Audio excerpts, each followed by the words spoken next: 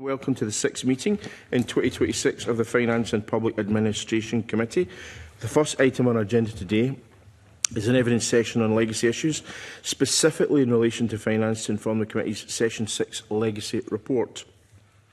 We hear from the following witnesses in a roundtable format: Stephen Boyle, Auditor General for Scotland; Lindsay Scott, Technical Officer, Chartered Institute of Taxation; Dr João Sousa, Deputy Director and Senior Knowledge Exchange Fellow, Fraser of Allender Institute; Michael Clancy, Director of Law Reform, Law Society of Scotland; Professor David Heald, Emeritus Professor, Adam Smith, Business School, University of Glasgow; and Professor David Bell, Professor of Economics, University of Stirling. Now, he never calls and he never writes, but I do actually see David occasionally, more than occasionally, in these rooms. In fact, it was at the RSC just last Wednesday night was the last time we met, and of course he gave evidence a few weeks ago. So I'd like to welcome again you all to the meeting and say good morning, and ask David Bell to kick us off in this roundtable format. Before we go to Professor Bell, just to say that if anyone wants to contribute to any of these discussions, just let us know, a nod of your head, a finger, whatever, but let us know and I'll bring you in as soon as I can. And the idea, obviously, is to have a very varied discussion. If we get stuck at any moment, I will eyeball someone and ask them a specific question to move things on.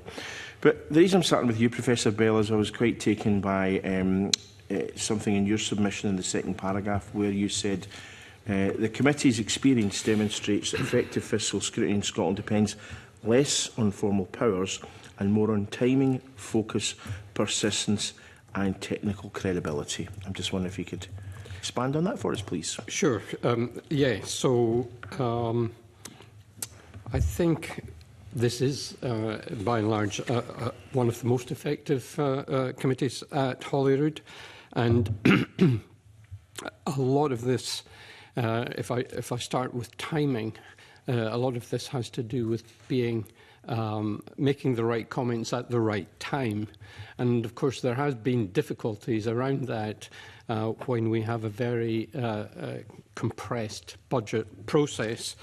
And so the ability, it seems to me, to switch the focus perhaps more to longer or medium-term issues rather than the focus on the budget itself would prove particularly useful for the incoming committee.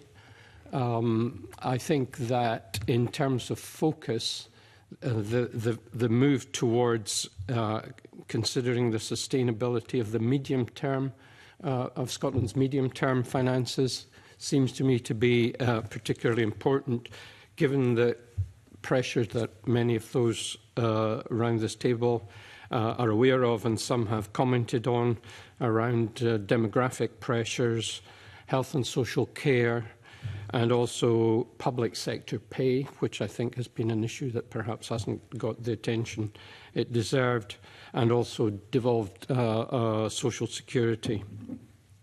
Persistence, I think, is around the notion that it's probably better not to have a scattergun approach, but to focus on some key issues, perhaps focusing on some of those that I've just mentioned, because they are critical, it seems to me, towards making sure that Scotland's finances move in a fairly well-balanced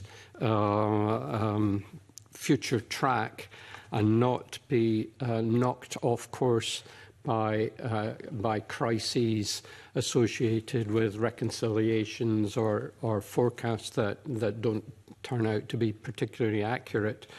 It seems to me that persistence, as far as the committee is concerned, around the key issues is an extremely important characteristic of its activity. And finally, technical credibility. This possibly, in terms of, I'm thinking of finance committees in different parts of the United Kingdom.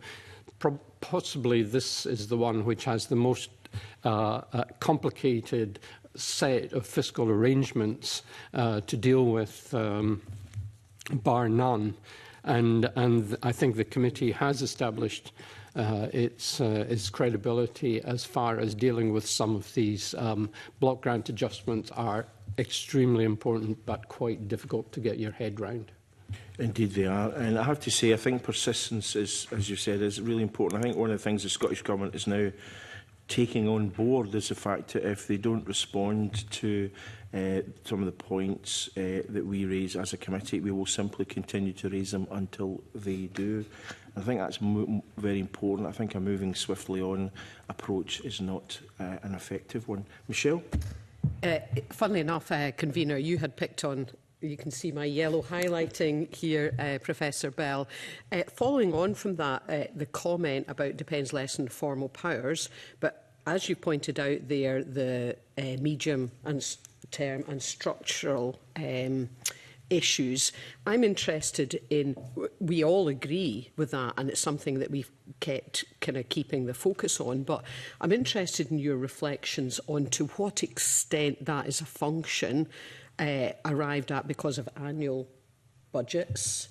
You know, in other words, there's a continued focus on looking at the near side, and also the inclusion of public administration in the wider remit of this committee that has enabled us to look at culture, how things are delivered, not just the actual numbers. So I'm interested in widening out the reflections in that respect. Yeah, so I mean, it does seem to me that the culture is important around this. I think that perhaps too often we don't challenge the assumptions that on which we base our budgets from year to year, and there's a sort of inertia builds up without really a close examination of why it is we are doing the things that we are doing. And I don't think annual budgeting helps. And this is, this has been a problem for the UK economy for a considerable period of time. And I think perhaps one of the kind of side effects of that is low levels of capital investment by the public sector, which to some extent, we can make short-term gain but cause long-term pain by not putting sufficient focus on investment. And of course, investment means investment in skills as well as investment in things. And that has, it seems to me, suffered partly because of this focus on the relatively short term. Professor Bell, can I ask you about the fiscal framework in relation to what you said about difficult timescales? Because I think we're all agreed that the current situation has not been satisfactory, and that's not commenting on what the actual fiscal framework says, but the actual timescale. And it's something that obviously is knocked about as a sort of political football from time to time. But do you feel that having a clarity about the timescales of looking at and perhaps reforming the fiscal framework would help? I think at the moment the fiscal framework is perhaps not fit for purpose, and this is partly because of the immediate issue, it seems to me, is the growth in social security spend and the inability to easily handle wide variations in that spend. And Scotland doesn't have that separation between DEL and AMI, which is potentially, it is problematic. But it seems to me that it's a bit like an earthquake. You get the initial budget, and then there are a variety of aftershocks, things like reconciliations and problems with forecasts and so on. And none of this makes it easy to do medium-term financial planning. No? Just like to say that I agree with that point about the lack of DEL-AMI split. I mean, it doesn't have to be called DEL, doesn't have to be called AMI, but ultimately the Scottish Government budgets are kind of they kind of contain what are very asymmetric risks, so particularly on social security. If we think about the fact that if spending turns out to be lower than forecast, then kind of opens up more opportunity to either put that into the reserve or spend it on something else. If it turns out to overshoot, which it can do, and I mean, there hasn't yet been the case where it's massively overshot. From looking at the previous years, I think the maximum that is overshot by is £100 million, which is significant, but within the context of the budget seems to be manageable. But there could be a situation where that's not the case, and particularly because the devolved, as I understand it, part of the thinking behind the devolution of these particular benefits in Social Security is that they are not tied to the economic cycle. So, disability, for example, disability payments or care support allowance, all of that. However, two things regarding that. One is that there is some evidence that the amount of claims that people were already entitled to is kind of driven by the economic cycle as well, and the Scottish Fiscal Commission has highlighted that. The other thing is that decisions by the Scottish Government, regardless of whether we think that the policy is good or bad, have tied the Social Security, the devolved Social Security system more to the economic cycle. For example, the Scottish Child Payment is linked to entitlement to universal credit, which means that it then gets tied to the economic cycle. And in the absence of anything that allows the Scottish Government to, essentially not have to cut other parts of public spending to pay for any overspending in that regard, that could become a big problem, especially as the social justice portfolio is the one that's going to grow, or one of the ones that's going to grow the fastest over the spending review period. Yeah, so if we had a recession, we would end up paying a lot more on Scottish Child Payment and therefore having less money to provide in other services. Etc. That's correct. And the other thing with that is that it's not just the outer numbers that matter, because if you think about the fact that you might have the further along you are in the financial year, the less of the spending that remains that you can cut to balance the budget there is for you to play with. So that means that if you end up in a situation where there's lots more claims towards the end of the year, then there could be a situation where what are you going to cut that is kind of non-essential spending by December, for example, when you've already committed spending. And that, I think, ties in with the fact that there's that uncertainty that has caused some of the emergency reviews, which is, you see spending running away from the forecast at the beginning of the year. The longer you wait to do that, the less you have to play with to bring things into balance. Craig? I think that Dr. Sousa, to some extent, has actually elaborated on the point I was going to make, but I suppose, Dr. Bell, the term demand-led is what is associated with social security. Given the concerns that this committee and the Auditor General and others have set out about the sustainability of that, what is the alternative to a demand-led social security model? Presumably it should start to ration welfare. Presumably that's the only other alternative, unless we look at cutting other areas. So the rationing. If you're trying to work with a fixed budget, rationing works by changing the criteria by which you accept claims, I guess, and to a certain extent, I think that's what the UK government have been thinking about, and then reversed their policy on prior to the end of last year. One thing too, which is important in relation to this spending, and it's a point I make in the paper, is that a lot of this spending is path dependent. So once you've started down the road of granting claims, they tend to persist.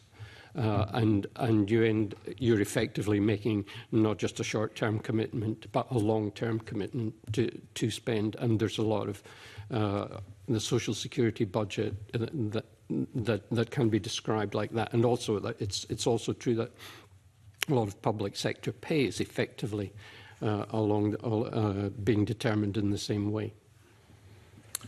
Okay, thank you. Now, Stephen, I mean, you've talked about, you've said the Scottish Government continues to take short-term decisions reacting to events and external shocks rather than making fundamental changes to how public money is spent. And you suggest that rather than embedding recurrent savings, which will put the baseline budget on a more sustainable footing, what we've seen is perpetuating short-term decisions. Yeah, I'm very happy to address that point, Convener. Before I do so, can I make a quick point about social security? Of course you can. Spending, first of all, just to build on Professor Bell's point in response to Mr Hoy's question about rationing. I think what Audit Scotland looked at, we've looked at social security for a number of years, the devolved social security powers in Scotland, most recently on the adult disability payment benefit, which is the largest of the devolved benefits in Scotland. And our conclusion was that's been a successful project for the Scottish Government in terms of implementation. Very clearly set out what it intended to do to transition from the UK Government's personal independence payment to the adult disability payment in Scotland. But one of the key factors we also identified in the report, which touches the point about rationing, is that Scotland's adopted a different set of processes to establish eligibility. We refer to that, I think, as a much more light touch approach. And I think, just to agree with Professor Bell's point, once you're in those set of arrangements, it's very challenging to come out. And then especially looking at some of the fiscal consequences of that, the devolved benefit, the block grants received for devolved benefits do not cover the arrangements that Scottish Government is currently paying for adult disability, and then the forecast is something that's going to be very important to manage. So we're talking about really demand-led budgets. That, and especially health spending, are the two most significant parts of public expenditure to be managed over the course of the rest of this decade as part of the ever so important recalibration of public services to deliver a more sustainable model, Convener.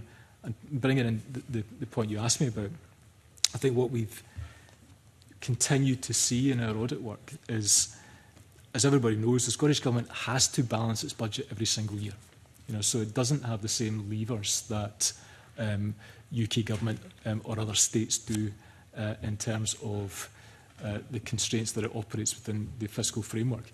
And in doing so, we've seen over many years now, over the course of the earlier part of this decade, that it's had to intervene towards the autumn of a financial year to stop spending, divert funds. And what our conclusion was, that feels suboptimal. It's a reactive process rather than mapping out how fiscal sustainability will be delivered. A clear plan to move to the Scottish Government, as it states, a preventative-based model, that recalibration of public services that addresses the forecast 2.6 billion in revenue, 2 billion or so in capital funding. And the key to it will be delivery of the Scottish Government strategies that it set out over the course of the summer. I was interested, Convener, just very briefly before I finish, that there are over 100 strategies that the Scottish Government has set out to the Finance and Public Administration Committee that it's currently managing. But of those strategies in the summer, of public service reform, reform of the NHS, these will be central to a fiscally sustainable model and a change of public services in Scotland. We cautiously welcome those, but what needs to happen is a very detailed implementation plan to move to the next credible stage to get there. Yeah, I think a plethora of plans and strategies is an issue. I think there's about 38 in the climate change field alone. But you talk about the lack of detail on delivery in terms of infrastructure, workforce, and the NHS. So, what would you like to see there in terms of the level of detail be required? Because, I think the lack of strategic financial planning is an issue that the committee has raised a number of times, and it's in some of the submissions we've received today. But in a way, long-term financial planning kind of works against some of the issues that we've already touched on already, such as demand-led services, and it's how we kind of balance that, I think, is very difficult. Well, it is, and many of the strategies, the essence of those from the summer, are not terribly new. We've been talking as a country for decades about the ambition. I know this committee's taken many evidence sessions on Christie principles of moving to a preventative-based model, keeping people healthier for longer outside of state health or social care provision. But we haven't delivered upon it. And I think to get serious about a medium-term financial strategy that aligns with service delivery strategies, very clear implementation plans, and then the bit that we haven't touched on yet this morning, Convener, measuring it properly, having clear national outcomes with measures and plans. Audit Scotland has been supportive of the National Performance Framework over its various iterations. But as an implementation, it hasn't worked. And because high-level indicators not underpinned by detailed measures. So we're keen to see progress. I think building on the momentum from the summer, Convener, of the strategies around health and social care, long-term financial planning and public service reform that will really require difficult implementation and choices. But especially just to, again, to agree with Professor Bell's points about public sector pay and public sector workforce will be fundamental to moving to a fiscally sustainable Scottish public spending model. And I mean, just on this theme before I move on, because I'm going to move on to taxation in a minute, unless others have got points I want to raise on this. As you've said, coping with spending pressures in the context of minimal real terms growth and the rest of the 2020s would be eased if they were belief that in-year top-ups and cuts would not occur. The kind of strong suggestion we've received in evidence from the Cabinet Secretary for Finance is that they seem to think they will, and it's almost as if the government is almost dependent upon these additional fiscal transfers during the year. So I think we've seen clear evidence, I think probably in the most recent financial year, of changes in UK funding being having a significant bearing on the Scottish Government's ability to break even. I think it goes back to the earlier point that short-term decision is making and delivering fiscal balance has been a recurring theme over the past 3 or 4 years. That may bring into further debate in terms of the correspondence the committee's received from the Cabinet Secretary about how satisfactory the fiscal framework is or otherwise. So there's a lot of moving parts, but I don't think it steps away from the totality of needing to have clear plans to implement public service reform, a sustainable health and social care model, and social security alongside workforce. Without that, Convener, my fear is that your successor committee will be discussing the same nature of issues that this committee has. Thank you. Now, Lindsay, in terms of the Chartered Institute of Taxation, you've said that a key aim is achieving a more efficient and less complex tax system for all. So I'm just wondering if you can touch on how we do that, given the fact that obviously devolved taxation and what we can do here is one thing, but how it works in tandem with the UK system to produce a kind of fairer system for all, perhaps we should say. Yes, you are right, and it is complex because a Scottish taxpayer is also a UK taxpayer and are interacting with both tax systems. But we did some polling in 2023, and our polling discovered that only 1 in 5 correctly identified that income tax was shared between the Scottish and UK Parliament, and that's really quite low. And an awareness of Scottish taxes is really important for a number of reasons. It informs public debate, which helps people hold their political leaders to account. It also helps people understand what taxes they're paying, whether they are compliant, and also if they're claiming the right reliefs. So, for example, income tax relief on pension contributions, an intermediate taxpayer has to take steps that a UK taxpayer doesn't. And do Scottish taxpayers realise that they need to do that to claim that relief that they're entitled to? I mean, yes, you are right. The Scottish Government has a significant role to raise awareness, but we do feel that the committee could hold the Scottish Government to account and challenge them. Are they doing enough to raise awareness? How are they measuring awareness? Are they asking HMRC, for example, for information on how many intermediate rate taxpayers actually contact HMRC to claim that additional relief that they're entitled to? And ultimately, if a taxpayer isn't claiming the right relief, it doesn't create a great perception of tax either if they then find out further down the line that they were entitled to something and they didn't know that they could get it back. So it's really important overall for the perception of tax within Scottish taxpayers. I think the committee has taken this on board, certainly when we've taken evidence from the Cabinet Secretary. I mean, I myself and others in the committee have raised it. Is the issue, there's a need for greater simplicity and clarity as well as certainty. I do agree. And if you take that example of a Scottish basic rate taxpayer, they have to interact with 4 rates of tax compared to a UK taxpayer who only has to interact with 1 up to the 50,000 threshold. Now that is a significant level of complexity, and tax is complicated anyway. So yes, and we do think that there is a need to raise awareness. You will never get rid of some of these complexities because you're right, it's inherent in a devolved tax system. But if taxpayers are aware and there's the correct guidance there for them to navigate, then that should hopefully... But you consider there's too many bans in Scotland? Now, as a apolitical organisation, we would... I've made it clear I think there's too many. I mean, and I'm a member of the governing party. I mean, if that's your view, it's important you feel free to express it, I think. I think from a complexity point, the additional bans does create a lot of complexity, and it just comes back to that point. They're interacting with 4 tax rates. They have to take steps that a UK taxpayer doesn't need to. And do they know that they need to do that? Are they claiming that pension tax relief that they're entitled to? So yes, from a complexity point of view, the additional bans do certainly create an issue. Okay, thank you. Michelle and John are both keen to come in.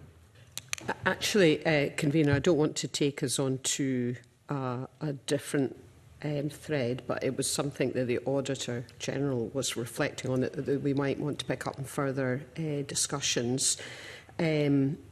When we have this discussion about shorter term and longer term, one of the things that the committee looked at quite a lot over the course of this session was financial memorandums, because of our disquiet that they were insufficiently detailed because they were linked to framework legislation.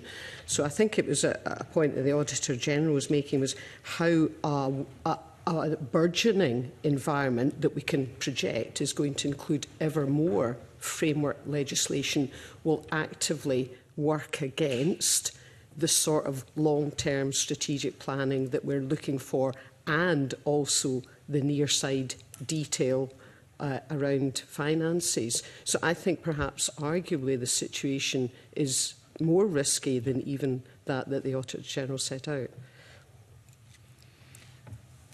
I think I'm happy to accept Ms Thompson's comments, actually, and probably, I think, having read many of the submissions to the committee this morning, the level of volatility and risk is growing.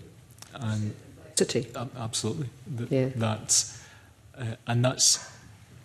would be challenging for any government and any organisation or body charged with scrutiny to get right. But I think particularly in a context where the government has signalled its intention to reshape public spending and public services, that it requires robust transparency, effective scrutiny and really a successful partnership between government and Parliament in order to apply that appropriate level of scrutiny, and that the figures being presented through financial memoranda are reasonable and soundly based. And I appreciate the committee have seen both positive and less positive examples of that during your term. Yeah, I mean, this committee are not big fans of framework bills, as you'll undoubtedly know. Some folk keen to come in now. John, to be followed by Craig. Thanks, Convener. It was to pick up on something Ms Scott said, and she partly answered what I was going to ask anyway, but this whole area of the public understanding the tax system, and I think you suggested that the committee could kind of challenge the government about that. So I was really interested in what your view or anyone else's view as to, you know, who's responsible for all of this? I mean, the Fiscal Commission, I think, has done some work on that. I would say FAI do as well. Probably Professor Bell does as well, and others. You know, has the committee, because we're thinking of what we say to the next committee, what should we be saying to the next committee? Just that they should, you know, challenge the government harder or challenge the SFC harder, or should we speak to witnesses differently when they come to committee to make it easier? I think it's one, if it's raised in committee, it's raising awareness itself. It brings the topic of tax and awareness of tax into the committee room, and also I think it's ultimately the Scottish Government's responsibility to raise awareness of tax and to work with HMRC to do that. But I think there is merit in challenging the steps that are being taken. How are they measuring understanding and awareness? What steps are they taking? Are they speaking to HMRC and gathering data on pension contribution relief claims, etc.? And it's just holding them to account and almost assessing whether there is enough being done to raise awareness. So it's not ultimately the committee. Well, I certainly think there's not enough being done, but the question is who should do it. Yes, okay. Accepting you don't want to be drawn into a political discussion, the issue about devolving further taxes to Scotland is only going to make, potentially without efforts to make the system more transparent, it's actually going to make it more complex. And I think you'll see that in respect of potentially rental income now falling to the Scottish Government. You see it in relation to various levies, which are effectively taxes, like the tourism levy that you see. So to what extent is there inevitability as you bring more taxes into the system that there will be less transparency? And what could be done by an independent organisation to try and basically assess at what point do we start working for ourselves in the calendar year and stop working for the government? I think the Adam Smith Institute used to call it Tax Freedom Day, and I know lots of think tanks in the US explore this, but it strikes me that now with the complexity of the tax system, effectively, you know, VAT on taxes, all this sort of thing, it's making it, both at a UK level and a Scottish level, almost impossible for taxpayers to really find out and discover how much tax they're actually paying, both in income tax and all this proliferation of new taxes. Is that just inevitable now? I think your point hits to a wider point in terms of we are now a decade on and we have a decade of insight, experience, hopefully data, and I think there is merit to review where we are at. So review the Smith Commission, review the package of taxes that we have and that we have implemented or not implemented for various reasons, and just review the overall effectiveness of the tax powers that we've got. And sometimes it's good to look back before you look forward and assess what went well, what didn't go well. And I think if we undertook that review, it would inform that discussion around what the future of tax is. And I think the committee does have a really strategic role that it could play in terms of tackling some of those hard questions, in terms of what does the future of property tax look like in Scotland, for example. And I think it's not an easy question, but I think if we reflect back on what we've done and then have an inquiry, for example, to gather views on what people think that the future of tax looks like in Scotland, I think there's a real strategic cross-party role that the committee can play in opening that discussion, I think.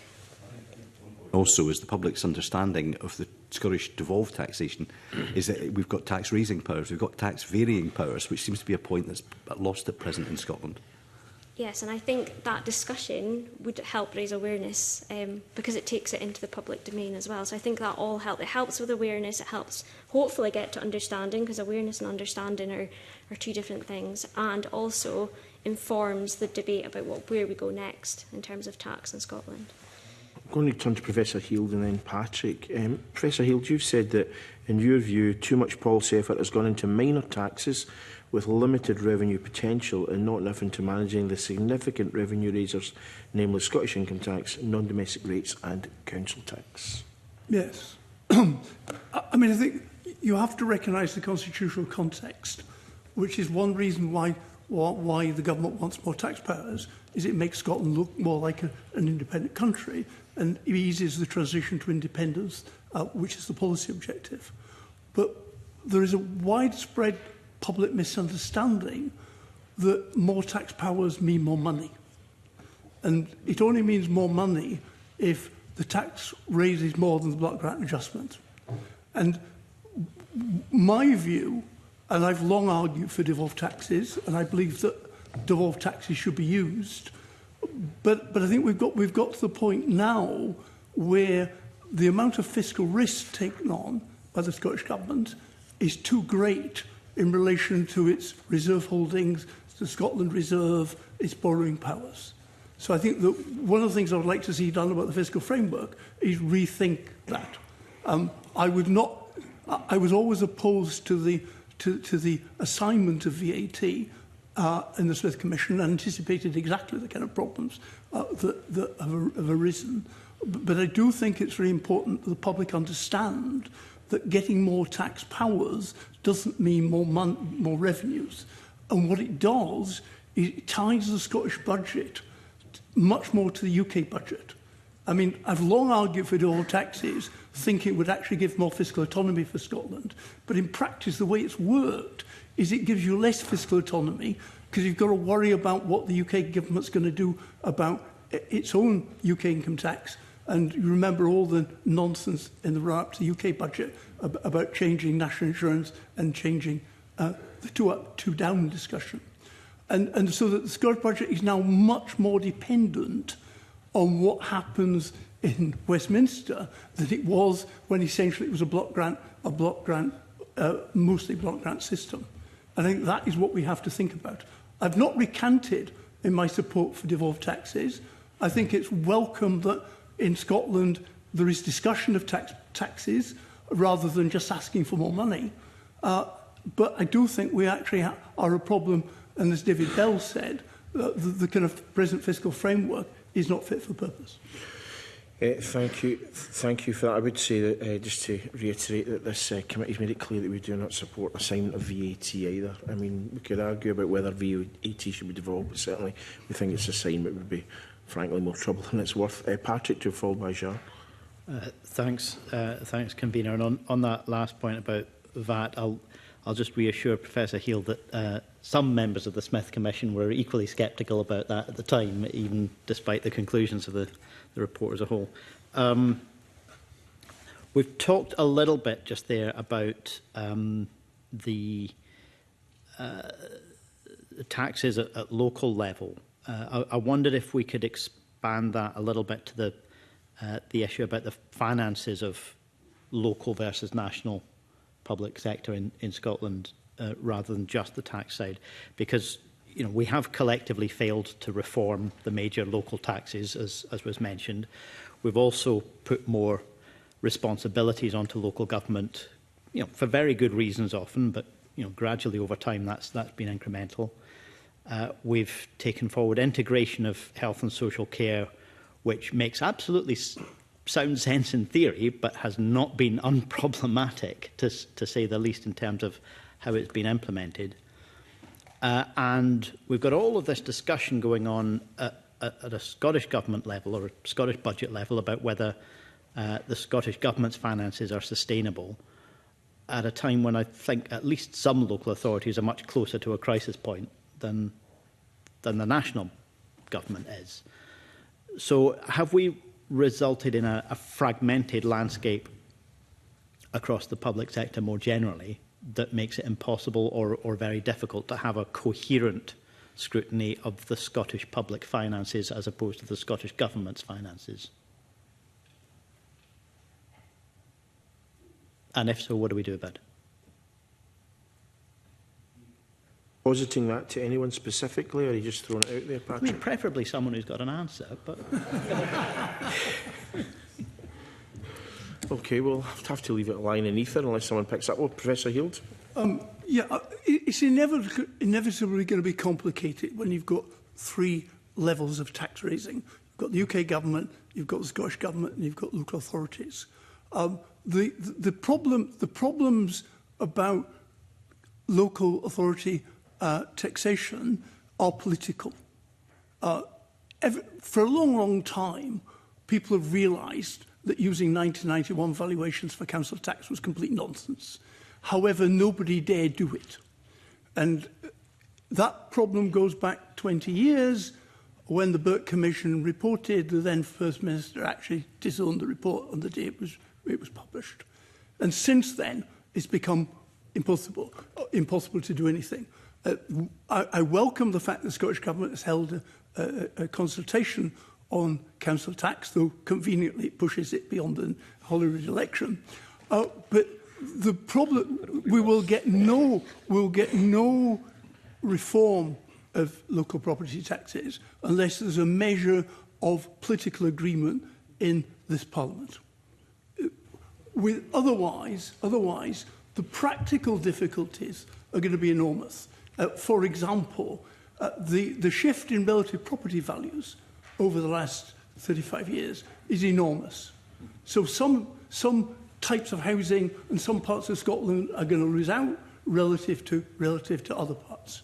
And we all know that in terms of tax changes, the people who lose money shout much more than the people who gain money. So it's a very, very difficult reform. I think it should go ahead, but without a measure of cross-party agreement on what should be done that sticks, the same discussion will be had in 10 years' time. I think the chances of that happening are probably nil. We'll all be in a dotage probably, and we'll still have the same system the way I see it. Sorry, could I just ask if Professor Heald can expand a little bit beyond purely the issue of council tax and more into the issue of local government finances more generally? Not just how do they raise some money and do we have a modern and efficient system to do that, or a fair system, but we talk about the sustainability of the Scottish Government's budget. We're not really having that conversation about the sustainability of local services across Scotland. We're leaving that to councillors who have been given a legal duty that as MSPs we don't have. They all have to vote for a balanced budget, and we're making it increasingly impossible for them to produce balanced budgets.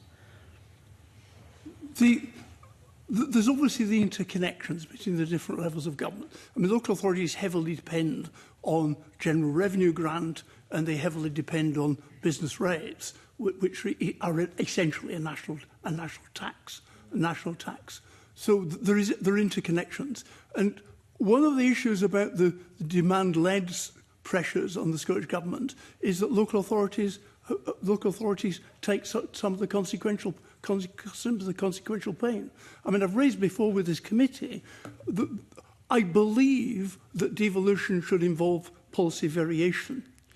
But with the system we've got, Scotland's got lots of items of what the Northern Ireland would call above parity expenditure, where benefits and conditions are more generous in Scotland than in England, but very, very difficult to find cases that run the other way. So you cannot, if you're going to operate policy variation within this kind of devolved system, you can't. All of them can't be upwards, particularly when they become kinds of expenditure which, because of eligibility criteria, political difficulty in reversing anything that's done, they start pressing out other kinds of expenditure. A point I make in my memorandum is that historically, Scotland has had higher per capita health expenditure than England. What's quite remarkable, if you look at public expenditure statistical analysis published by the Treasury every year, you'll see there's been a remarkable drop in the ratio in this index of Scottish health expenditure relative to UK health expenditure. So it's health and local government that are actually taking the pressure from a lot of the demand-led items. So one of the points I've argued before is that the committee should be asking the Scottish Government to actually be transparent about what these above parity policies are costing and what savings are made by the below parity policies. There's almost a fear in actually making this information public. It could be politically difficult for a government because people are going to say, well, you're going to introduce higher education fees. But if you don't understand what the drivers are, you will end up with a crisis in due course. Thank you. Zhao's been very patient, as is Stephen. So Zhao and then Stephen. So I initially was going to make a point related to what David was saying before about the interactions with the BGA. And I think one of the things, again, with what David Bell said before about the fiscal framework as well, is that the BGA and its system is not immutable in the future, or should not be. That should be something that is up for discussion.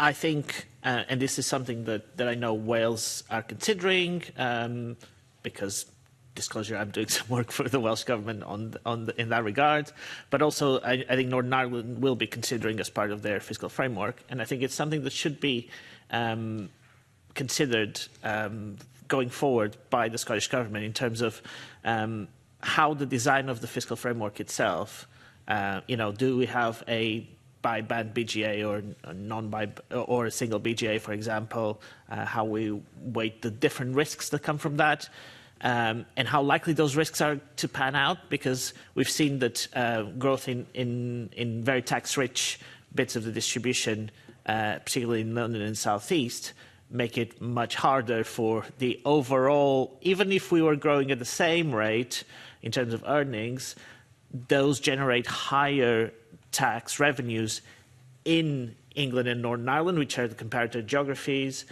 than they do in Scotland. So we need to think about, and perhaps this is something that wasn't fully understood at the time of the setting the fiscal framework, and that is perfectly reasonable, because it's kind of a difficult to understand quirk, but it is something that then ends up having really important consequences, and it ends up being very difficult to explain to people. We're cutting services because incomes or tax revenues grew more strongly in some bits of England is a pretty difficult argument to make. So that's something that should definitely be considered going forward in terms of negotiations and reviews of the fiscal framework. I was interested by some of the discussion about local finances and local taxes. I agree that council tax should be reformed. It needs to be revalued. I think the problem actually goes back further than 1991. The rates revaluation, so the domestic rates revaluations of the 80s were extremely contentious. Even before that, in other areas of the UK, people were being told to rip up revaluation forms because that was a political football. So it's been a political football for near enough 70 years. So I think it needs to be reformed. As you are, convener, I'm pretty sceptical that this is going to change very quickly. I think it is interesting that the way that the new bands of council tax are being introduced in Scotland is actually very different from the way it's been implemented in England, because in England it looks like council tax, but it's not actually council tax. It's something that's tagged along with it, but it's national revenues. Whereas in Scotland, they will be local revenues. That's why they haven't been costed by the SFC. But we are at risk of ending up in a situation where we have, first of all, different bits of the housing stock being valued at in different valuations for the same tax, which is strange.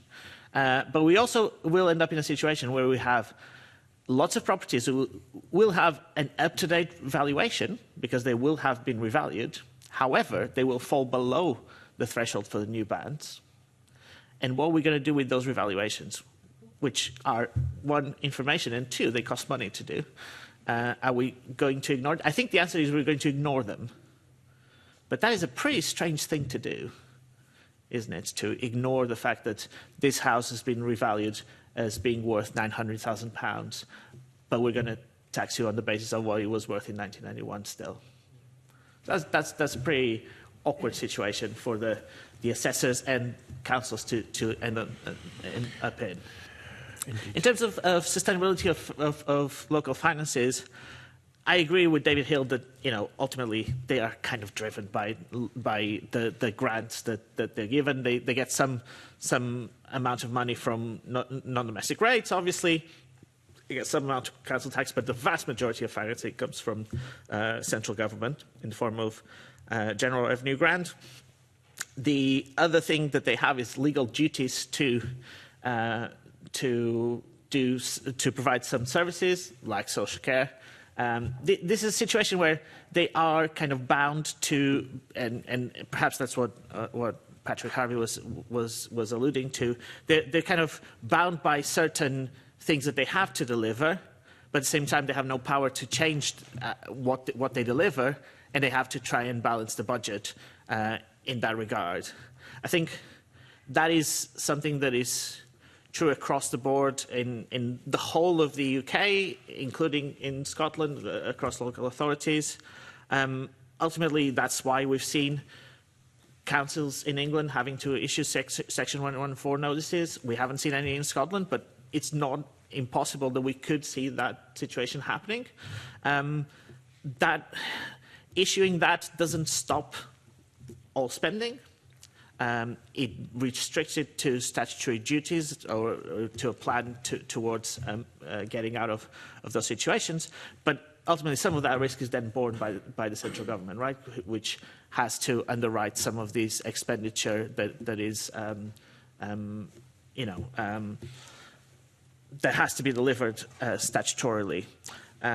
But it's a really uncomfortable position for them, and I think it's absolutely right that they are not sustainable.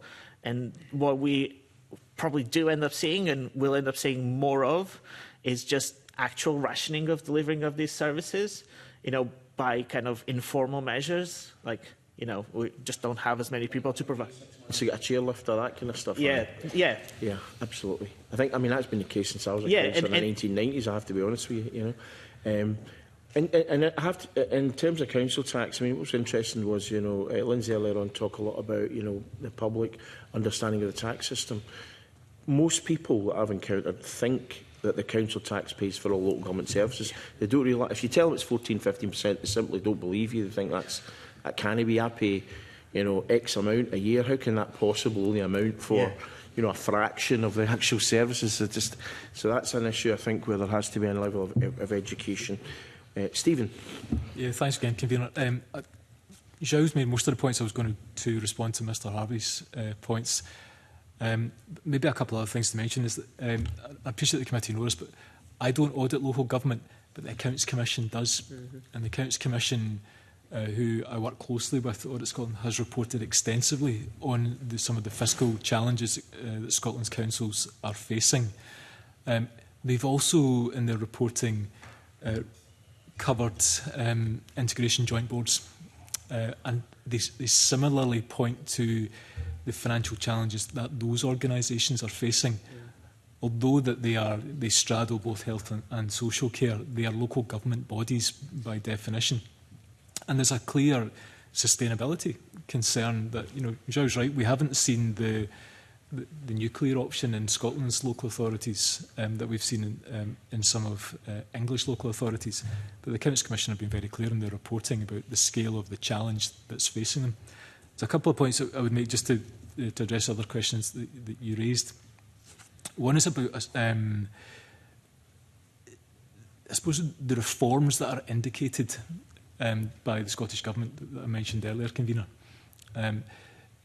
The Service Renewal Framework is one of the stated ambitions for the NHS in Scotland. I think one of the things that we observe is that there was limited reference to social care in that strategy, and the reform of the NHS cannot be successful without being clearly aligned with any plans for sustainability of local government services in Scotland. You asked about scrutiny also of local government, and it's perhaps a question for COSLA or councils themselves to address, given that they, as I've heard them, regularly refer to the spheres of government as opposed to the tiers, and indicating about where scrutiny of council services on council performance would be undertaken. Is that an ambition of the Scottish Parliament, or perhaps to be done within councils themselves to their own electorates? The one wider point, if I may, to finish on, Convener, and I touched on this in my submission, is that Scotland hasn't made quick enough progress in setting out the totality of its assets, liabilities, revenues, taxes, as it were. The committee, of course, considers budget and budget scrutiny. The Public Audit Committee looks at the consolidated accounts for the Scottish Government, but those consolidated accounts have a boundary, so they only cover the bodies that are within the accounting boundary. And there are some very significant bodies, public bodies, subject to funding by the Scottish budget that aren't included. So local government is not part of the accounting boundary, and some other significant organisations too. The Scottish Government's made some progress in moving towards a more of a what we'd recognise as a whole of government accounts for Scotland, but it's taken a long time. And I think that could be a significant benefit in the next Parliament, as a much broader sphere of reporting to allow that level of scrutiny, whether it's by this committee or elsewhere in the Parliament.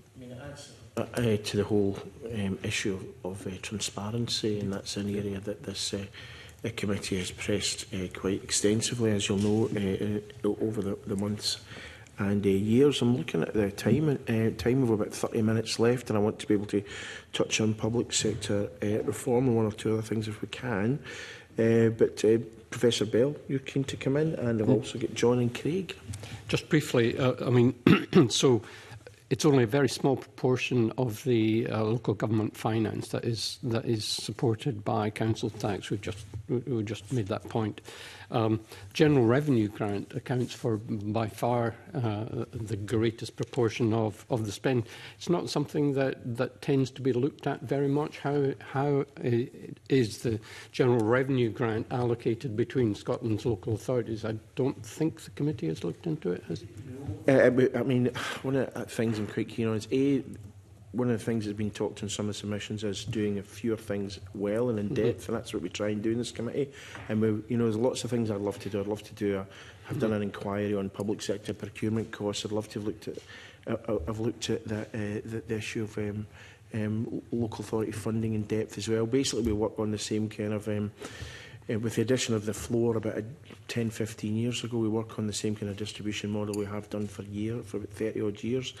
And the issue has been there, of course, is that when some political parties or local authorities have tried to change that, there's been huge kickback because, as with council tax, there are winners and losers. I remember the Labour Party had a proposal to change the funding, which would have cost my local authority about £6 or £7 million a year, and there was a huge hoo-ha about it. So, that's probably one of the reasons why I like council tax.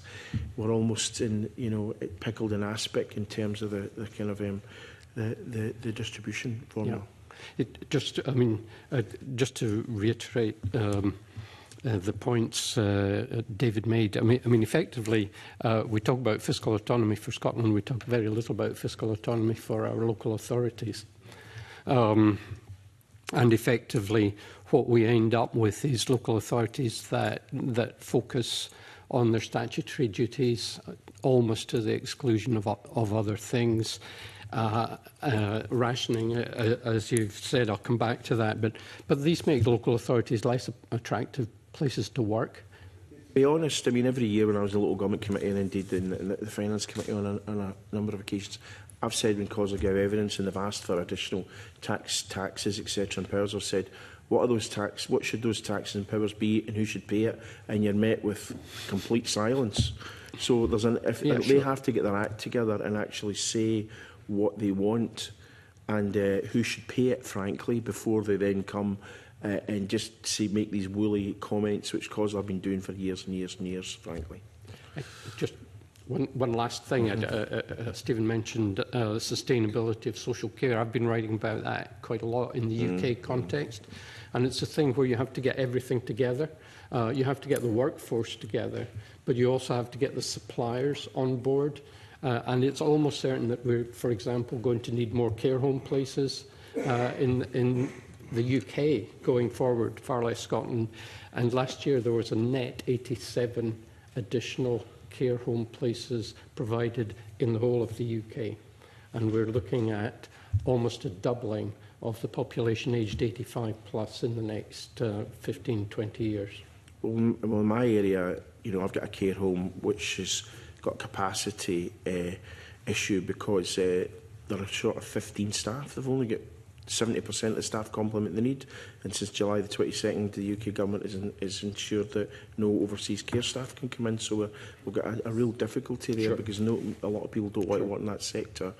So it's not just about, I think money is an issue, but people is a bigger issue, particularly in rural and island Scotland. Anyway, we digress somewhat. John, to follow by Craig. Thanks, Convener. I mean, on the local government finances, we have all accepted, I think everybody here, that there's a problem and it's very difficult to revalue or whatever. But, I mean, the aim of this session, as I understand it, is to make a recommendation to our successor committee. So what are we going to say to the committee? I mean, I'll maybe aim at the Auditor General for starters. You know, are we saying to them, right, it can't be changed, it's too hard, just forget about it? Or are we going to say to them, you have got to push for a revaluation? Or are we going to say to them, you have got to push for a new tax? So I suspect it won't be the first one, Mr Mason. That strike me a level of ambition from and inclination of this committee is to comment more directly. And I think, perhaps not for me to make recommendations to the committee, but clearly there is an unresolved issue in terms of the sustainability of local government finances. And the risk, of course, is that I think probably kind of the point I didn't make earlier, and glad to get the chance to reference, is the Scottish Spending Review. You know, perhaps illustrates the point when you look at the indicative areas of growth around health and social care, and also welfare. For other local government services, that will become incredibly difficult. So the sustainability of local government finances, including both revenue allocation and council tax and rates, I'm quite sure will be an area of incredible importance to your successor committee. So should we just say this should be a priority, the sustainability of local government, without going into any more specifics? Do you think that's the way we should probably work it? I mean, that to me feels like that is on the work plan for perhaps not just this committee, but also very clearly the local government committee as well, if that's the model the Parliament chooses. Okay. I think it has to be. Thank you. Craig. I think I know what the answer to this will be, but maybe just to get it on the record, it would be useful. I don't know, Mr Ball, this might be one for you. What should the committee's view be of the Scottish Government repeatedly using one-off revenues to fund long-term commitments? And you referred to the spending review there. The Minister said to us last week, when we put to her the alternative set of figures around real terms cuts to local government budgets in years moving forward, something will turn up. She said no government ever sticks to a spending review. So I suppose in terms of the long-term sustainability, how do we get a Scottish Government to understand that the principle of budgeting by something will turn up is not really sensible nor sustainable?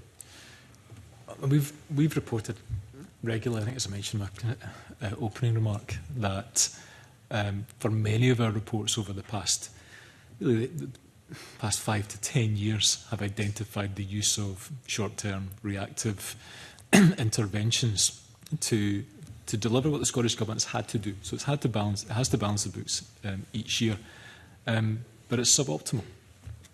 It doesn't allow for planned spending, outcomes from those public spending, nor to deliver a reform model that the Scottish Government's ambitions have set out. So I think it's a vehicle not just to support effective scrutiny by this committee and Parliament, but actually it's a model to help transition and recalibrate public services. So, longer-term savings, but supported by a clear implementation plan that's linked to a strategy, feels like a far more solid approach than having line-by-line intervention, as I think what we've seen over the course of the past 3 or 4 years.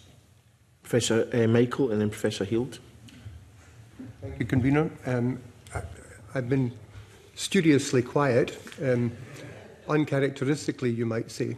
But I think there were two cogent issues which are intertwined here. Professor Hield was one of the few people to mention the constitutional aspects. And John Mason was one of the few people to talk about what are we actually going to tell the future committee to think about. And I would like to take us off on a slight detour from where we are at the moment. although constitutional issues crop up in terms of local government finance, in terms of the Scottish tax code as it will emerge to be in the future. And I would like to focus on those aspects about the Scottish tax code. We've heard a lot at Lindsay Scott's magisterial, if I might say, survey of why the taxpayer should be informed about the tax that is going to be paid by them. And that's a crucial issue which raises points about what do we teach people in school about our constitution? What do we teach people in other places of learning about our constitution and how it all fits together, both UK and Scottish elements, and in a particular way in connection with tax. And I think that from this committee's point of view, the constitutional value, which I would ask you to press the future committee to consider, is proper consultation for good law-making. Good law-making is what we're actually talking about here. It might be bundled up in various ways, but law which is coherent, which is clear, which is effective. These are the issues which we want to make sure that the up-and-coming committee will be looking at. Now, I was just thinking about interconnectivity in that connection.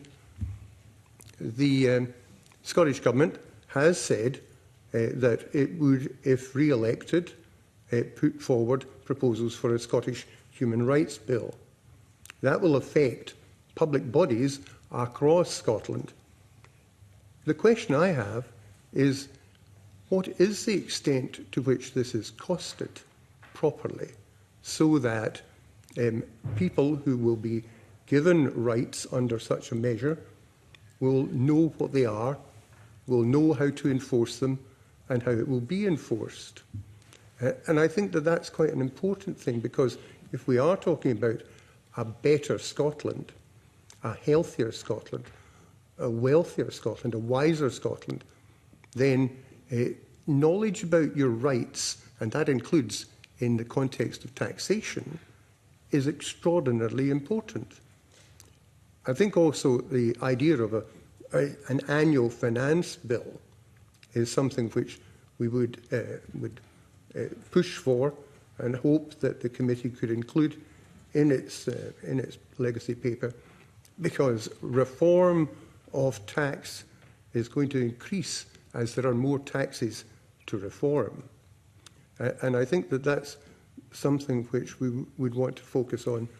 And then, pardon me, and then in connection with parliamentary scrutiny, that too is an issue for the future committee, or as we've talked about, future committees, one for administration and one for public administration, one for finance, and talking about that, how that fits into the arrangements for allowing MSPs the opportunity to spend the time on complex issues. We've all agreed tax is a complex thing.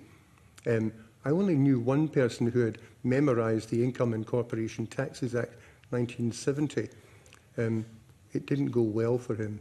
But in any event, the important thing is that we get to that idea of allowing people space and time to be able to consider these complex issues. And lastly, what Michelle Thompson talked about in terms of post-legislative scrutiny.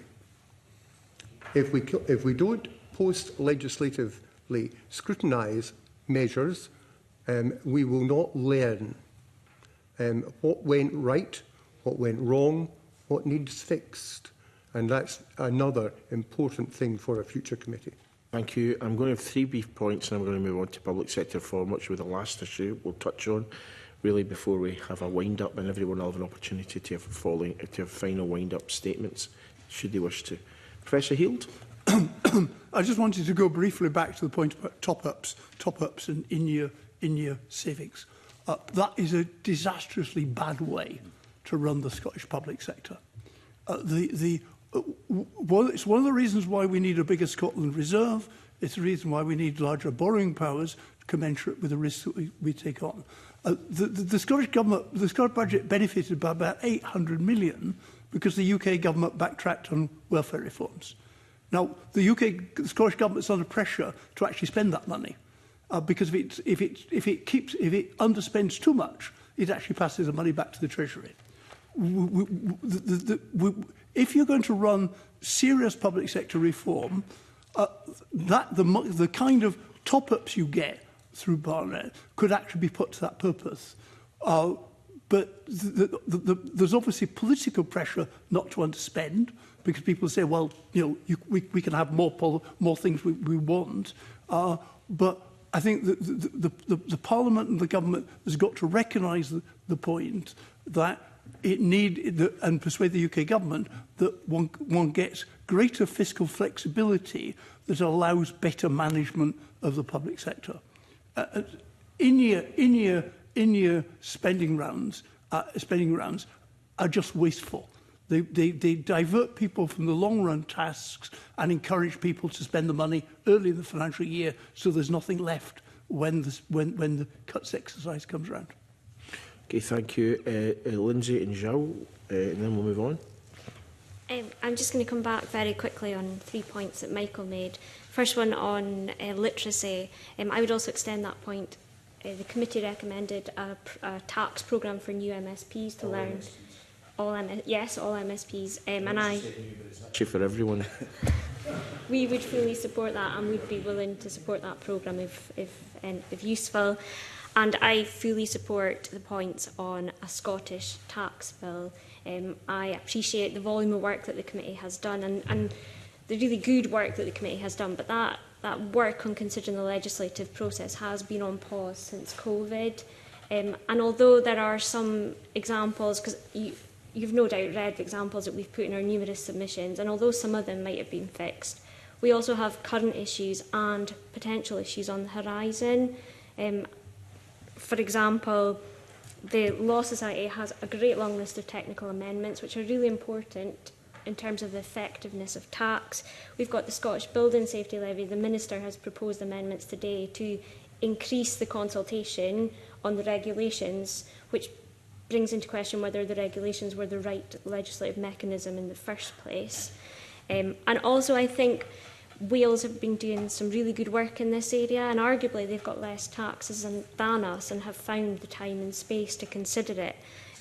So I think there is a role for the next committee to pick that work up, and I think my key ask would be to consider the work of the Devolved Taxes Legislation Working Group and the challenges, because there are challenges to this. Consider the challenges and try and get Revenue Scotland, Scottish Parliament, Scottish Government around a table and try and agree a way forward, because I think it is really important for the effectiveness of our tax system. And also in terms of legislative scrutiny, having a legislative mechanism like that provides the opportunity to scrutinise tax legislation, have experts and stakeholders around the table and really get into whether it works and hopefully prevent any unintended consequences. Zhao? I'll try and be very quick because I know, Convener, you want to touch on another topic. But just to say, I would definitely support what Stephen said about John Mason's question about the local government finance sustainability being a priority for the next iteration of this committee. In terms of the use of non-recurring revenues and one-offs, I think we at the FAI have started doing some work on quantifying these, like as much as we can. I think there could be a recommendation, should you wish to do so, for the Scottish Fiscal Commission to produce some sort of memo line on their tables about how much of it is non-recurring revenues and what the financial position might be without those recurring revenues, so that it's out there, they can be quizzed on it, but crucially the Scottish Government and the Cabinet Secretary for Finance can be quizzed on it. Okay, thank you. Yeah, so reform is another area where the committee is very keen to see progress. Now, in recent report, we said, and I quote, "A collection of disparate work streams and sector reforms with no overall strategic purpose and with limited oversight and direction from government." And we recommend that the Scottish Government sets out a clear vision and strategic purpose for what it wants to achieve with its public service reform programme. So I don't know who wants to come in on that, but Stephen, I'm going to pick on you first. Yeah, many thanks, Convener. Perhaps like the Committee, Audit Scotland has also commented extensively on public service reform, not in and of itself, but as a vehicle for supporting fiscal sustainability. So we welcomed the Government's strategy to reform public services that it set out in the summer. But as I mentioned earlier, what we didn't see alongside that was a detailed implementation plan. We think that's going to be an essential component of it. We also recognise, I think, the very fair comments that the committee makes about perhaps the volume of change in strategies that has taken place in recent years of reform strategies, recovery strategies. But what will help is a consistency of strategy. Set a strategy and have a plan to implement against it, report progress, and one that can be consistently scrutinised over a sustained period of time. There is so much riding on the Government's public service reform strategies, Convener, and I think as the committee have fairly noted that implementing them will not be without challenge. Workforce will be central to the implementation of the public service reform strategy, and noting the Government's plans to return to public sector workforce that is akin to pre-COVID numbers. But also note the Government's statement that it will be frontline services that will be protected, and therefore far larger reductions in back office services. Of course, that's a policy decision. But what's going to be really important is that that's just not left to chance, not just one necessarily out of resignations or holding vacancies. It will be much more successful in terms of effective continuity of service. Moving to a digital preventative-based model, it requires real thought-through implementation of a workforce strategy, and that's not something we've not seen yet. I think that's going to be absolutely vital to delivering public service reform effectively. I mean, it's a matter I touched on at the RAC event actually last Wednesday night myself. I won't make my own comment on this because time's against us, but I'll bring Craig in. I think probably one for Stephen, but if others want to chip in, it strikes me that with the Scottish Government coming forward with a £1.5 billion figure, they're very much focused on scale, size and cost, but not the required form and function for the public sector in Scotland. If we end up with a sort of slammy-sliced approach to this process, what is the risk at the end of it? We end up meeting the numerical target, potentially, but we've got entirely the wrong public sector for the challenges of tomorrow. Is that presumably the warning we should be alerting people to? I think that is the potential risk without, and I think that's probably touched on the point about workforce. If it's just done on holding vacancies without a real considered approach about what people do you need and where, and what does that mean for what is the state in Scotland designed to do? What services is it providing, and what is it not providing? What's digital going to do for people alternatively? So I think it's the coherence of all of the strategy, Mr Hoy, that will be essential, rather than, which is still vital, of course, within the constraints that exist, Scotland has to deliver that bottom line number, but it'll be more successful in terms of public service outcomes, going back to perhaps the National Performance Framework, for those all to knit together. And you look under the bonnet more of the government machine than anybody else. Do you get the impression that the really hard work that needs to be done is being done beneath that bonnet to get us into that position? So, as I've said, and I think we were very clear in the summer, welcome the developments. So there is a strategy. It's not going to be straightforward, and we see that. You can see that the level of both balance of direction from government and also for partnership between themselves and many of Scotland's public bodies to deliver this. So I would not underestimate the scale of the challenge to reform public service, given that they have grown and grown incrementally through various iterations of, whether it's post-Brexit planning and then post-COVID. But I think what we need to see now is that clear, detailed plan and pace. Budget would no doubt help. Michelle? Just a quick supplementary on that. Do you think that we're sufficiently considering the extent to which, in effect, turkeys don't vote for Christmas, that this change programme will be delivered by the very body that it could ultimately impact? And I'm reminded of the time my colleague Liz Smith pulled out from the former Permanent Secretary JP Marks that actually accountability for headcount resided with the Permanent Secretary, not with the Scottish Government.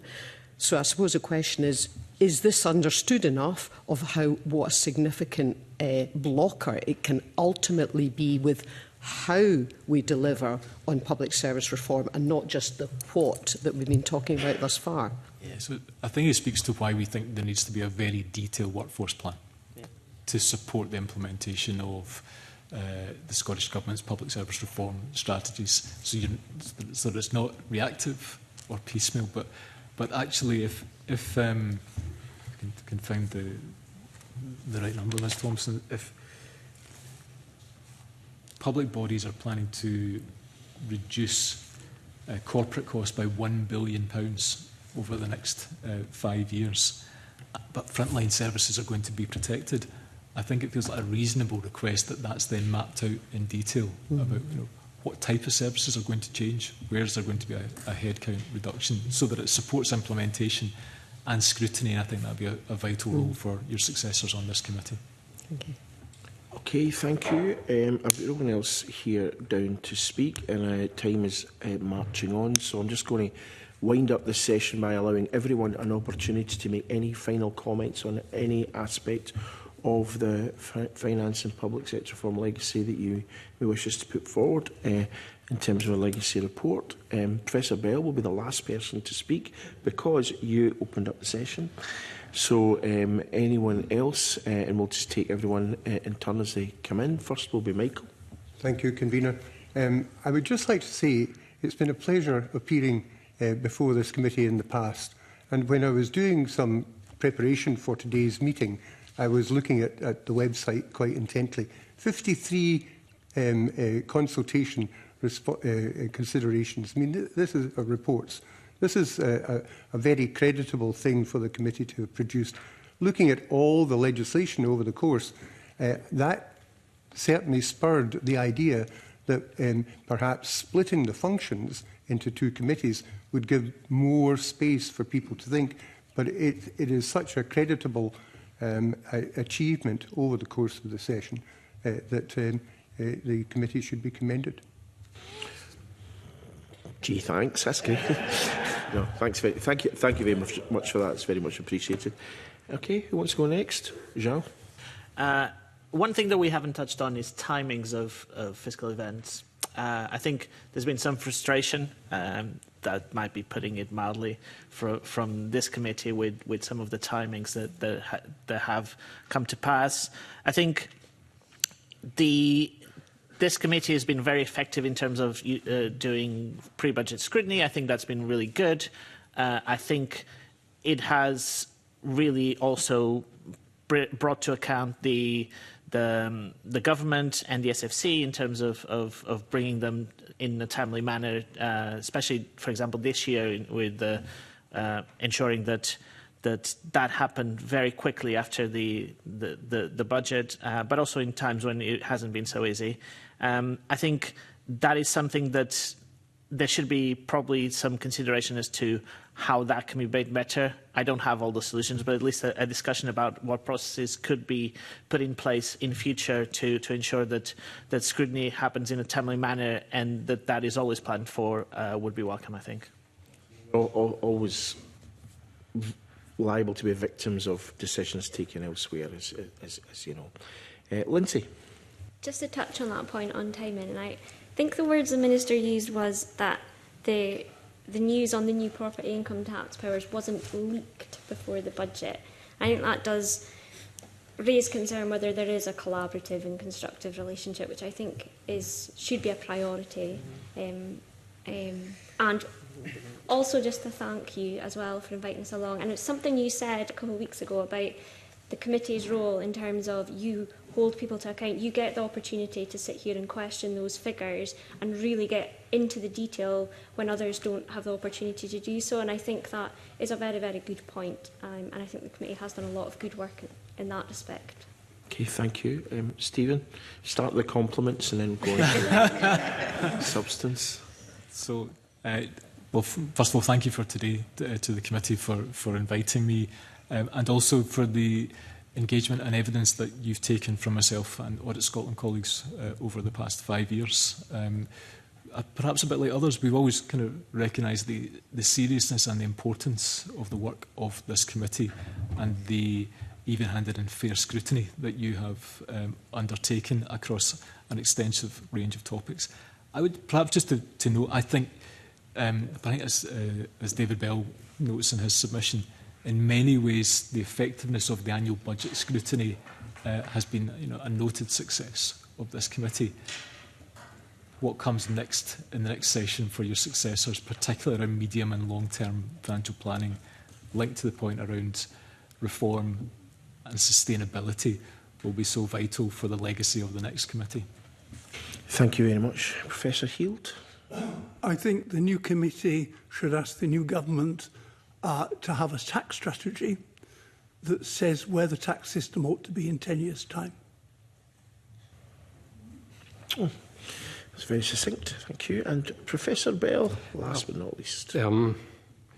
I think I'd better commend the committee for all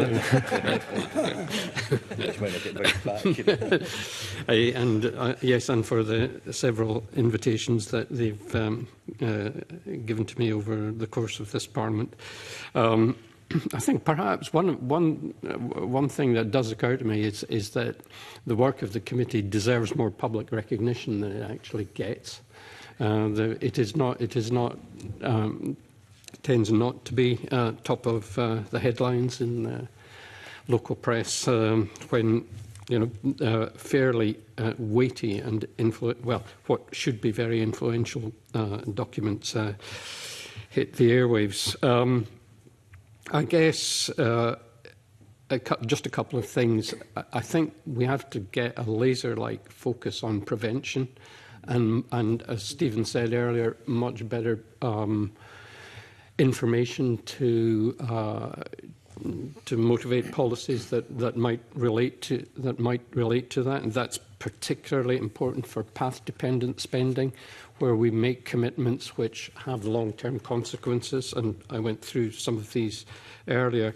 And then finally, an economist would say there are always trade-offs, and there will be losers as well as gainers, and we've talked also in this committee about loss aversion, and the political challenge is how you deal with those who may find that a particular policy doesn't necessarily work in their favour.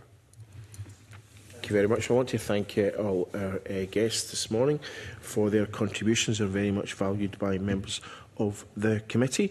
I'm now going to call a 5-minute break to enable a changeover of witnesses. Thank you all.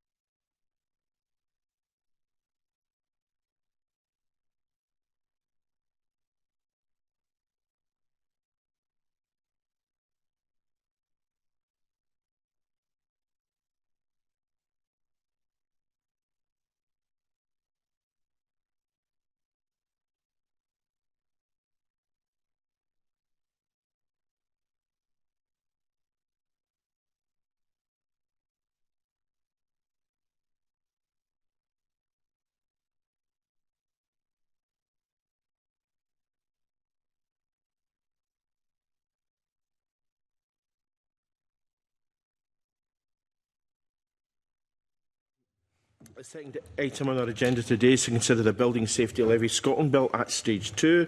We're joined today by Ivan McKee, Minister for Public Finance. The Minister is accompanied by Scottish Government officials. Though the officials are present for this session, they are unable to participate in formal Stage 2 proceedings under standing orders. Can also welcome to the meeting Megan Gallagher MSP and Mark Griffin MSP, who, like committee members, have lodged amendments to the bill at Stage 2. So welcome and good morning to you both. I'll briefly explain the procedure we'll be following today for anyone who may be watching, and also to remind members. Members should have a copy of the bill, the marshalled list and the groupings, which are all available on the Scottish Parliament's website. I'll call each amendment individually in order of the marshalled list. The member who lodged the amendment should either move it or say not moved when it is called. If that member doesn't move it, any other member present may do so. The groupings of amendments sets out the amendments in the order in which they will be debated. There will be one debate on each group of amendments. In each debate, I'll call the member who lodged the first amendment in the group to speak to and move that amendment, and to speak to all the other amendments in the group. I'll then call other members with amendments in the group to speak to, but not to move, their amendments, and to speak to other amendments in the group if they wish. I'll then call any other members who wish to speak in the debate.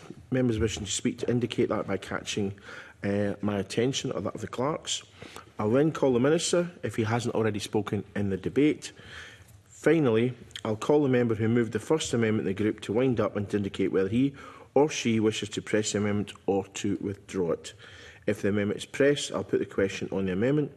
If a member wishes to withdraw an amendment after it has been moved and debated, I'll ask whether any member present objects. If there's an objection, I'll immediately put the question on the amendment. Later amendments in a group are not debated again when they are reached. If they are moved, I'll put the question on them straight away. If there's a division, only committee members are entitled to vote, and voting is by a show of hands. It's important that members keep their hands raised clearly until the clerk has recorded their names. The committee is also required to consider and decide on each section and schedule of the bill and the long title, and I'll put the question on each of these provisions at the appropriate point. We will now begin the Stage 2 proceedings. I call Amendment 16 in the name of Michael Mara, grouped with amendments as shown in the grouping. It's Michael Mara to move Amendment 16 and speak to all amendments in the group. Michael. Thank you, Convener. I move the amendment, and I will speak to the grouping. Given this is the first comments, I'm going to set out a little bit of the context as how I see this bill. So we obviously had a very considered debate, I think, at Stage 1, and take on board some of the comments that the Minister made at that point. But Scotland has been in the grips of a housing emergency for years, and even the SNP government have acknowledged that had been the case back in May 2024. And although that's almost 2 years later, little else has changed. House building figures in December 25 showed the number of new build starts and completions both falling. Social sector starts have hit their lowest point since records began, as far back as 1997, and affordable housing completions are down 23%. All of that is real consequences. Statistics that were published just last week showed the number of children living in temporary accommodation was at a record high 10,480 for the period reported. The number of open homelessness applications was also at a record high, and rough sleeping is at its worst point in 2 decades. And that's the context in which the government is bringing the bill forward. I think we should all recognise that. The committee has heard repeatedly in the evidence that was taken ahead of Stage 1 about the potential for this levy to damage what is an already precarious house building sector in Scotland. The possible introduction of the levy with unknown rates and at an unknown date is destabilising for a market which needs certainty to plan and make decisions for the long term. Yes, happy to give way.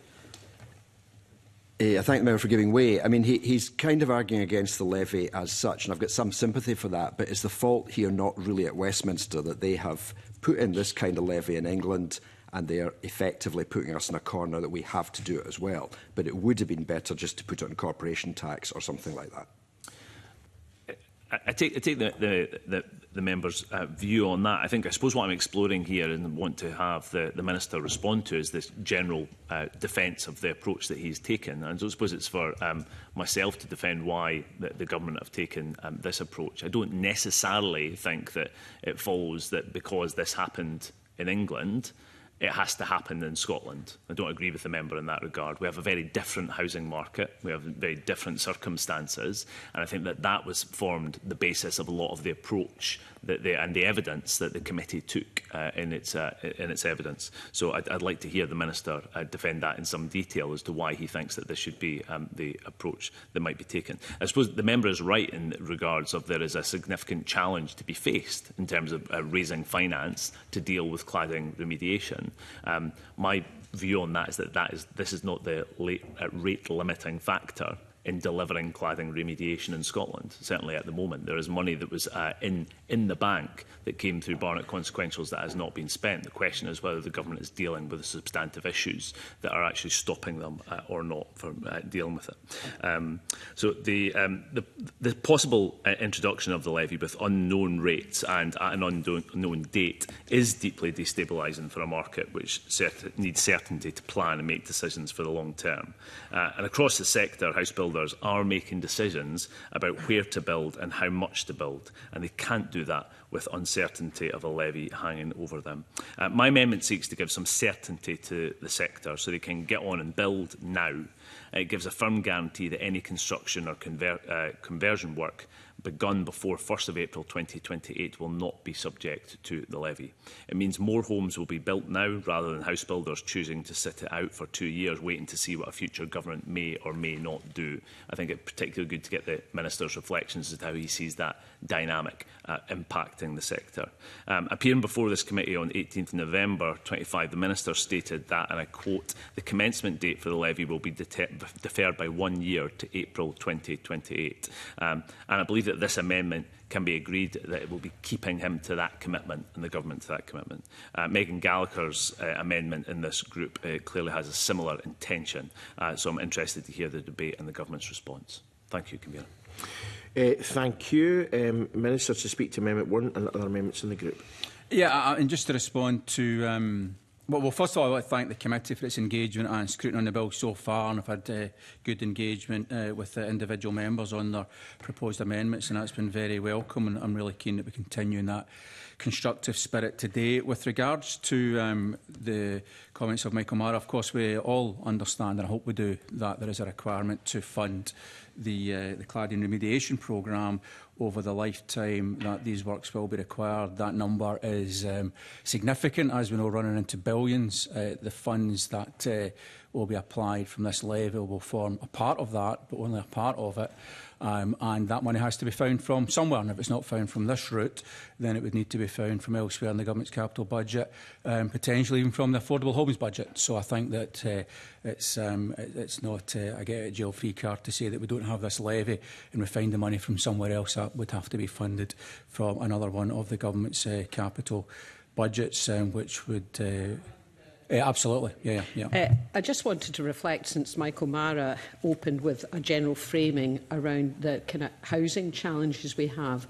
Is it the case that your position is accepting too many exemptions could ultimately render the bill unviable because you've got this figure of 30 million, but accepting too few could ultimately affect the housing market, as we've alluded to in our report? So do you have a sense, given that you are where you are, the bill's, it's been kind of foisted on his earlier comments, but do you have a sense of where the sweet spot is that makes the bill still viable, but without significant impact on the housing market? Well, I don't think the bill is not viable. The bill is absolutely viable. I mean, if you accept every single exemption, and as you correctly point out, that means that the money is going to have to be found elsewhere. That's what I'm getting at. Well, again, the bill, as is with regards to the way the UK government have configured this, is targeted to raise £30 million a year. So that's either spread over more or less properties, and the more exemptions there are, then clearly that impacts the rate that's been charged on the the other properties. I think that we'll obviously debate this as we go through exemptions as proposed by members, some of which will have a greater impact than others, and we'll consider that, but even in the most significant of those. Yeah, I'll just finish. Even in the most significant of those, the numbers would not be so significant. I'll take Liz Smith's intervention. Just in relation to this, and thank you, Minister, for the engagement with myself last week. To what extent has the Scottish Government carried out any study of the behavioural changes that have happened in terms of when this bill was published? Are you aware of some of the behavioural changes that are likely to take effect in relation to the exemptions that Michelle Thompson is talking about? Well, we've obviously carried out the impact assessment, and we'll continue to update that depending on where we get to with the various amendments that are being debated in the bill now and at stage 3.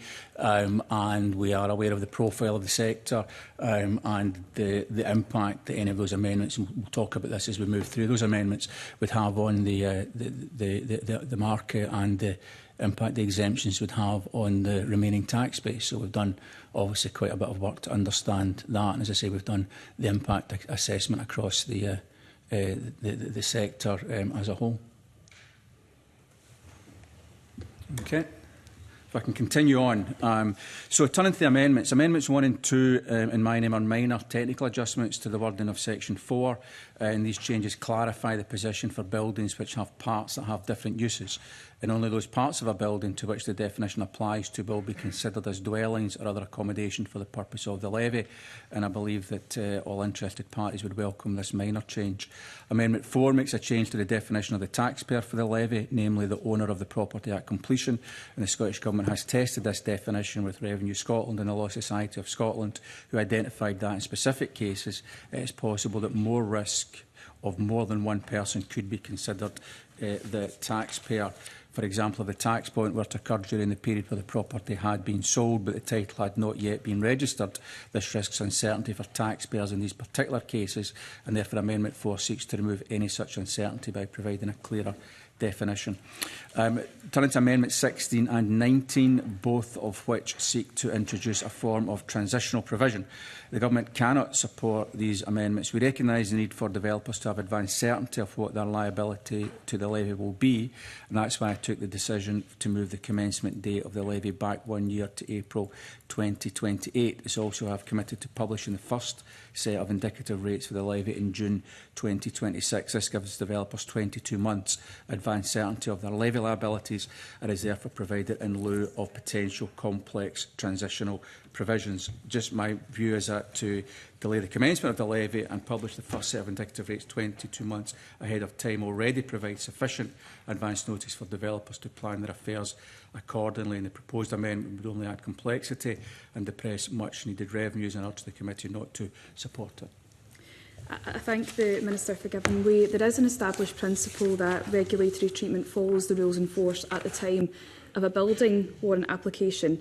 And I think we also need to recognise the significant upfront investment and viability decisions that are made by house builders. This was the reason that I submitted this particular amendment, working for Homes for Scotland. So how does the Minister intend to answer those issues if we don't look at Amendments 16 and 19 within this grouping? Well, just to be clear, we've moved in response to the sector the implementation back to April 2028, and we've triggered that on the completion, which we think is a better method because it gives more certainty to the market and supports cash flow. So we think that's a better trigger point. And then to go back and look at what's happening with building warrant applications, I think runs counter to that. So I think the proposal we've put in place gives sufficient visibility. It's a more effective trigger point that's more helpful for the sector. And I think, to be honest, these amendments are just seeking to further delay the implementation, which isn't helpful given the need for the capital income to be able to support the cladding remediation programme. Okay, so moving on. Amendments 17 and 18 in the name of John Mason are linked in their aim to bring temporary accommodation within the scope of the levy. And I recognise the view that Mr Mason expressed at stage 1 on the benefits of a contribution from larger hotels. However, the amendment as drafted would bring all temporary accommodation within scope, which would not only subject a wide range of recreational accommodation types to the charge, but would also bring in other temporary accommodation uses, such as for persons fleeing homelessness or domestic abuse. For that reason, the Government cannot support these amendments as drafted, but I would be happy to consider whether there are certain types of temporary accommodation that would merit being included within the tax base, and to discuss this with John Mason and indeed any other members further. Amendments 48, 49 and 50 all seek to introduce an exemption for property sold to first-time buyers. As with a number of these amendments 48, 49 and 50 would be very difficult to deliver. At the point of taxation, a building will not have a use, and any such exemption relies on an intended future use, and it's not clear how taxpayers will know at the point of collection which units are to be sold to first-time buyers. Therefore, amendments 48 and 49, while meaning an intent, may inadvertently create additional pressure on developers to demonstrate eligibility and increase costs for Revenue Scotland to administer. Another issue is that Sure, yeah. I think the Minister's making an assumption as to effective operation of this. It would be possible to grant relief to a builder where there is demonstrable evidence it's been sold to a first-time buyer, of which we have ample evidence after completion. I wonder whether the Minister has considered that, and also considered the vital role of first-time buyers in keeping viability of the housing market per se. They drive demand, they create a ripple effect, free up homes for rent, support economic growth, support a balanced market, and of course actually play into balanced and sustainable communities. So I appreciate the complexity of what he thinks may have been intended, but my simple question is, would he consider, at least in part, some kind of relief where it can be easily proven after the event that it was a first-time buyer? So there's 2 points to answer there, and I was going to come on and make this point. With regards to these specific amendments, we can't support them, but I'm very happy to discuss further with Michelle Thompson and indeed Mark Griffin and any other interested members, any further measures the Government can take to support first-time buyers, and as Michelle Thompson indicated, there may be other mechanisms through which that can be done with regard to the levy, but these amendments wouldn't give effect to that. So there is a commitment there to discuss that, whether that's through LBTT buyer relief, which already plays an important role in supporting people on the property ladder, or there's other mechanisms that we can consider. But I think another point to bear in mind is that 22% of new build sales are to first-time buyers, so whether it would have, while it would have the impact potentially of supporting first-time buyers, given the levy is configured to raise £30 million a year, it would mean that the levy applied on properties that weren't purchased by first-time buyers would of course be higher, in this case quite significantly higher. Moving on, amendments 20 and 21 in the name of Liz Smith seek to introduce an exemption for heritage buildings, and while I'm sympathetic to the aim of this amendment, I have concerns that the amendment as drafted risks incentivising people to seek listed status for tax reason, which would not be the aim of the listed buildings policy. I've already committed to a 50% brownfield relief, which I will so a minimum of 50% brownfield relief, which I will touch on in a later group, but I'm happy to discuss further with Liz Smith the issue of an exemption for conversions more broadly. And I'm also thankful to the correspondence from Scottish Land and Estates on this matter, and consider those views, because I do recognise that support for conversions is something that we would want to encourage. Amendments 22 and 43 concern the creation of an exemption for key workers.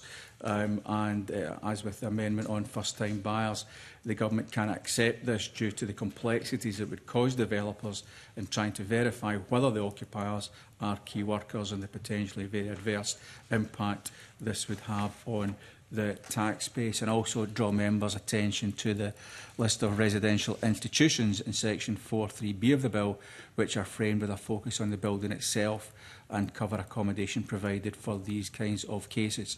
If Megan Gallagher wishes to raise any types of institution not covered in this list, then I would be happy to consider these.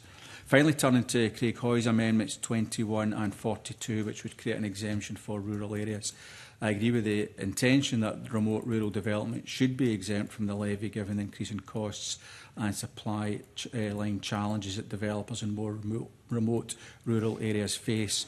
And that's why we've already exempted development situated on islands in Section 5 of the Bill. And I've also committed to extend this in regulation under Section 6 of the Bill to island-like rural areas of Scotland, in line with their hospitality relief for non-domestic rates.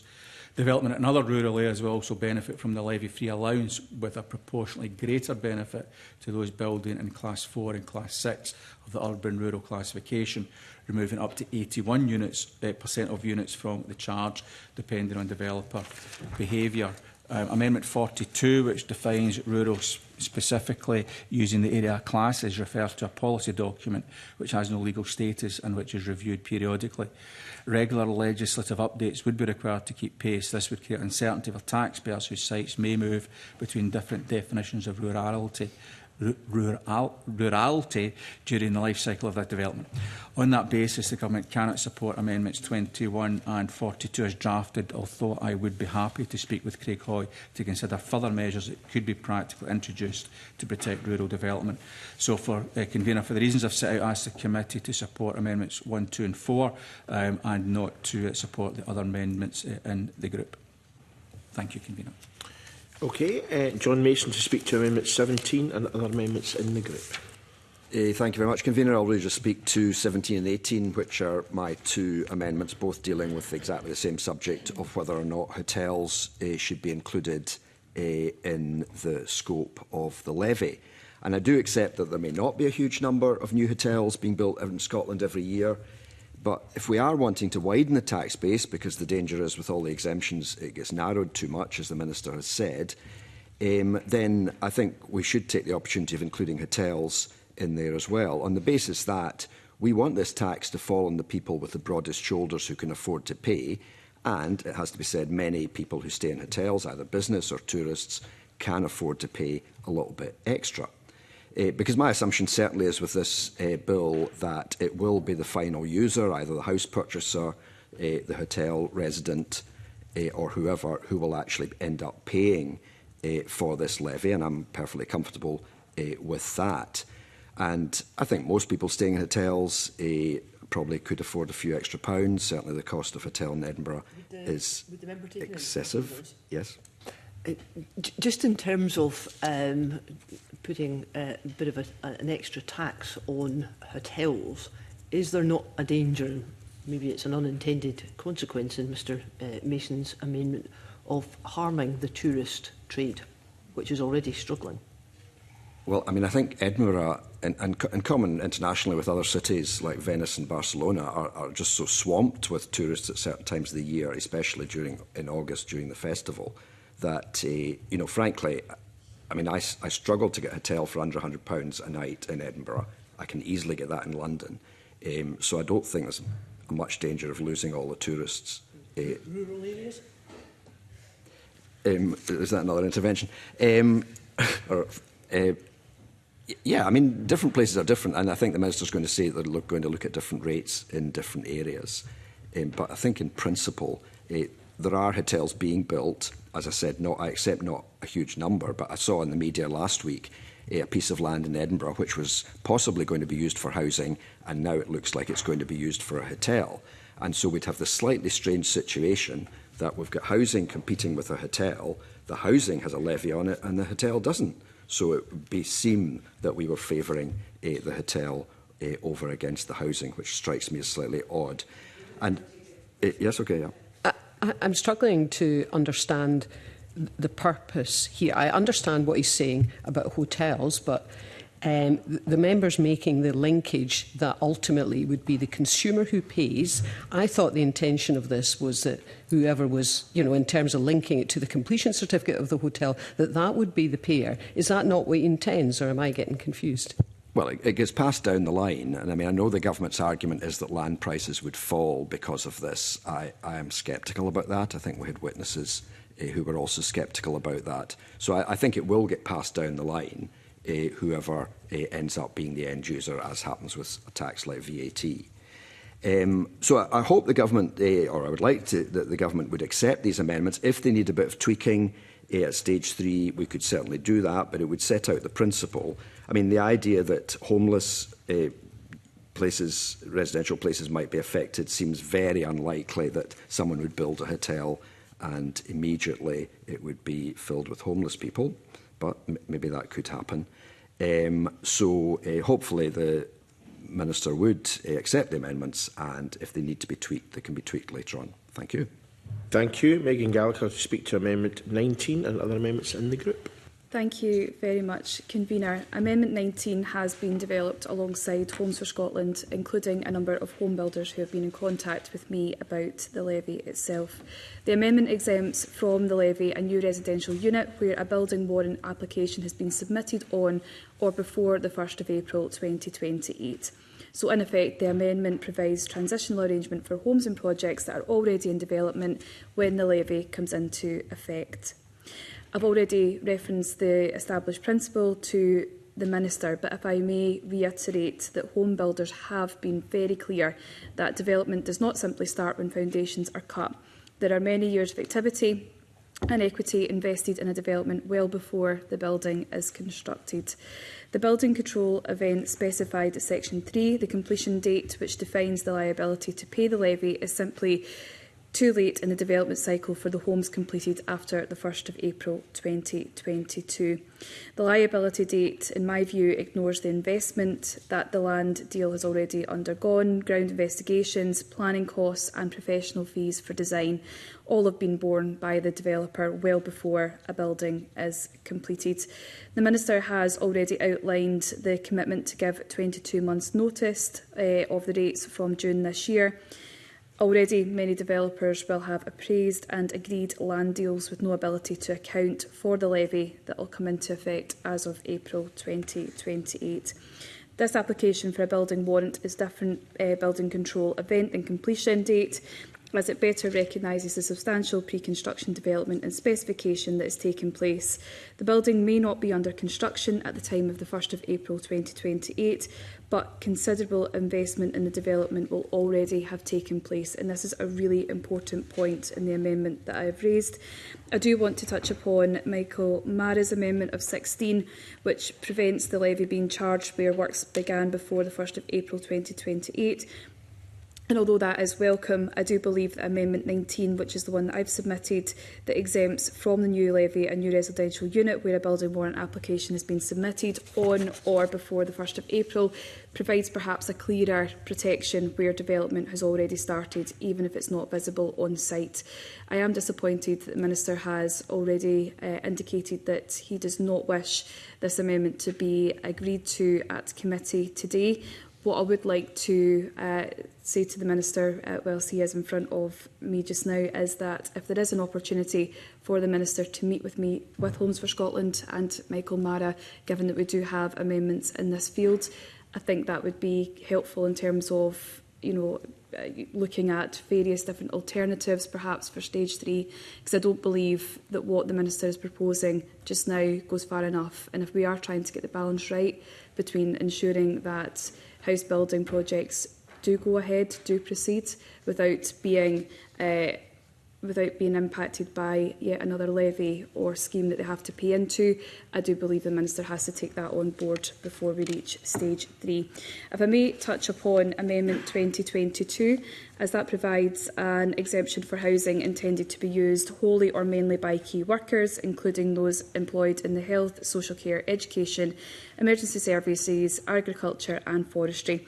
Access to appropriate housing for key workers is essential to sustaining rural communities and local services across the country. Amendment 43 is of course consequential to Amendment 2022, but together these amendments ensure that the levy does not make it harder to deliver homes for those of whom communities particularly rural communities depend on most. Again, this is another area where I do believe that further consideration is required by the Government, and I would be keen to speak to the Minister in more detail, perhaps between stage 2 and stage 3 if possible.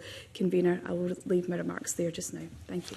Thank you. Michelle Thompson, speak to Amendment 48 and other amendments in the group.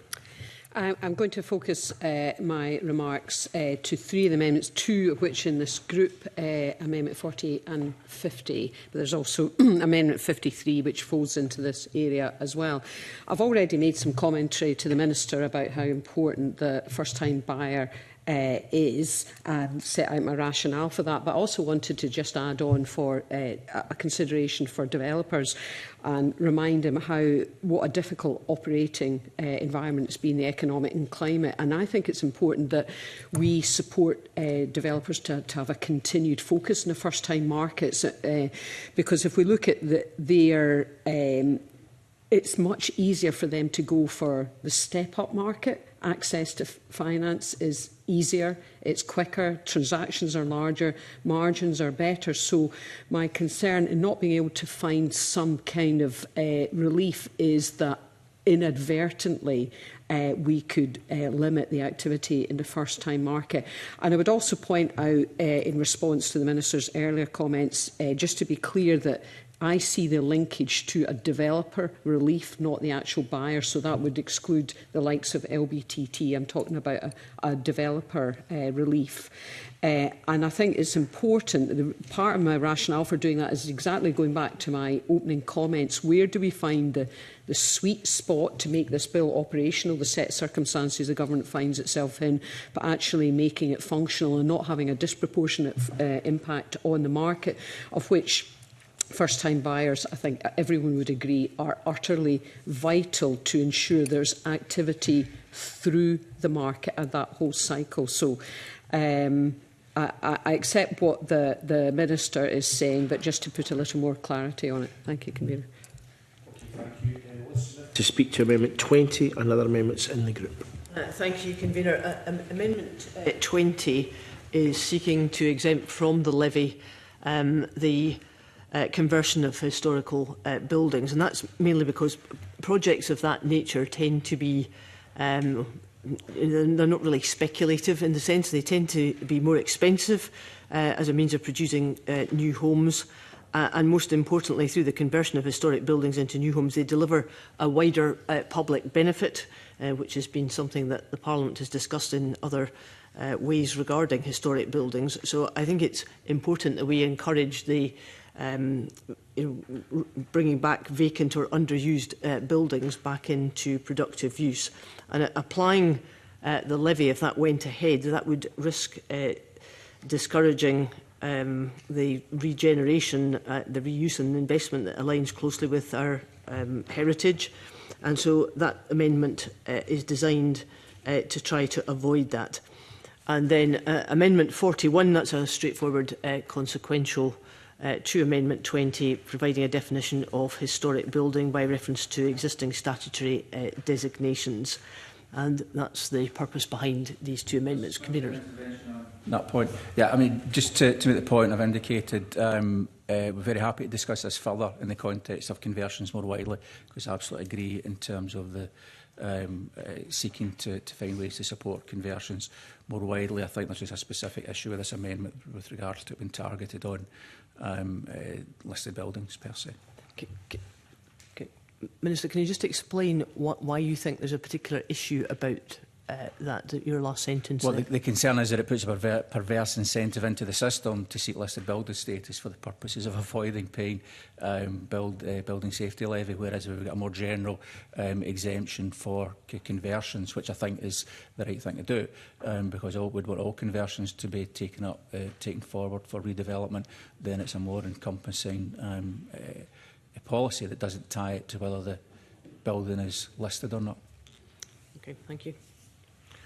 Craig Hoy to speak to Amendment 21 and other amendments in the group.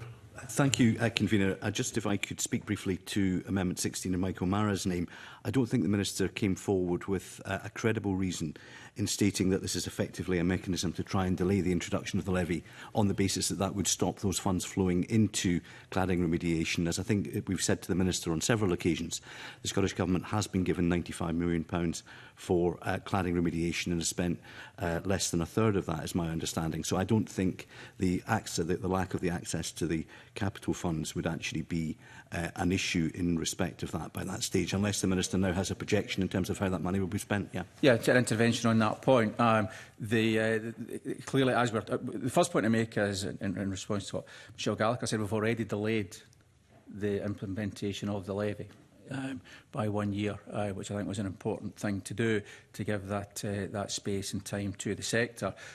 So I think it's important to recognise we've already done that, and the levy in England is coming into effect in October of this year, so significantly earlier than we're bringing the levy in Scotland. And with regards to the flow of funds, as things stand with implementation of the levy in April 2028, we're more than 2 years away. It would be the 3 months after that, I think, before any revenue starts to flow into this fund. So we're almost 2.5 years away from any funds flowing in as a consequence of the bill. So we're talking about any funds that are there. I think it would be fair to say that those will be well and truly spent on the programme, and a lot more besides, before we actually even start to see any revenue flowing in 2028. I think, however, Minister, the point is that the cladding remediation programme in the rest of the UK is significantly further down the line, so they presumably have been chewing their way through those initial funds, probably at a higher run rate than we have in Scotland. To turn to the two amendments in my name, 21 and 42, I think it is regrettable that the Minister is minded not to support these, because they do provide what I think would be an essential exemption for housing in rural areas. Evidence put to the committee repeatedly at stage one was clear that development viability in many rural communities is finely balanced, and this reflects higher build costs, infrastructure constraints, smaller scale delivery models and weaker market values, making them less attractive to many developers, large and small.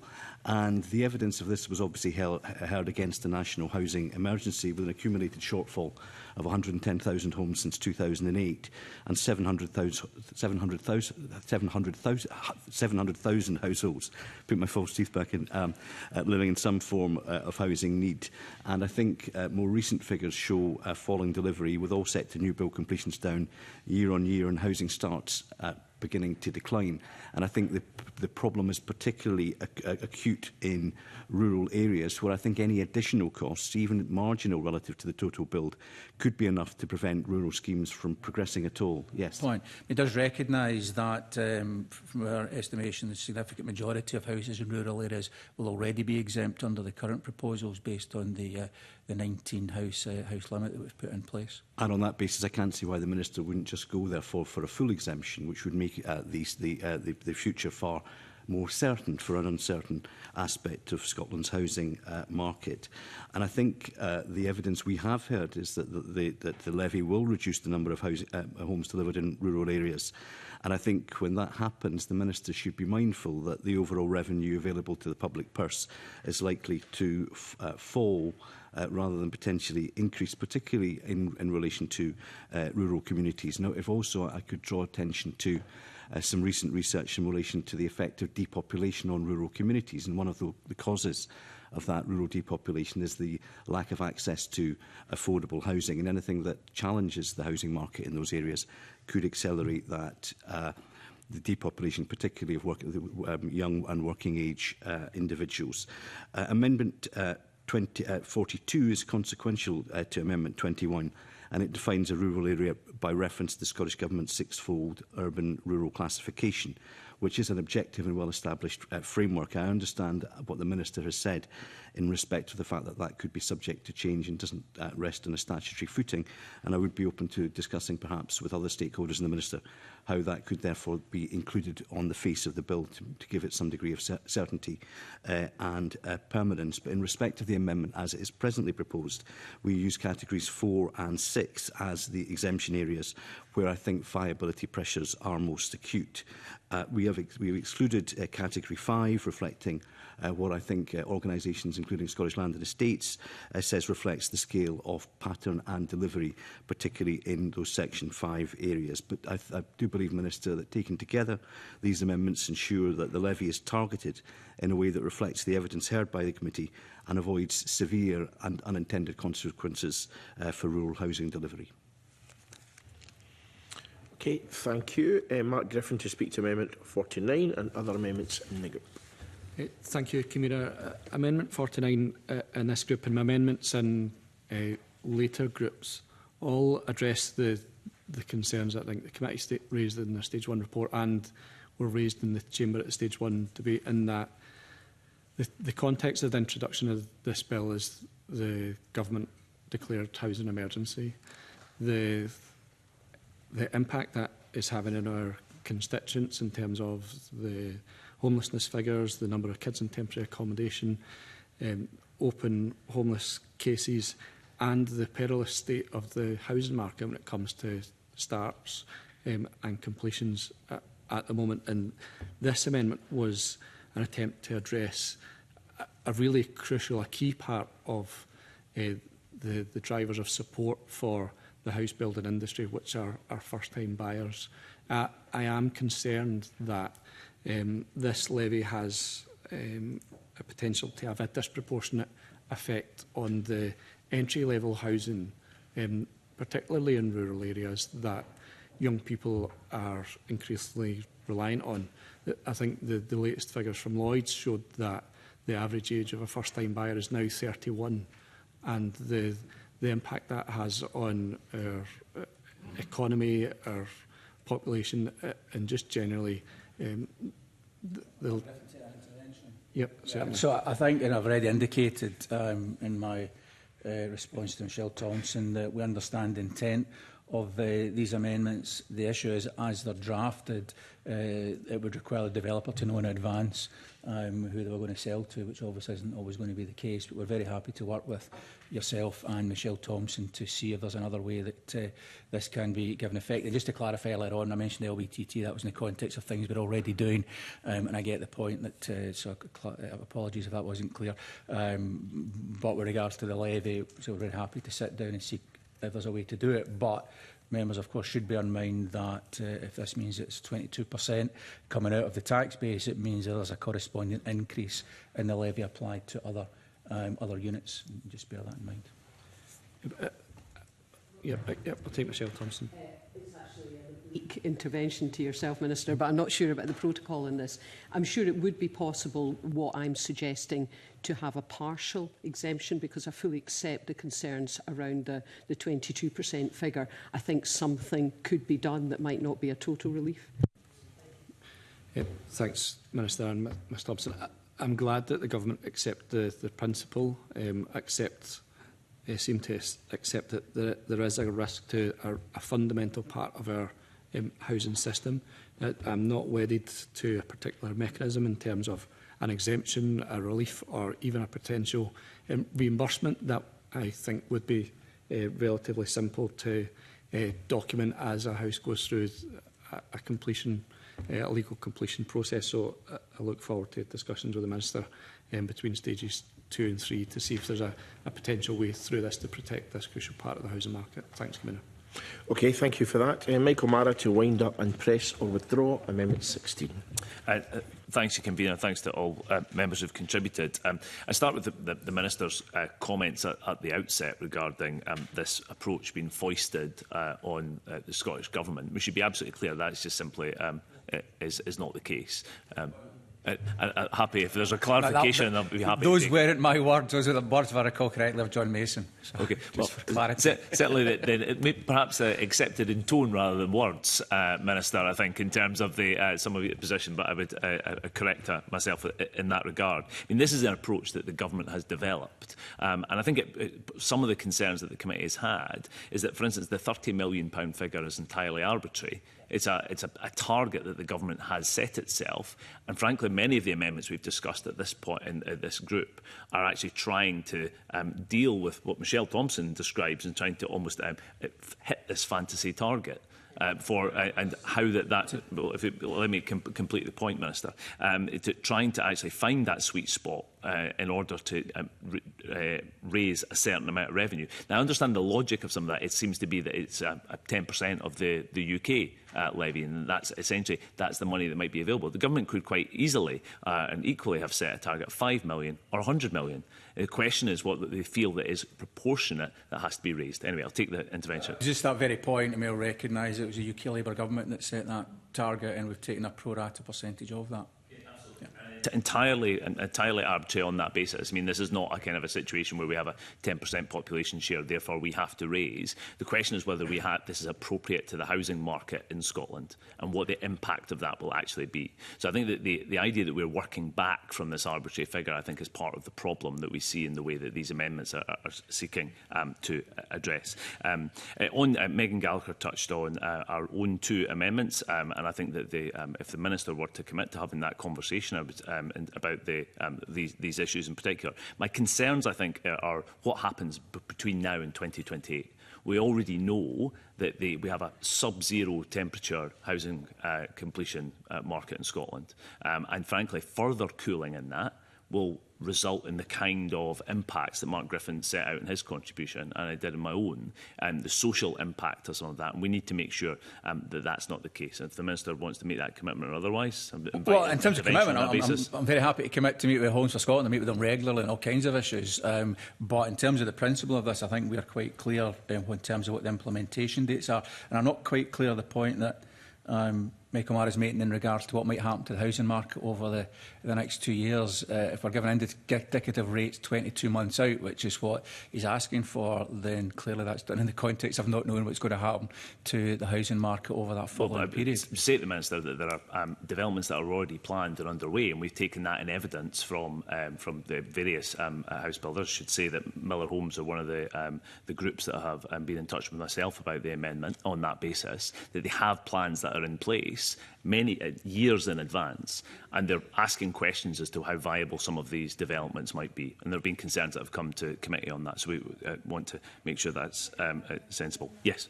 I thank Michael Marr for giving way, and to help the Minister, the development sector needs certainty, and it also needs to be risk averse. But the problem is that if we go down this route, as we went down with the housing bill, where you're putting measures in place, it spooks the market, that could have an impact on the number of developments that will continue. That's something that we don't want to happen. That's something that could happen if these amendments are not taken seriously, because again, what this is doing is giving that security within that sector to say, right, okay, you're not going to be hit with the levy if the development is already underway, and that could be underway without a building being in existence. That could be going through the housing and development process that we've already discussed this morning. So I think that point is really important and something that I hope the Minister reconsiders. So I think the Minister's put on the record that he doesn't intend to support or to at any point those. Just to clarify, I mean, I'm talking to yes. members here, but is your position that the trigger point should be the building warrant, or that it should be the completion of the property? Well, there's 2 different amendments in this regard, so, perhaps in terms of, well, of course, we could vote on both of them. But if the Minister was prepared to commit to a conversation, I'm sure that we could thrash out a compromise position that we could give security to the marketplace. Is he prepared? Well, I think the position I would take is number one, we've already moved the date by a year. Number two, to give more time, we've committed to setting those indicative rates 22 months out to give visibility to the market. We've moved the trigger point to completion rather than building one, because we think that's a more effective mechanism to do that. And from what I'm hearing from both the members, it just looks like an attempt to further delay the implementation of the tax rather than give any certainty to the market, because what you're saying now, the same argument would apply in a year or 2 years or 10 years. Okay. It doesn't sound like we're going to find any common ground on that basis. Just to move on then into some of the other parts of the debate, and I do think Michelle Thompson's analysis of this in terms of the balance between exemptions and revenue raised actually covered the rest of the area of the debate. You know, Liz Smith's issues on conversions, Craig Hoy's issues about rural areas, and this is all about retrofitting that 30 million figure. And in the absence of an upfront sensitivity analysis, and obviously the committee has asked for that, and the Minister has committed to it, but after the fact, the point that we're at the moment about putting these amendments in place, you know, we are still aiming at that arbitrary figure without understanding the general impact on that basis. And I think that that is the character of all those. And I think the committee will be voting slightly in ignorance of the overall impact. But that's the way that the government has undertaken the work. Okay, I gave a wee bit of leeway there because Megan was effectively speaking to the Minister instead of actually speaking to your point. Now, members should let me know as well that they want to come in before we actually go to the wind-up. But Patrick hasn't had an opportunity to speak, and I know he was wanting to come in, so I'm going to let Patrick in on this occasion. But as we move through, I'd really like people to let me know in advance they want to come in so we can get through the business. Patrick. Thank you, Convener. I did want to speak before the wind-up. First of all, just to acknowledge that I wasn't part of the committee during the Stage 1 inquiry, but I've got some background familiarity with the issue, and I think it's really important to acknowledge that the purpose of the levy is to ensure that the industry as a whole contributes to putting right the mistakes caused by the industry as a whole. And there are a limited number of ways of doing that. We could take an insurance approach, but that would only work for the future. We could try and recoup from specific developers for specific buildings that need remediation, but that clearly wouldn't work for those that have simply walked away from their responsibilities. So unless anyone wants to suggest a different way of raising the revenue or requiring that the public should pay the cost, then a levy of this kind is necessary. And I note from the Stage 1 debate that some members supported the principle of the levy but not the specific levy. And I do find that a little frustrating.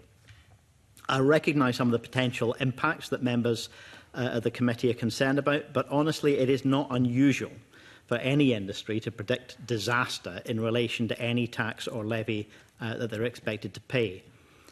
And while this isn't the place for discussion of wider housing policy, I would just point out that there are other options available to government to reduce the cost of providing housing and ensuring that house building meets social need instead of serving vested interests. For example, there was a previous policy commitment to a mechanism for land value capture resulting from planning or infrastructure investment. That commitment seems to have disappeared. Anyway, all of that being my position, I tend to take a sceptical approach to exemptions. I do think that the government amendments seem fine, and I'm broadly opposed to most of the others. I'm more sympathetic to the argument for removing the exemption for hotels, which has been proposed. And I welcome the fact that the government's open to coming up with some other solution to that. In those discussions, I hope there'll be some consideration for the risk that by not having any, but by retaining the exemption as it currently stands, we could create a perverse incentive for developers ostensibly to propose developments to be operated as short-term letting businesses, not build to rent under long-term tenancies, but short-term letting businesses, and then only subsequently decide to get a change of use planning permission and sell the apartments off and thereby avoid the tax. And I think the current approach risks that perverse incentive. Thank you, Convener. Thank you. Now to press the withdrawal Amendment 16, Michael. I'll press the amendment. The question is that Amendment 16 be agreed to. Are we all agreed? No, we are not agreed. All those in favour of the amendment, please show hands. All those against? That amendment is defeated. The question is that Section 1 be agreed to. Are we all agreed?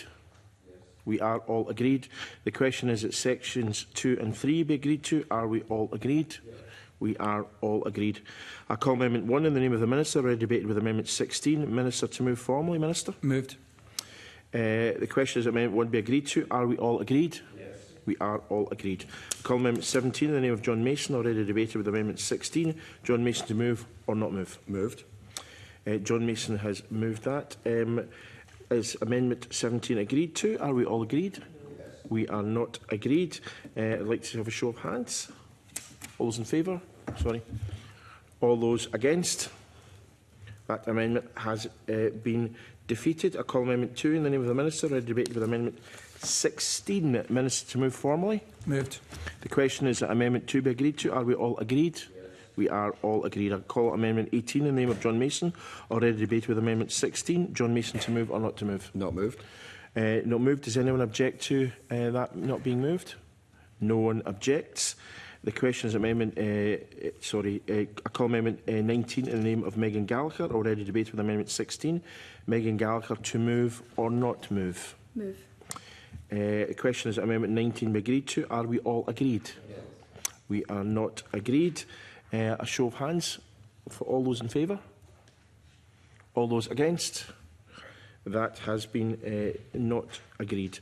I call Amendment 48 in the name of Michelle Thompson. Already debate with Amendment 16. Michelle Thompson to move or not to move? Not move. Sorry? Sorry, I've been told I'm going too fast. Apologies. Sorry. Not to move. Does anyone object to that being withdrawn? Vote each time. Yes, I think I probably can if you so wish. Right.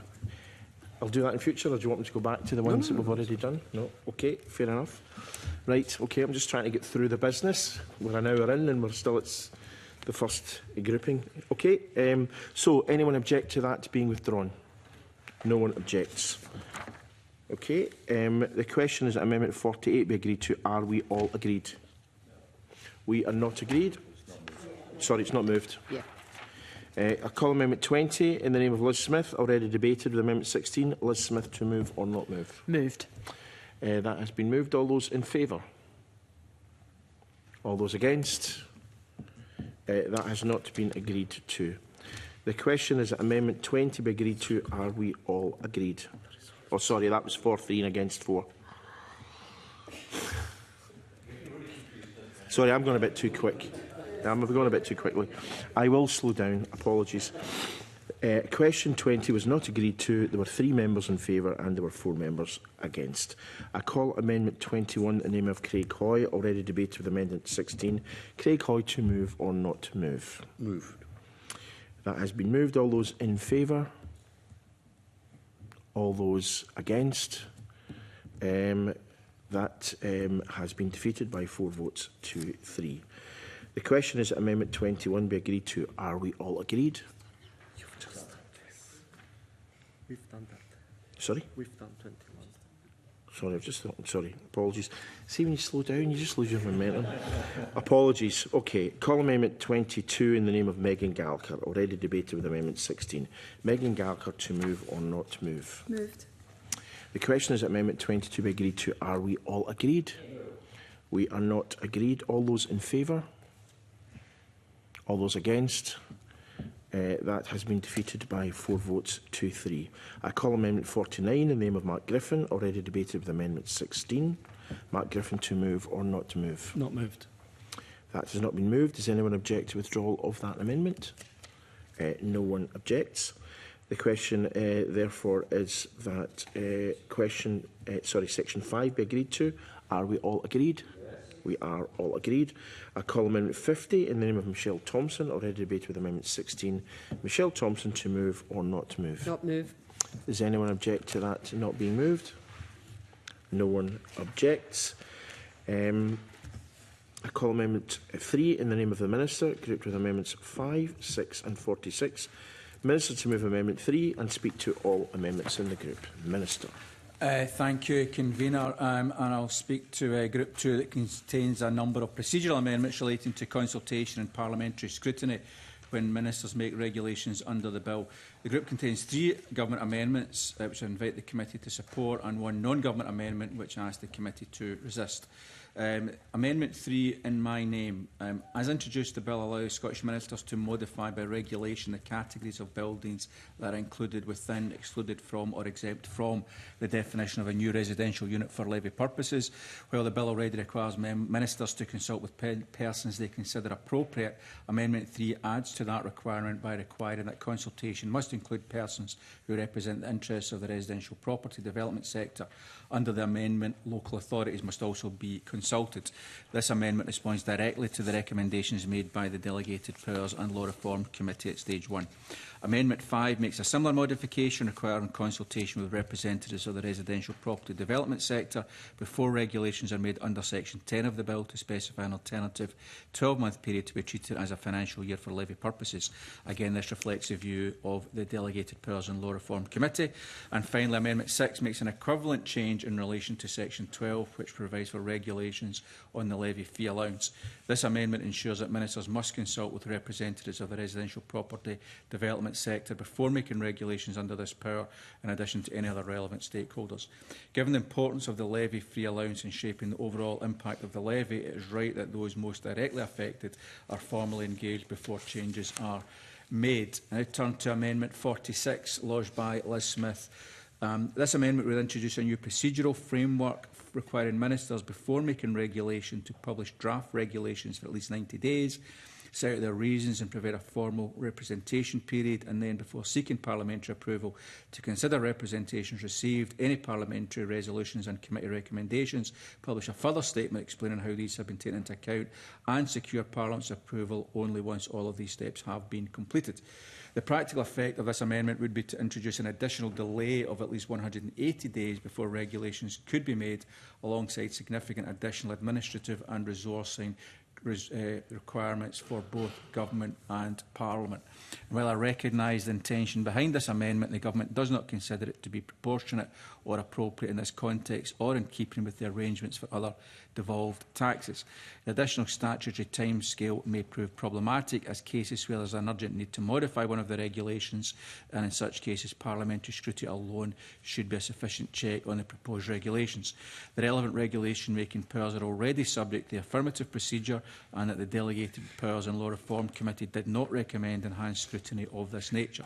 And for these reasons, the Government is unable to support Amendment 46. Thank you, Convener. Thank you, Minister. Liz Smith to speak to Amendment 46 and other amendments in the group.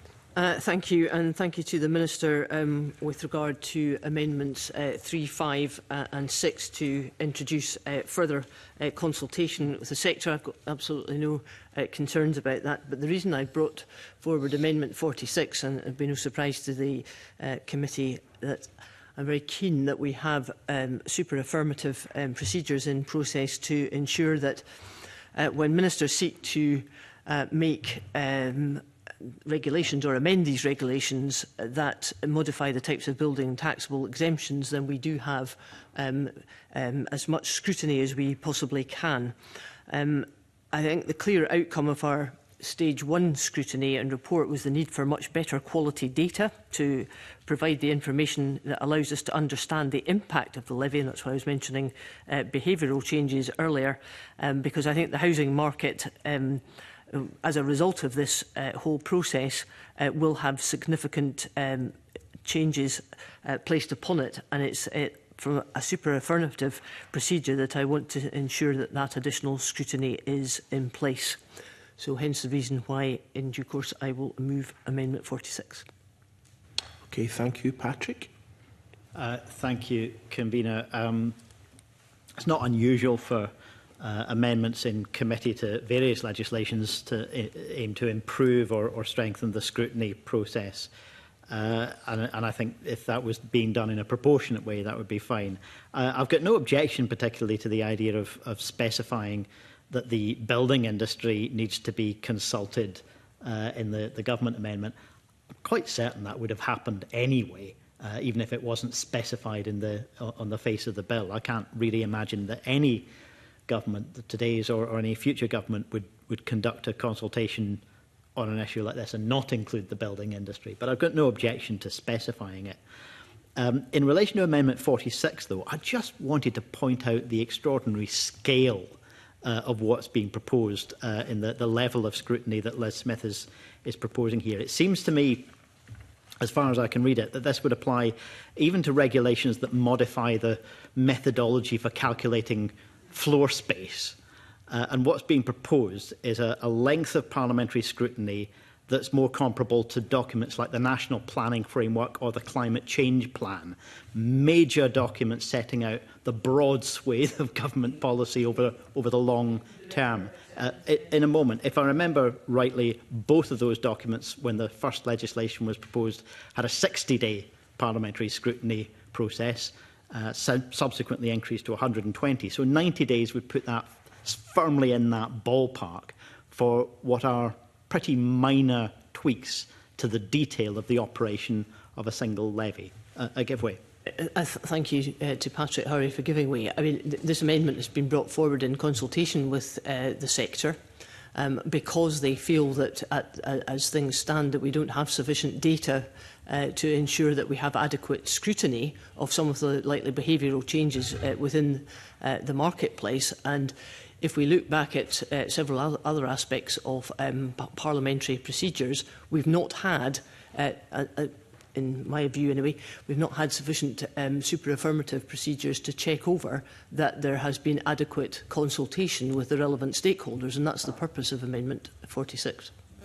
And I'll just finish by saying that I think the consultation being proposed by the government and strengthened in the government's own amendments seems entirely adequate to hear from the interests of the industry or its lobbyists.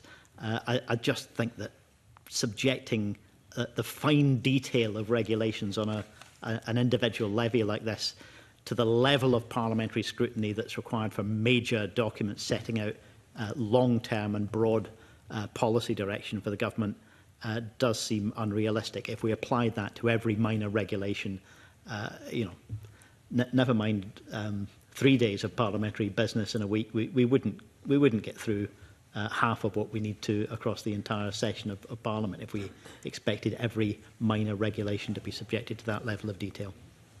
No other colleagues wish to contribute at this point, so Minister, to wind up. No further comments. Okay, the question is, Amendment 3 be agreed to. Are we all agreed? Yes. We are all agreed. The question is, Section 6 be agreed to. Are we all agreed? Yes.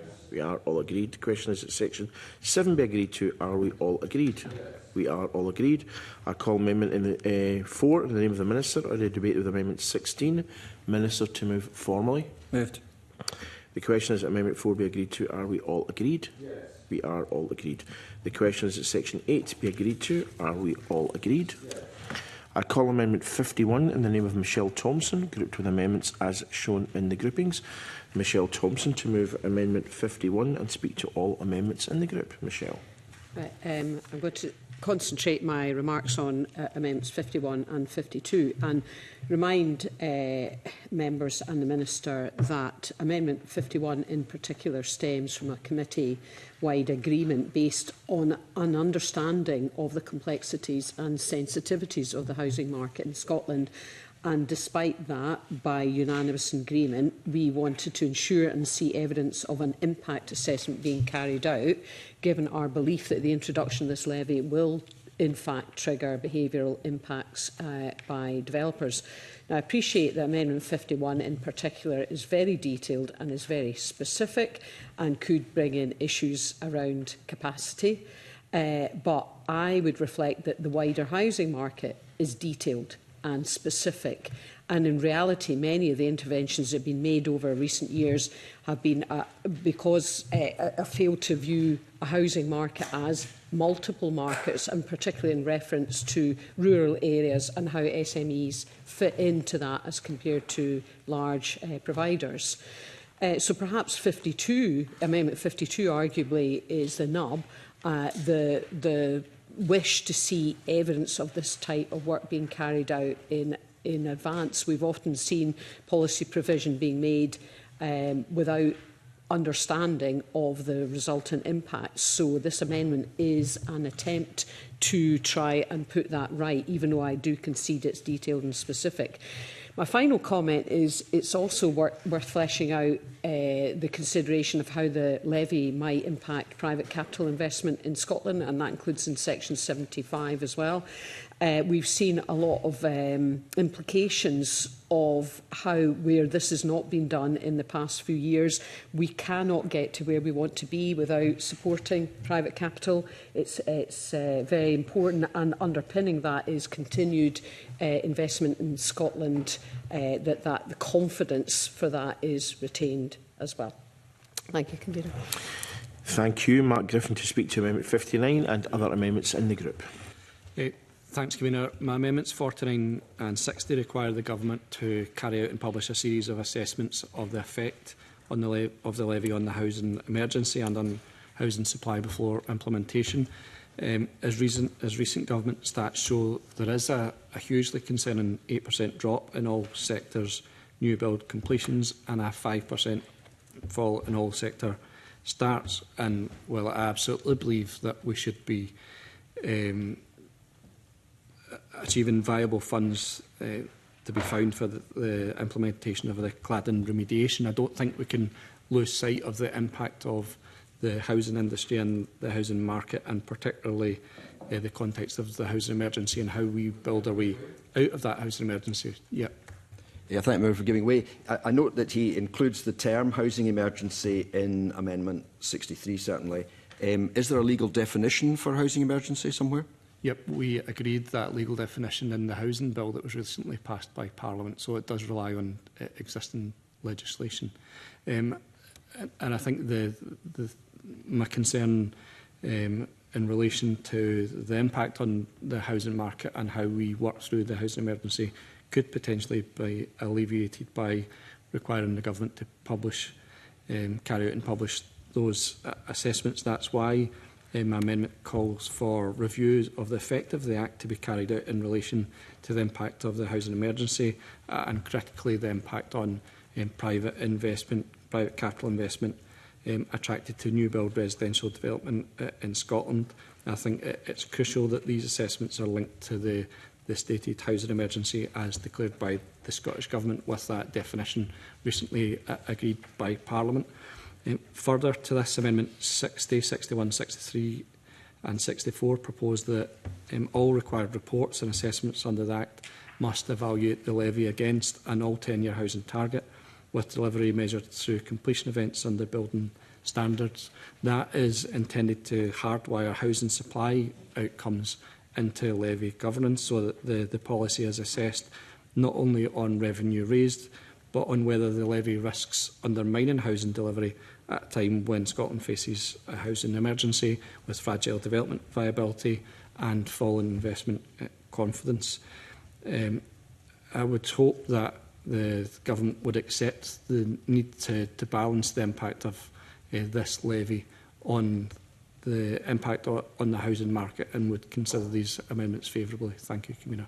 Thank you. Liz Smith to speak to Amendment 37 and other amendments in the group. Thank you, and I hope the committee can bear with me, because I think this is an important group and I think there are some very significant issues within it. I do welcome the Minister's amendments in the group, and we support all the amendments from other members, including those of Michelle Thompson and Mark Griffin.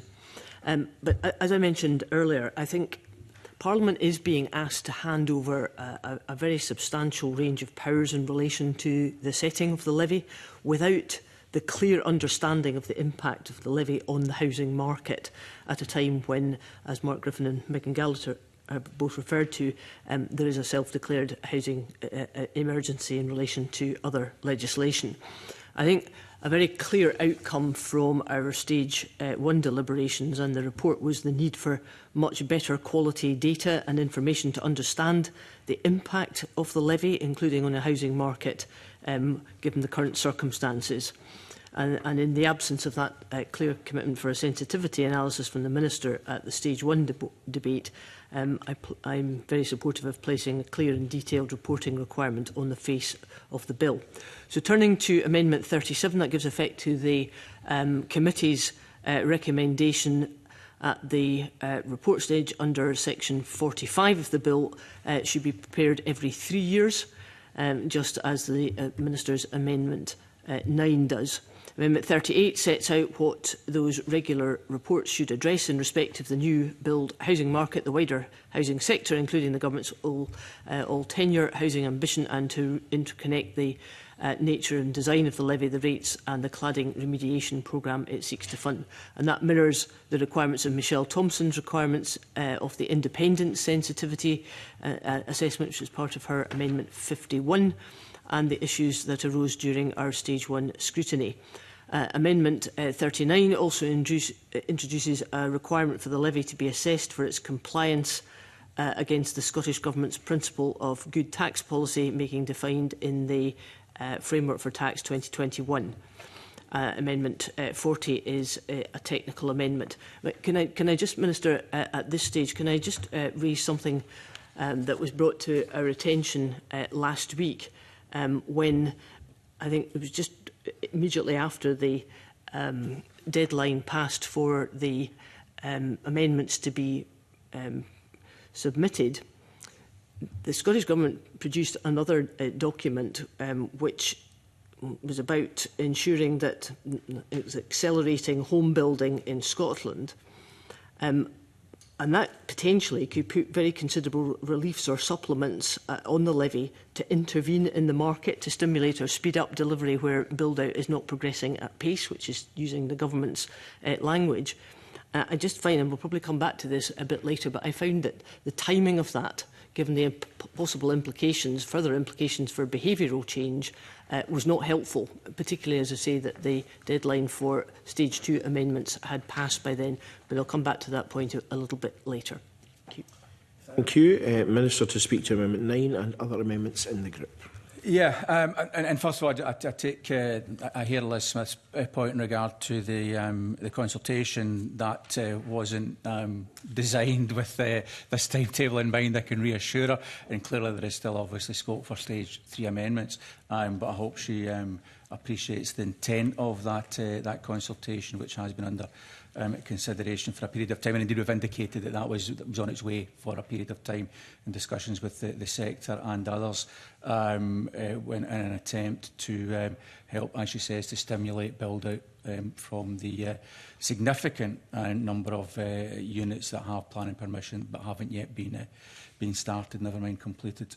I'll begin, Convener, by speaking to the 4 amendments in my name and encouraging all members to support these. The Scottish Government has considered carefully the recommendations of this committee on the reporting provisions in the bill, and I agree with the committee's broad view that the strengthening of reporting requirements will help industry have confidence in the operation of the levy in line with its stated objectives. Amendment 10 gives further clarity on the Government's use of revenues by requiring reporting under the Act to set out the work that has been fully or partly funded from the proceeds of the levy. Amendment 11 supplements this by allowing reports to refer to the annual progress report already required under the Housing, Cladding Remediation Scotland Act 2024. And further to this, in line with the committee's recommendation, Amendments 9 and 12 will require these reports to be laid at least every 3 years, with provision to lay more frequently if necessary. In terms of Amendment 37 in Liz Smith's name, as this delivers the same intention as my Amendment 9, I would ask that the member does not press their amendment, given our shared view on this. I believe my amendment is preferable, as it allows more frequent reporting when appropriate, while still containing a 3-year minimum interval. Turning to Amendments 51 and 52 in the name of Michelle Thompson, I'm sympathetic to the aim of his amendments. It is right and proper for the Government to assess the impact of its policies, particularly in areas such as house building, which is not only a key economic driver, but of course an important lever in tackling the housing emergency. The Scottish Government is already committed to undertaking and publishing an updated impact assessment of the levy ahead of indicative rates being introduced in June, and this will build on the draft and full business and regulatory impacts that the Government has already published on the levy. We will also produce triennial reports on how the proceeds from the levy have been used. Amendment 51 seeks to put much of this work on a statutory footing. However, there are 3 issues with the amendment. One is the mention of an independent and competent expert, and it's not clear how such a person would be identified and appointed without being subject to challenge. Secondly, the list of impacts under subsection 2 are broad and lack specific indicators or way of measuring outputs. The industry is already subject to a range of external macroeconomic and social factors, and trying to assess the levy in isolation of wider factors is, we believe, unrealistic. This would make any assessment subjective and ineffective at providing certainty to industry and add recurring costs to the administration of the levy. Lastly, this amendment would subject the levy to some of the most, if not the most rigorous reporting requirements across the UK tax system, despite it being one of the smallest taxes in revenue terms. Therefore, cannot support Amendments 51 and 52 in their current form, and similarly, the Government is unable to support Amendment 38 in the name of Liz Smith. And it's for these same reasons that the Government is also unable to support Amendments 59, 60, 61, 63 and 64 in the name of Mark Griffin. Thank you very much for giving way. Just to finish up the points around 51, 52, for me, part of the point is around confidence around the assessment that's been made. So the sensitivity assessment that the Minister's setting out, what early sight will able to be given for the measures. I mean, it's not an unreasonable comment to make that in Amendment 51 there's quite a broad range, but I think for me it's getting the confidence, so seeing what is going to be measured specifically by the Government as part of their sensitivity analysis as soon as possible, I think would give some confidence to the sector that they're, so what guidance or information can you give in that regard? I take the member's point, and I'm very happy to engage with the member and others in advance of stage 3 as necessary. Minister. On Amendment 51, I was particularly keen on the area regarding the monitoring or assessing impact across different local authority areas. I don't think I've got clarity yet whether the intent from the Government is to do a kind of almost a single national figure, or whether there will be detail in terms of the differential impact for viability in different parts of the country. That was a key part of the evidence that the committee received, concerns about whether different parts of the country will be rendered non-viable for house building.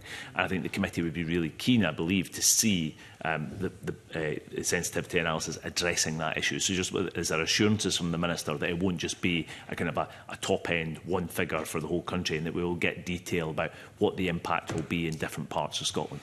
Well, as I said, there'll be within the capability in terms of accessing the appropriate data, would want to provide information that was able to help in assessment of the impact of the levy. But I've already indicated there's a whole range of factors that will affect the housing market, and trying to pick out the impact of the levy in isolation, I believe, would prove to be quite challenging. But as I said, I'm very happy to engage with members in advance of stage 3 to give more information and assurance on that point.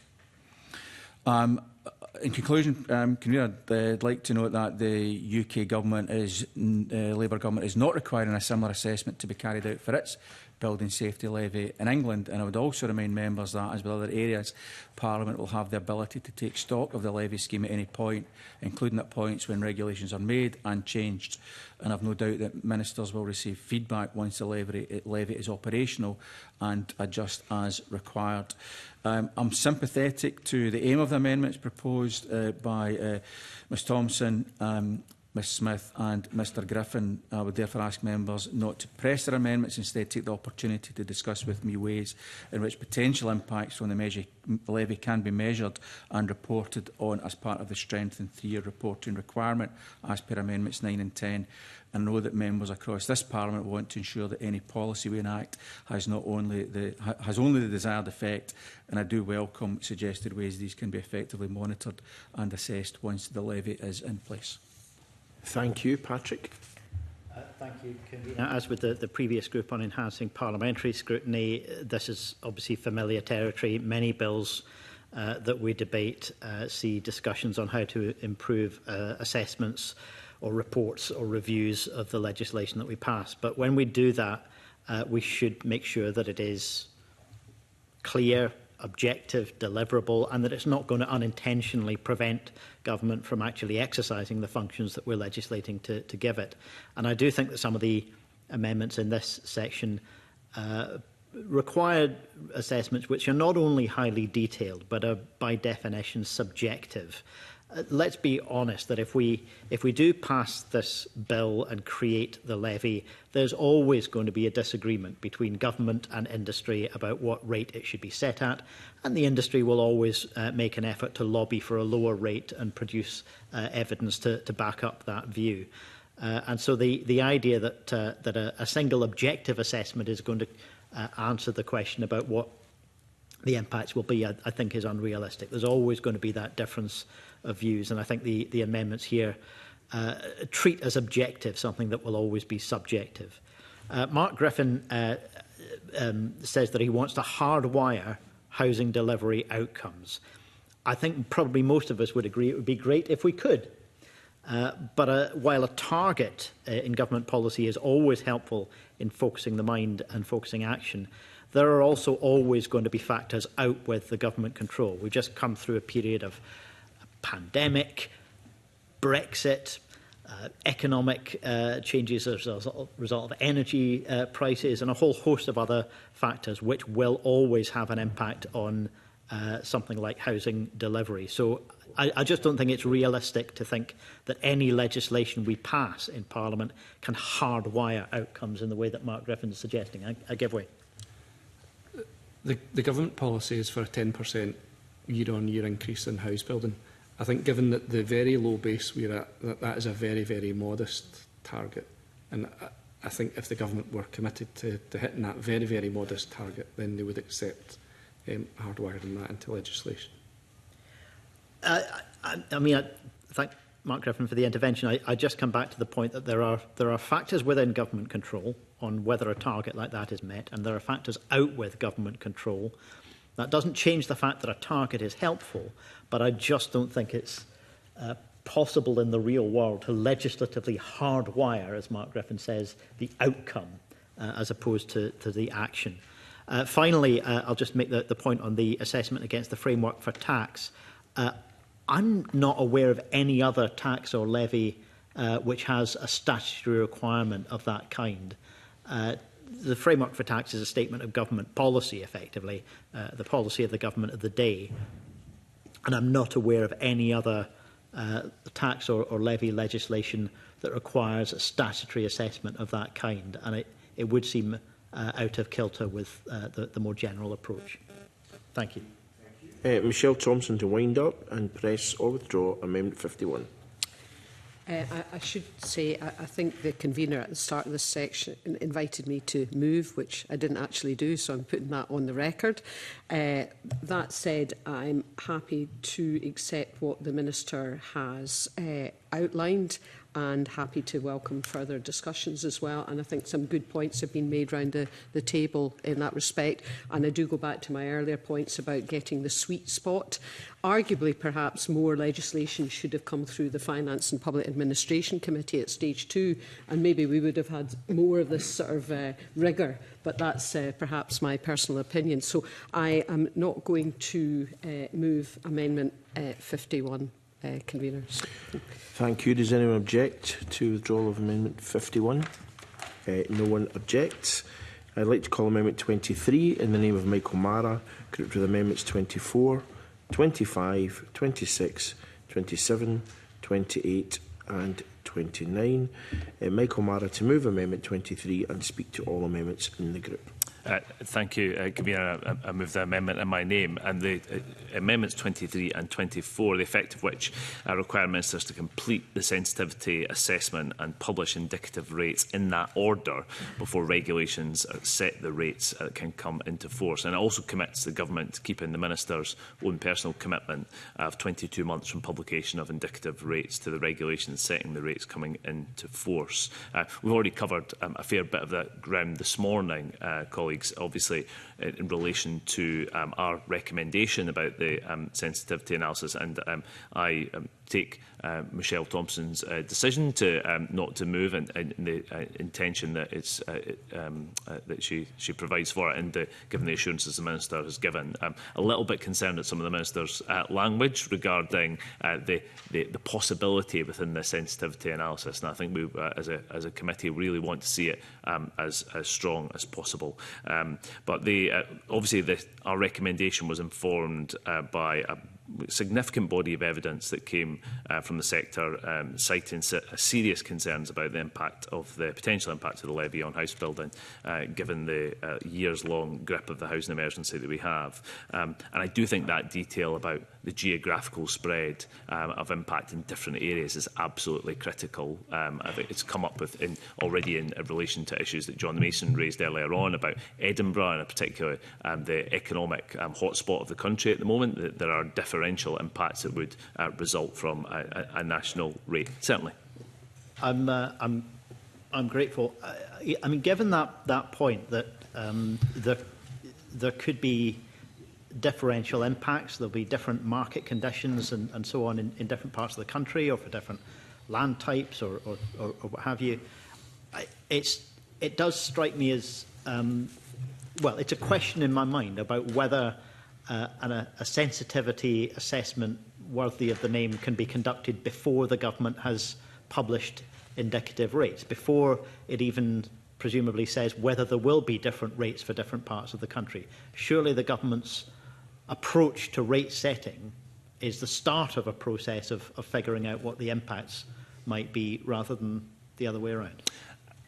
I think it's certainly, I understand the member's logic, but I would disagree with it. I mean, modelling could be undertaken on a variety of different options, and I don't agree with the Minister's view of this either. You know, I don't think that the regression analysis to control for different variables is that complex, frankly. I mean, the availability of the data sets is a fair point, and how detailed that data is in different areas, and that will be a constraining factor in the way that the analysis can be undertaken. But there's nothing to suggest that different rates couldn't be modelled for their impact on what would happen in different parts of the country if the data for those other variables is available. So I would disagree with the member in that regard. So my amendments in the group seek to hold the government to their commitment, as I've already said, around the 22 months. I'm also keen to ensure the sequencing of events, which I think is absolutely critical. First, the independent sensitivity analysis should take place, and then the publication of the indicative rates, I think, because it's that pre-modelling that's absolutely critical.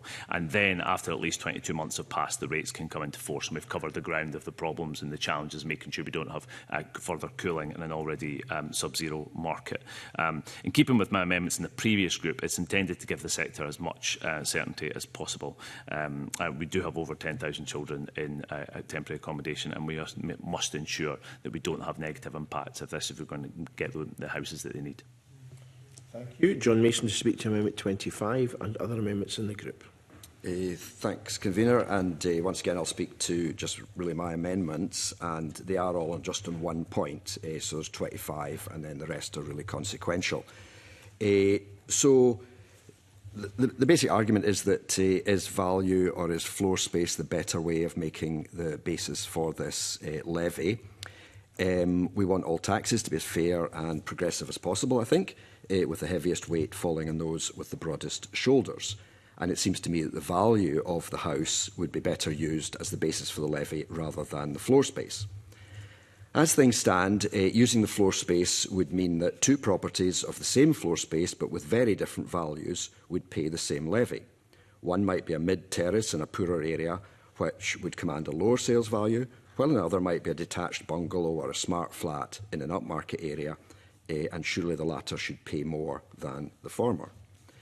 Yesterday I had my staff looking into some of this for some examples, and they came out with an example of a new home being built by Barratt, I might as well tell you, and it is exactly the same house, same description, everything, built in two different places. One is on the west side of Edinburgh, and the other is in Rob Royston in Glasgow.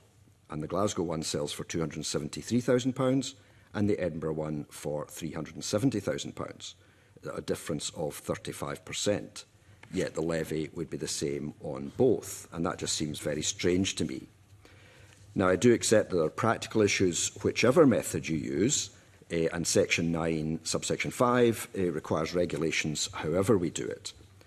We heard in evidence that there would be questions about how common areas would be dealt with under a floor space system, and I wonder what happens to if an attic or a loft was included in a house and presumably would not be included in the floor space initially, but perhaps could be easily converted into a bedroom by a new owner. So I think there would be loopholes in the floor space system although I also accept there could be complications with a valuation system. Using valuation, it has been argued it would be less certain for the builder or developer. However, my thinking would be that the sales price would normally be the value, and I understand that selling prices of new properties are generally fixed fairly early on. In fact, sometimes people are buying houses at a fixed price before the house has even been started. So these could easily be known to the developer, and I do not think that should be a major hurdle. Thank you. Sorry, yes, yeah. Just about to give. I'm grateful. I just wonder if the line of argument that John Mason is using is actually stronger in defence of his suggestion during the first group that something like corporation tax would have been a better tax base to raise revenue for this purpose than a building levy. And you know, to follow the logic that he's taking would say that a building levy isn't the right approach in the first place. Yes, well, I mean, that's widening out a bit, but yes, I do agree with them. I mean, I think for £30 million a year, and we're going to spend something like 10% of that in the first year for the actual admin costs, there's a whole question about this levy. But given that it's going ahead, I'm assuming, I'm looking to improve it a bit, and I just think it would be an improvement, make it more progressive, make it more affordable, if it was based on value rather than floor space. Thank you. No one else is asked to come in. So, Minister. Thanks, Convener. I'll begin with Amendments 23 and 24 lodged by Michael Mara. Taken together, these amendments would introduce new statutory requirements around rate publication and impact assessment before levy rates could be set. Amendment 23 would require ministers to publish indicative levy rates only after commissioning and laying before Parliament an independent sensitivity analysis of the levy's impact on the housing market. And Amendment 24 would go further by preventing ministers from laying regulations to set levy rates until the conditions in Amendment 23 had been met, and by requiring a minimum 22-month period to elapse between the publication of indicative rates and the coming into force of rate regulations.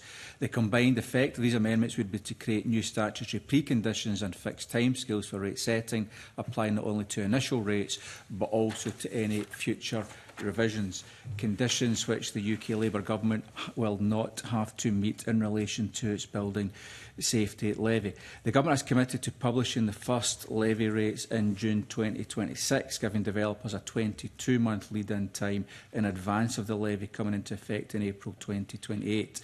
Any future changes to rates are likely to be more marginal, for example, to take account of changes in average house prices.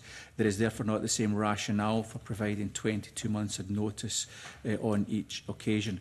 The Government has a well-established fiscal cycle in which tax policy is set as part of the annual Scottish Budget in accordance with best practice identified by organisations like the OECD. Notwithstanding that, the Government recognises the importance of advanced certainty for developers and would intend to set out rates and bands at the Scottish Budget a year ahead of time. For example, the rates for 2031-32 would be set at the 2030-31 Scottish Budget.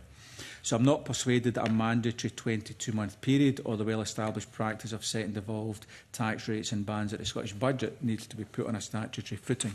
Nor am I persuaded that the levy needs to be subject to more stringent laying requirements than other devolved taxes or the UK Government's building safety levy in England. And neither does this committee nor the Delegated Powers and Law Reform Committee recommend the statutory duties to publish indicative rates or to make analysis a formal precondition to setting rates. I now turn to Amendments 25 to 29 lodged by John Mason. These amendments seek to replace the Bill's current floor space approach to calculating the levy with an approach based on market value. The effect of this group of amendments would be to fundamentally redesign the levy. The Scottish Government consulted on a market value approach during policy development, and a majority of respondents opposed that approach, citing concerns about uncertainty, complexity and the risk of dispute, particularly given that the new tax point is at completion rather than sale. I give way. Can I ask the Minister, were the respondents mainly from the industry or potential house buyers? There was a range of respondents there from that, but we can give a more detail in that if it requires. Basing the levy on market value would create significant practical and administrative challenges. At the point of completion, market value will often be uncertain or not yet crystallised, especially in volatile or site-specific markets. In build-to-rent and purpose-built student accommodation developments where there is no intention to sell individual units, there may be no transaction price at all, requiring formal valuations solely for levy purposes. These issues would introduce additional costs and complexity for developers and indeed for Revenue Scotland, increase the scope for dispute and undermine the certainty and predictability that a floor space-based approach provides. While this committee invited the Government to consider whether market value could better reflect local sensitivities, it did not recommend changing the tax base, nor did it express a preference for market value over floor space. So for these reasons, amendments 25 to 29 would go beyond the committee recommendations and amount to a fundamental redesign of the levy. So I would ask members to vote against them. Thank you. Thank you, Minister. Michael Mara to wind up and press or withdraw Amendment 23. Thank you, Convener. I mean, the Minister's argument against my amendments 23 and 24 seem to amount to that we have the same housing conditions as the rest of the UK, and it just simply isn't the case. Simply isn't the case. We have a housing emergency in Scotland, and this committee has been particularly concerned about that and how we actually make sure that this levy is suitable to the conditions of the housing market in Scotland, given the conditions that we have, which are perilous. Yeah? It's a terrible state at the moment, so we have to have the conditions that are on that basis. I actually think the amendments reflect the commitments he's already made, but actually just setting on the sequence and a logical sequencing to it. And the points he makes about procedure, I think, don't amount to an argument at all. So I'll be pressing both of them in that regard. On the rest of the amendments and in the group 25 to 29, I'd have sympathy, I think, with some of the logic that Mr Mason sets out and also the intent. But I do think that the arguments about the uncertainty and the complexity that would have to be delivered for, again, a very fragile marketplace, I think that what is in some respects a suboptimal approach that the government's taken, but I think it's probably the more sensible one, given that if the legislation is to pass, I would intend to oppose those amendments. Thank you. The question is that Amendment 23 be agreed to. Are we all agreed? We are not agreed. All those in favour? 3. All those against? 4. The amendment is not agreed to. I call Amendment 24 in the name of Michael Mara, already debated with Amendment 23. Michael Mara to move or not to move? Moved. That has been moved. All those in favour? 3. All those against? 4. That has not been agreed to. The question is Amendment... I call Amendment 52 in the name of Michelle Thompson, already debated with Amendment 51. Michelle Thompson to move or not to move? Not move. That has not been moved. Does anyone else wish to move that amendment? No one wishes to move that amendment. I therefore call Amendment 25 in the name of John Mason, already debated with Amendment 23. John Mason to move or not move? Moved. All those in favour? 1. All those against? 6. That has not been agreed to. The question is that Amendment 26 be agreed to. Are we all agreed? That has not been moved. Anyone else want to move Amendment 26? No one does. I call Amendment 27 in the name of John Mason, already debated with Amendment 23. That's not been moved. Anyone else wish to move it? No one does. I call Amendment 28 in the name of John Mason, already debated with 23. That is not being moved. Anyone else wish to move that? No one does. The question is that Section 9 be agreed to. Are we all agreed? Yes. We are all agreed. I call Amendment 29 in the name of John Mason, already debated with Amendment 23. John Mason to move or not move? Not moved. That is not being moved. Anyone else wish to move that amendment? No one does. I call Amendment 5 in the name of the Minister, already debated with Amendment 3. Minister to move formally. Moved. The question is that Amendment 5 be agreed to. Are we all agreed? Yes. We are all agreed. The question is that Section 10 be agreed to. Are we all agreed? Yes. We are all agreed. I call Amendment 30 in the name of John Mason, grouped with amendments as shown in the groupings. John Mason to move Amendment 30 and speak to all amendments in the group. John. Thank you. Well, despite my reputation for backing lost causes, I'm marginally more optimistic that we might get somewhere with this one. The two are kind of linked, although they are distinct, 30 and 31. Amendment 30 would strengthen the requirement for reliefs by switching from may to must, so switching from allowing the government to make provisions for reliefs to requiring them to do so. I accept that the government has indicated it would intend to have a range of reliefs, but I think it would be good to pin this down just a little bit more clearly. I fully accept that we do not want all the rates of levies and reliefs to be on the face of the bill. However, it has been suggested by the Scottish Property Federation that it would be good to have a clear steer about relief for brownfield land with a minimum relief of perhaps 50%, which is the figure I'm suggesting, to encourage the use of such land.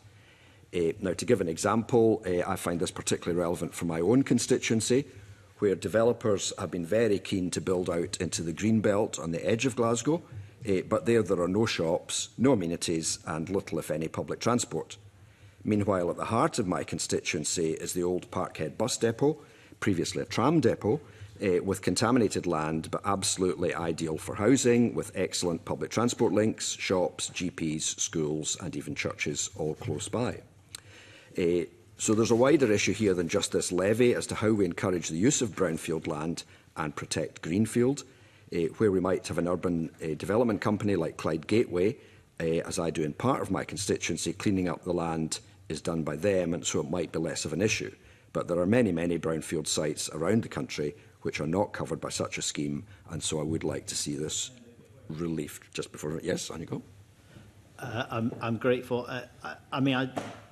I do agree with the general argument about this applying in a different way in different settings, including brownfield land. But as I understand the bill, it already includes the flexibility for different rates to be set for different land types. Why is it better to specify on the face of the bill what the relief should be rather than to have a different rate? Is the member not suggesting a less flexible means of achieving the same objective that the bill already permits? Well, this would set a kind of base level, and we'll see what the government thinks about that. I mean, it could be higher, it could be lower. And yes, I mean, the member's correct that we don't need to put any of these reliefs or rates or anything in the face of the bill, and on the whole, that's what's happening. But it was to make the point which, as I say, the Scottish Property Federation suggested to me, and basically I agree with because I see it happening in my constituency, that it would really set down a marker that we want to do something for brownfield land. That's me. Okay. Thank you. Michelle Thompson to speak to Amendment 53 and other amendments in the group. In terms of 53, that concerns first-time buyer. I'm not intending to make any further remarks. I think 54 and 55 are coming up in this group as well, if you want me to talk to them. Well, the idea is to speak to other amendments in the group. Yeah. Okay, right. I have nothing further to add on Amendment 53, Convener. Okay, that's fine. Do you want to speak to 54 and 55 then? Yes. Okay, right. Amendments 54 and 55 reference setting a levy-free allowance to 29 units rather than 19. I mean, we've had a lot of discussions thus far about smaller builders and the delivery of housing in rural locations, and I certainly think that would help support that. But fundamentally, these amendments aim to reduce the cliff edge effects, where a marginal increase in output can then trigger disproportionate tax and administrative burden. A particular concern for mine is that I want to see an environment where SMEs are focused on growing their own companies because of the wider benefit, and I wouldn't want to see these numbers restricted to just 19 in that respect. And finally, I note that the Minister himself has previously conceded in a letter to the DPLR committee that says, and I quote, while the Minister is now determined that the allowance will be set at 19, the sector has not been consulted on the specific decision to do so, and no further consultation or explanation has been undertaken. Underlying data sources and evidence have not been shared with the expert advisory group. So given this, I hope that the Minister will look on with favour on the two amendments, 54 and 55. Thank you, Convener. Thank you. Craig Hoy to speak to Amendment 32 and other amendments in the group. Thank you, Convener. If I can speak to Amendments 32 and 44 and just give some assurance to John Mason that he may not always be advocating for a lost cause, because I certainly think in respect of brownfield sites, if there is a strong view that we should specifically be seeking a carve-out for that, I would think it would give greater assurance to the industry that it is on the face of the bill rather than subject to change later. In respect to Amendment 32, this introduces a viability-based relief allowing Revenue Scotland to reduce or remove levy liability where payment would make a development financially unviable. And evidence to the committee from Homes from Scotland and a number of developers was quite clear that development viability varies sharply and widely across Scotland, both by geography, site conditions, tenure mix and market values. And this variation has become, I believe, more pronounced in recent years as a result of rising business costs, longer planning timescales and increasing pressure on private capital investment and pools. So therefore, a levy applied without regard to viability risks stopping marginal developments from proceeding altogether, which would further slow the market. And obviously, and it's been stated before, Minister, where this happens, there is no levy revenue, no associated LBTT tax receipts, and no contribution to housing supply. Three issues which I think are medium to long-term concerns of the committee. So Amendment 32 therefore provides a limited and controlled and I believe safe mechanism to avoid that outcome whilst maintaining, I think, what are clear safeguards through the evidential requirements that would be imposed upon developers before Revenue Scotland would look at any potential reductions or removal. Amendment 44 is simply consequential to Amendment 32, as it ensures that regulations governing the operation of viability-based relief is subject to the affirmative procedure. And given that it's these regulations that determine who pays the levy and in what circumstances, I believe it is appropriate that Parliament has the opportunity to scrutinise and approve that framework governing their use moving forward. Thank you. Megan Gallagher to speak to Amendment 33 and other amendments in the group. Thank you, Convener, and in the interest of time, I will focus my remarks on my own amendment of 33, and I know it's an area where other members of other political parties have an interest as well. I know Willie Denny was certainly concerned about the impact on SMEs this particular levy could have. My understanding is that there is a vast number of SMEs who believe that this will have a detrimental impact on their business. SME developers typically operate with lower margins, often less than 10%. They have cash flow constraints, and it could be the case that if this levy comes into force and no relief is put in place to help and support SMEs, they could be forced to pay the levy before actually obtaining full funds for the development itself.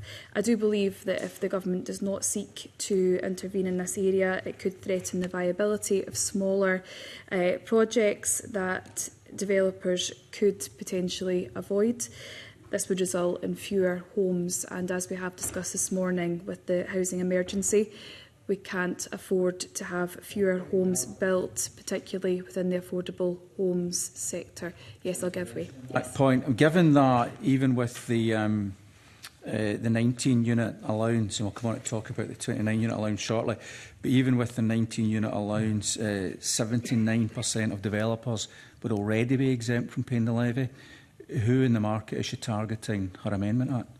Well, again, given the contribution that we've just heard from Michelle Thompson, I do believe that the government needs to go back and consult the sector thoroughly on what relief, what schemes could be put in place to actually help support people within the small and medium enterprise sector. I do believe that the Minister, while he has perhaps sought to mitigate some of the issues that this levy has brought forward, it simply doesn't go far enough in relation to protecting SMEs in this area, and that's the point that I'm trying to make. In relation to rural and remote areas, SMEs deliver more than a third of new housing in this particular area. We've already heard from previous amendments that when it comes to rural and remote areas, an exemption or indeed some relief within this area would also help not just protect the homes in this area, but increase homes in this area, which is another issue that we all know too well. That's why I'm proposing Amendment 33, and I hope that the Minister would discuss this further with me in relation to what support we can give to SMEs in relation to this levy. Thank you. Thank you. Patrick? Thank you, Convener. I'll just make a general point, first of all, that every relief that we choose to add into this system complicates it, and it requires rate changes elsewhere in order to maintain revenue. So while a case can be made in isolation for any particular relief, it can't be seen in isolation. It's going to have a knock-on effect in the rest of the system if we want it to work. I acknowledge that probably some people don't want it to work as the government's proposing, but if the levy is going to exist, then that will be a consequence of adding in additional reliefs. Sorry? Yes. Yeah. Would the member recognise that it's the figure for revenue is an arbitrary figure that the government have arrived at of their own making? It's not related to the challenges in the cladding sector as a whole. We've not seen any evidence that there's a relationship between what is required. We know there's a big amount of money that's required over time, but the 30 million figure is an arbitrary one. I don't think there's any suggestion that it's going to raise more through this levy than we require for the remediation programme. So, if we accept that the revenue is required, then anything that reduces it in one place is going to have to be compensated for elsewhere, either within the levy or ultimately, if the member would prefer, through taxes elsewhere or cuts to public services or other forms of investment. Just to move on, the point about smaller projects.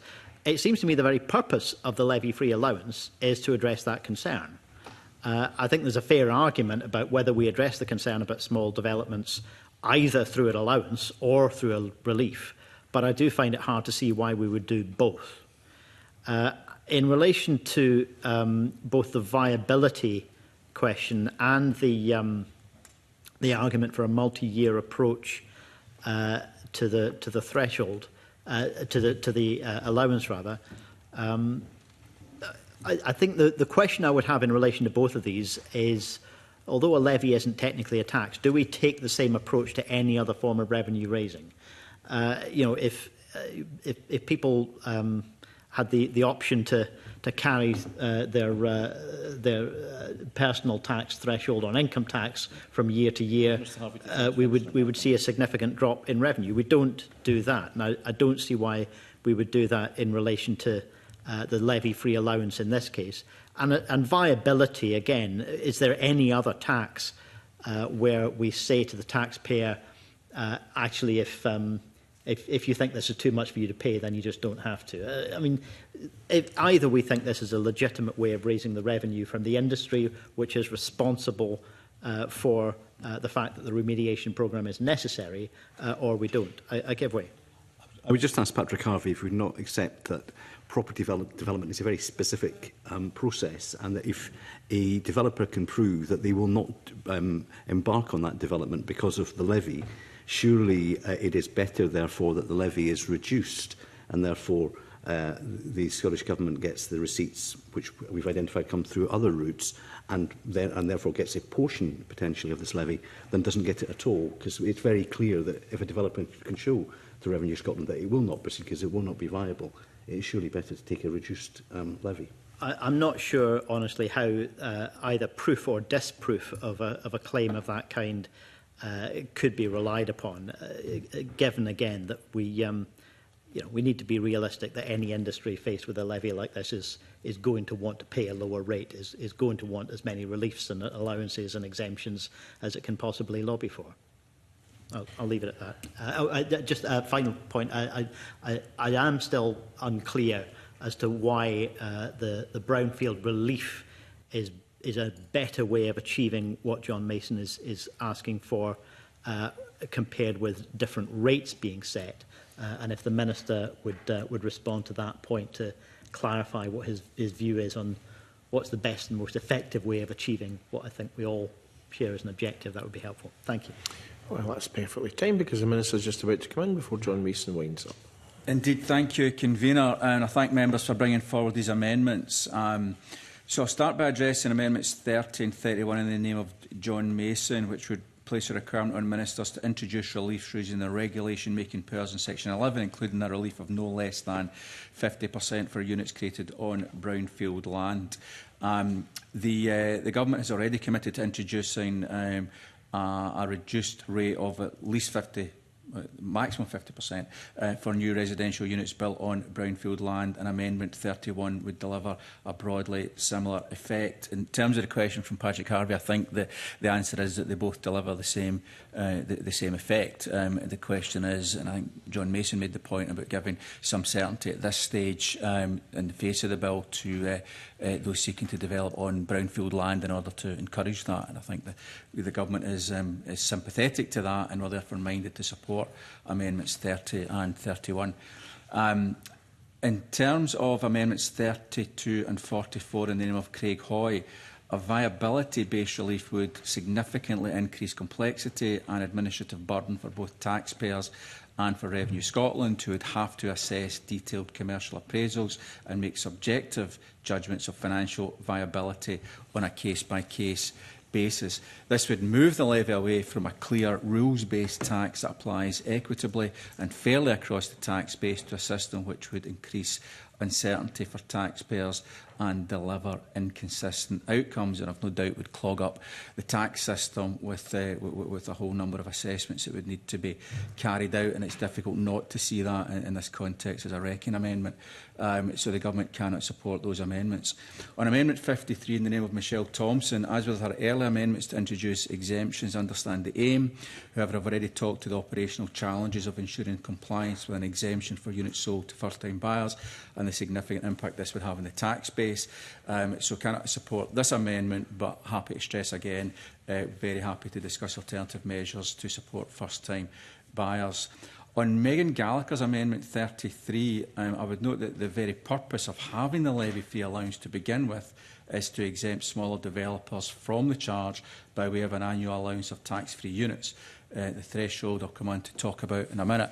And as such, I'm really not clear what Megan Gallagher's amendment is seeking to address, what problem it's trying to fix, and given that I've already indicated or asked her the question that she couldn't answer, round about if more than 79% of developers are already exempt under the 19-unit allowance from interacting with the levy at all, and we could be about to increase that, who exactly is her amendment targeted to support?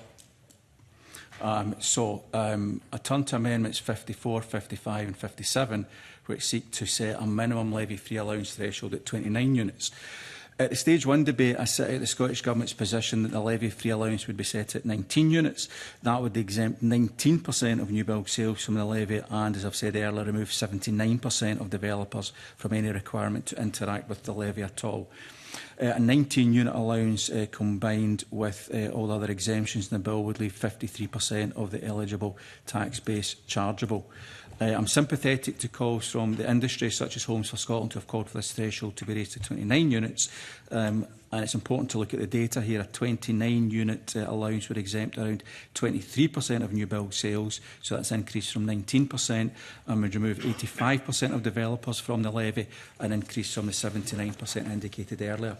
And 29-unit allowance combined with all the other exemptions in the bill would leave 50% of the eligible tax base chargeable.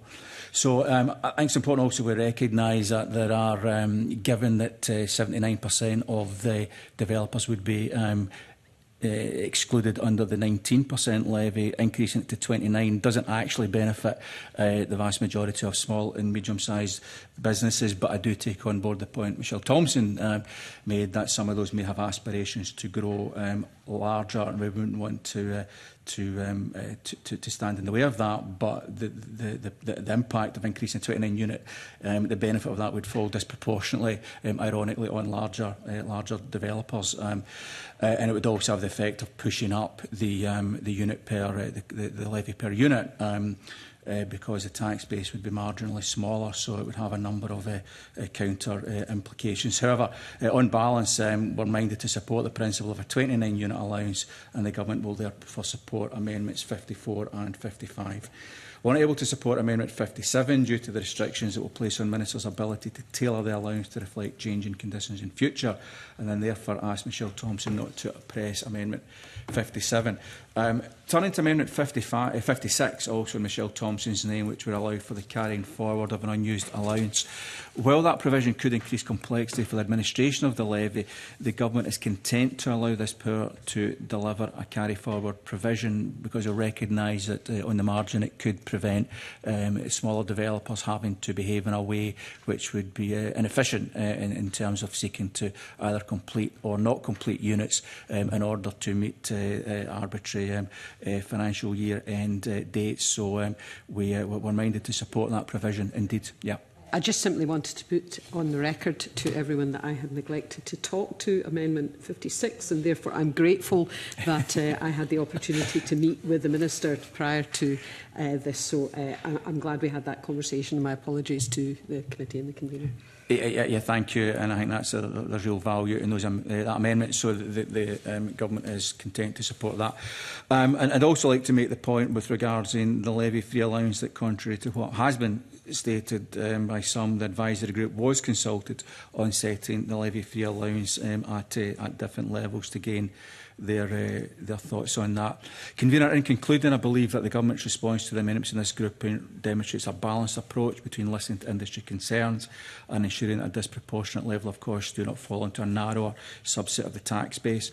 And for these reasons, we're happy to support Amendments 30 and 31 from John Mason and Amendments 54, 55 and 56 from Michelle Thompson, but would invite the committee to reject the other amendments in this grouping. Thank you. Okay, thank you. John Mason to wind up and press to withdraw Amendment 30. Thank you very much, Convener, and I very much welcome the Minister's flexible, balanced approach, I think he said it was. It is interesting to see different ministers at different committees and how they handle amendments. So I do welcome Ivan McKee's approach on these issues. So that's great for 30 and 31. And I just wanted to mention too, 32, I do tend to agree with him as well. I think this word viability certainly jumped out at me as being somewhat subjective, just would open up a huge amount of possible loopholes for developers and certainly complexity. So I would agree with the Minister and would oppose 32 and move 30 in my name. Thank you. The question is that Amendment 30 be agreed to. Are we all agreed? Yes. We are all agreed. I call Amendment 53 in the name of Michelle Thompson, already debated with Amendment 30. Michelle Thompson to move or not to move? Not moved. That is not moved. Do any other members wish to move that amendment? No one does. I call Amendment 31 in the name of John Mason, already debated with Amendment 30. John Mason to move or not to move? Moved. Are members agreed? Yes. Members are agreed. The question is that Section 11 be agreed to. Are we all agreed? Yes. We are all agreed. I call Amendment 32 in the name of Craig Hoy, already debated with Amendment 30. Craig Hoy to move or not move? Move. That has been moved. All members in favour, please raise your hands. Sorry. All those against? 2 in favour and 5 against, so that has not been agreed. I call Amendment 54 in the name of Michelle Thompson, already debated with Amendment 30 and keen to move it. All those in favour? Oh, we're all in favour. No, we're not, sorry. Apologies, I need to put my glasses on, sorry. All those in favour? And all those against? 6 votes for, 1 vote against. Let's see. Sorry? Yes. I call Amendment 55 in the name of Michelle Thompson, already debated with Amendment 30. Michelle Thompson to move or not to move? Move. That has been moved. Are members agreed? Yes. Members are not agreed. All those in favour? All those against? There are 6 for and 1 against, so that has been agreed. I call Amendment 33 in the name of Megan Gallagher, already debated with Amendment 30. Megan Gallagher to move or not to move? Not moved. That has not been moved. Do any other members wish to move that amendment? No one does. I call amendment in the name of 56 in the name of Michelle Thompson, already debated with Amendment 30. Michelle Thompson to move or not to move? Move. All those in favour? All those against? That's 6 in favour and 1 against. I call Amendment 6 in the name of the Minister. Already debate with Amendment 3. Minister to move formally. Moved. The question is that Amendment 6 be agreed to. Are we all agreed? Yes. We are all agreed. I call Amendment 57 in the name of Michelle Thompson. Already debated with Amendment 30. Although Michelle Thompson to move or not move? Not moved.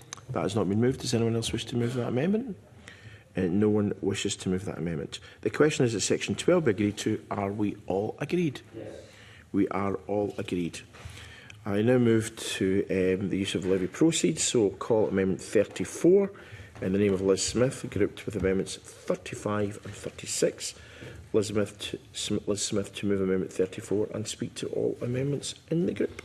Thank you, Convener. These are amendments that were supported by Homes for Scotland, but just as importantly, they give effect to our Stage 1 report recommendations at paragraphs 146 and 147 that the proceeds of the levy should only be used for cladding remediation. So not really accepting the Minister's reasoning that a restriction on the bill would add to cost and complexity.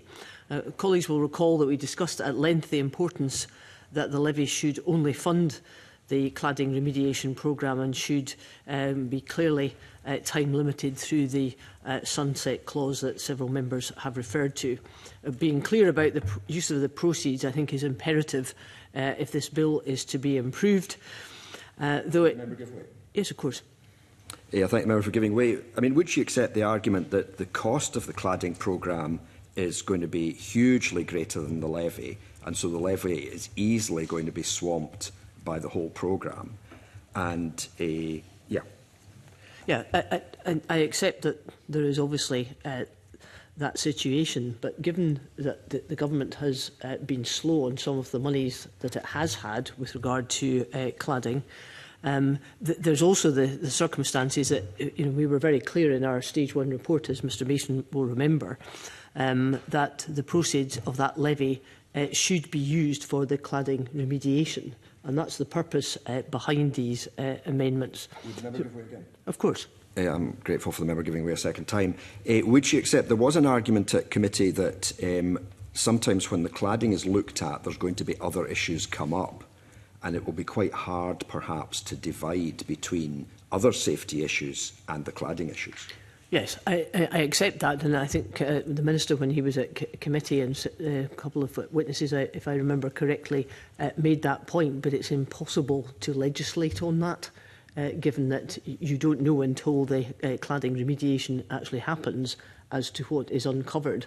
So I think it's difficult to make sure that any amendment could deal with that eventuality, because we don't really know what the circumstances might be. I mean, I'm just trying to, excuse me, in my reflections, trying to reflect what the committee decided was the basis of the evidence that we took on that, hence these amendments. And I think the other issue is that when it comes to intervening in a market to stimulate or speed up the delivery where the bill out is not progressing at pace, which is very much the government's wording, I think by charging the levy at a higher level, unless that development is built out onto an agreed time frame, that does rather cut across the consideration of a bill that we would have been assured to provide a tax towards meeting any building safety expenditure. So that is the reason for that. So I'll finish on that point, Convener. Okay, thank you very much. No other members wish to speak in this grouping, so Minister. Thank you, Convener, and I thank Liz Smith for bringing these amendments. The Scottish Government has been clear in its intention to use the proceeds of the levy to fund the work of the cladding remediation programme. The programme's costs are currently estimated to be between £1.7 billion and £3.1 billion, and substantially higher than the £360 to £450 million the levy intends to bring in. Even on these estimates, it's clear that levy will only form a contribution to the necessary and vital work. Section 13 of the bill, as introduced, sets out that revenues from the levy must be used for the purposes of improving the safety of persons in or about buildings in Scotland. This wording aligns with the UK Government's England-only levy, developed, of course, by the previous Conservative and introduced by the current Labour Government, and in line with the specific power in the Scotland Act devolved to the Scottish Parliament, as was agreed to by both those parties. I'm sympathetic, however, to the views from industry stakeholders whose concern is that the current definition risks a kind of mission creep, whereby funds from the levy could be used for purposes other than cladding remediation. In this vein, I understand the aim between Amendments 34, 35 and 36 in seeking to narrow the scope and provide certainty to developers. As I've already taken steps to address this through my amendment to introduce a sunset clause to the bill. Sure. I'm grateful. I'm just wondering why this is relevant to certainty for developers. Surely what developers need is certainty about how much they have to pay in the levy and under what circumstances they can get a relief or what have you. I don't understand why they need certainty about exactly what all the money is going to be used for. If some of it's used for another building safety purpose, how does that hurt the industry? I think it's just to give certainty to the sector that we are taking forward the intent of the bill, which was to provide funding for cladding remediation. However, I do have concerns about the definition of cladding remediation programme as drafted in these amendments could unduly restrict the use of levy funds. The Cladding Act provides a mechanism for the instruction of a single building assessment and remedial works where there is limited cooperation from the owners. Much of the programme involves work that is instructed voluntarily and not via the powers of the Cladding Act. Restricting the use of levy funds to only those works instructed under the Cladding Act would therefore exclude a significant proportion of the works instructed as part of the cladding remediation programme. As a result, these amendments could lead to a situation where funding is not directed to those buildings where the risk is highest. Sure.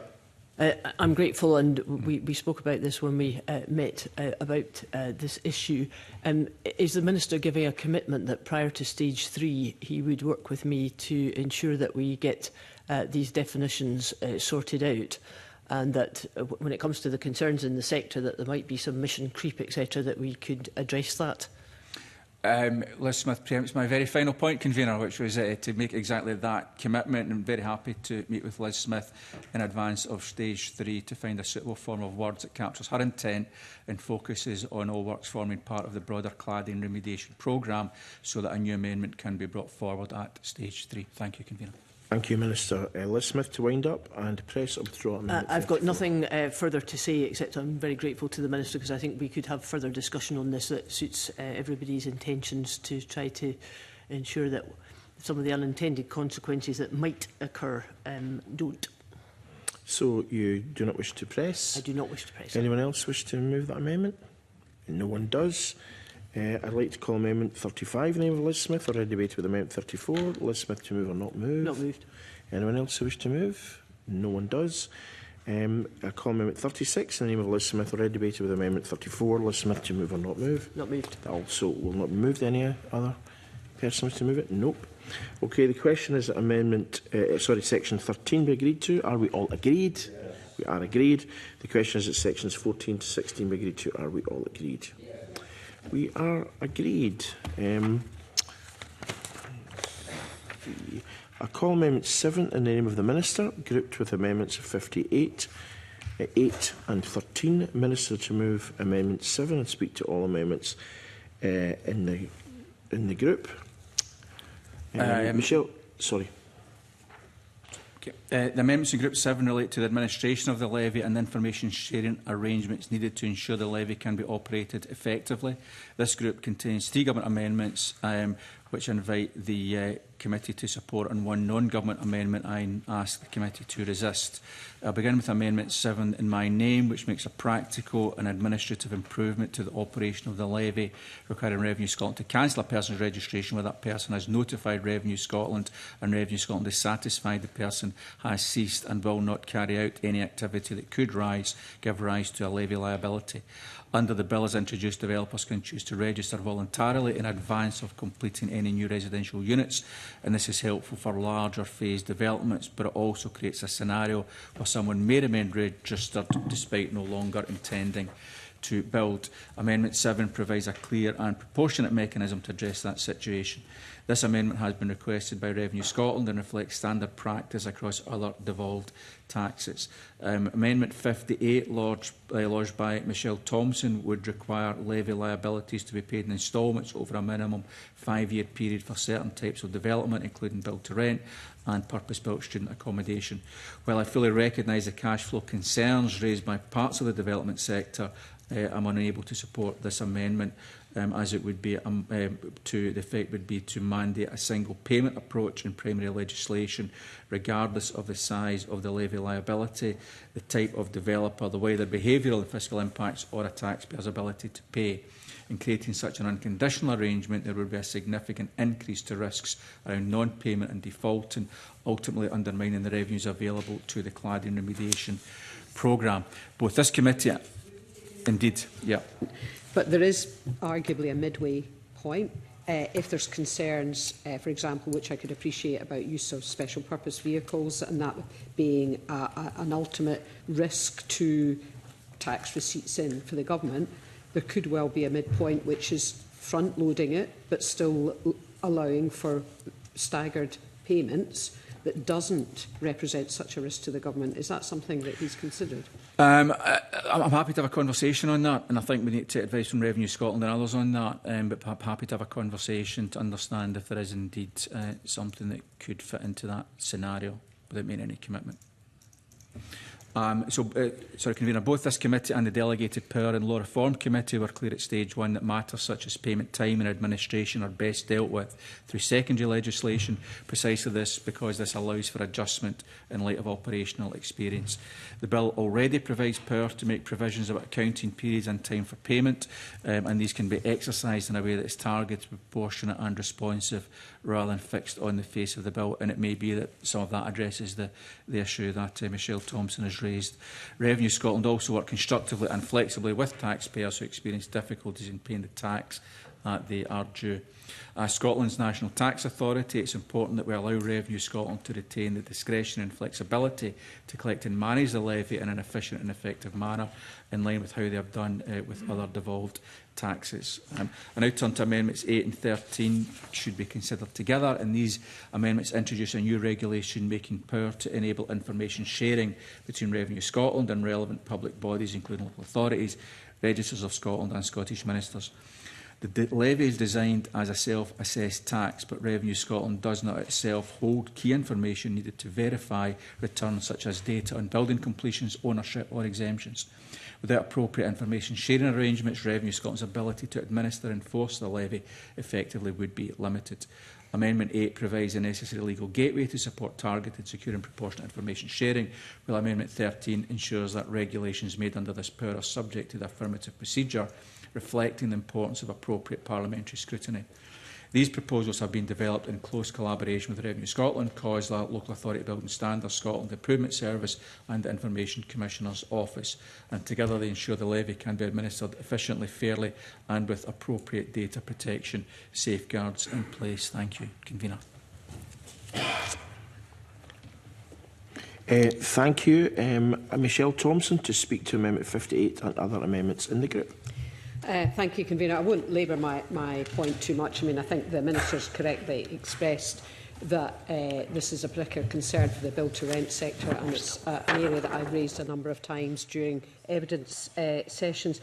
But I think the critical point, which is recognised that they're operating at scale, and I regard it as a sector that is utterly fundamental for us to get to the volume and through pace of the developments we need. It's utterly critical. We need them on side.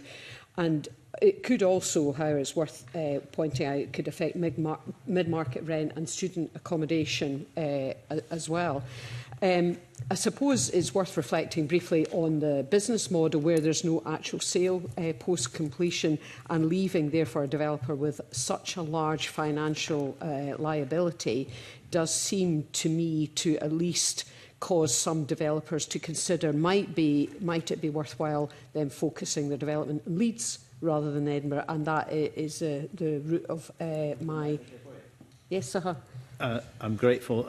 I mean, clearly there's room for a legitimate debate about differences of opinion between the desirability of the growth of build-to-rent or PBSA. But just as a matter of fact, as the member acknowledged, we're not talking about small businesses with small developments here. We're talking about large businesses that are extracting significant profit from the housing system. I think we definitely are talking about large businesses, but where I come to this is that to get to the volume we need these large operators, and we have to recognise the way the market really works is that they can make choices as to where they invest. I want them to be able to invest in Scotland because the recognition of some of the limitations in their business model is understood by government because they could easily go elsewhere. We need them to get to the scale we need. In my opinion, and I've got no further remarks to add, Minister. As in response to Michelle Thompson's remarks regarding cross-border competitiveness, the reverse also is true, and it's worth noting that the levy in England has no provision for any delay in payment, and all the payment is due up front. So I look forward to our conversations to explore this particular issue. Okay.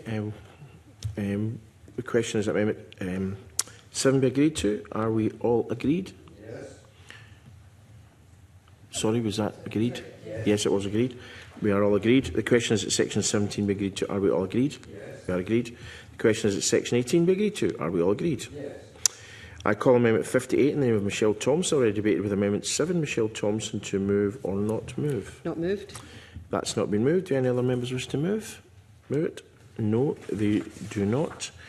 The question is that Section 19 be agreed to. Are we all agreed? Yes. We are all agreed. The question is that Sections 20 and 21 be agreed to. Are we all agreed? Yes. We are all agreed. I call Amendment 8 in the name of the Minister. Already debated with Amendment 7. Minister to move formally. Moved. The question is that Amendment 8 be agreed to. Are we all agreed? Yes. We are agreed. The question is that Sections 22 to 44 we agreed to. Are we all agreed? Yes. We are all agreed. I call Amendment 59 in the name of Mark Griffin. Already debated with Amendment 51. Mark Griffin to move or not to move? Not moved. That's not been moved. Does anyone else wish to move it? No one does.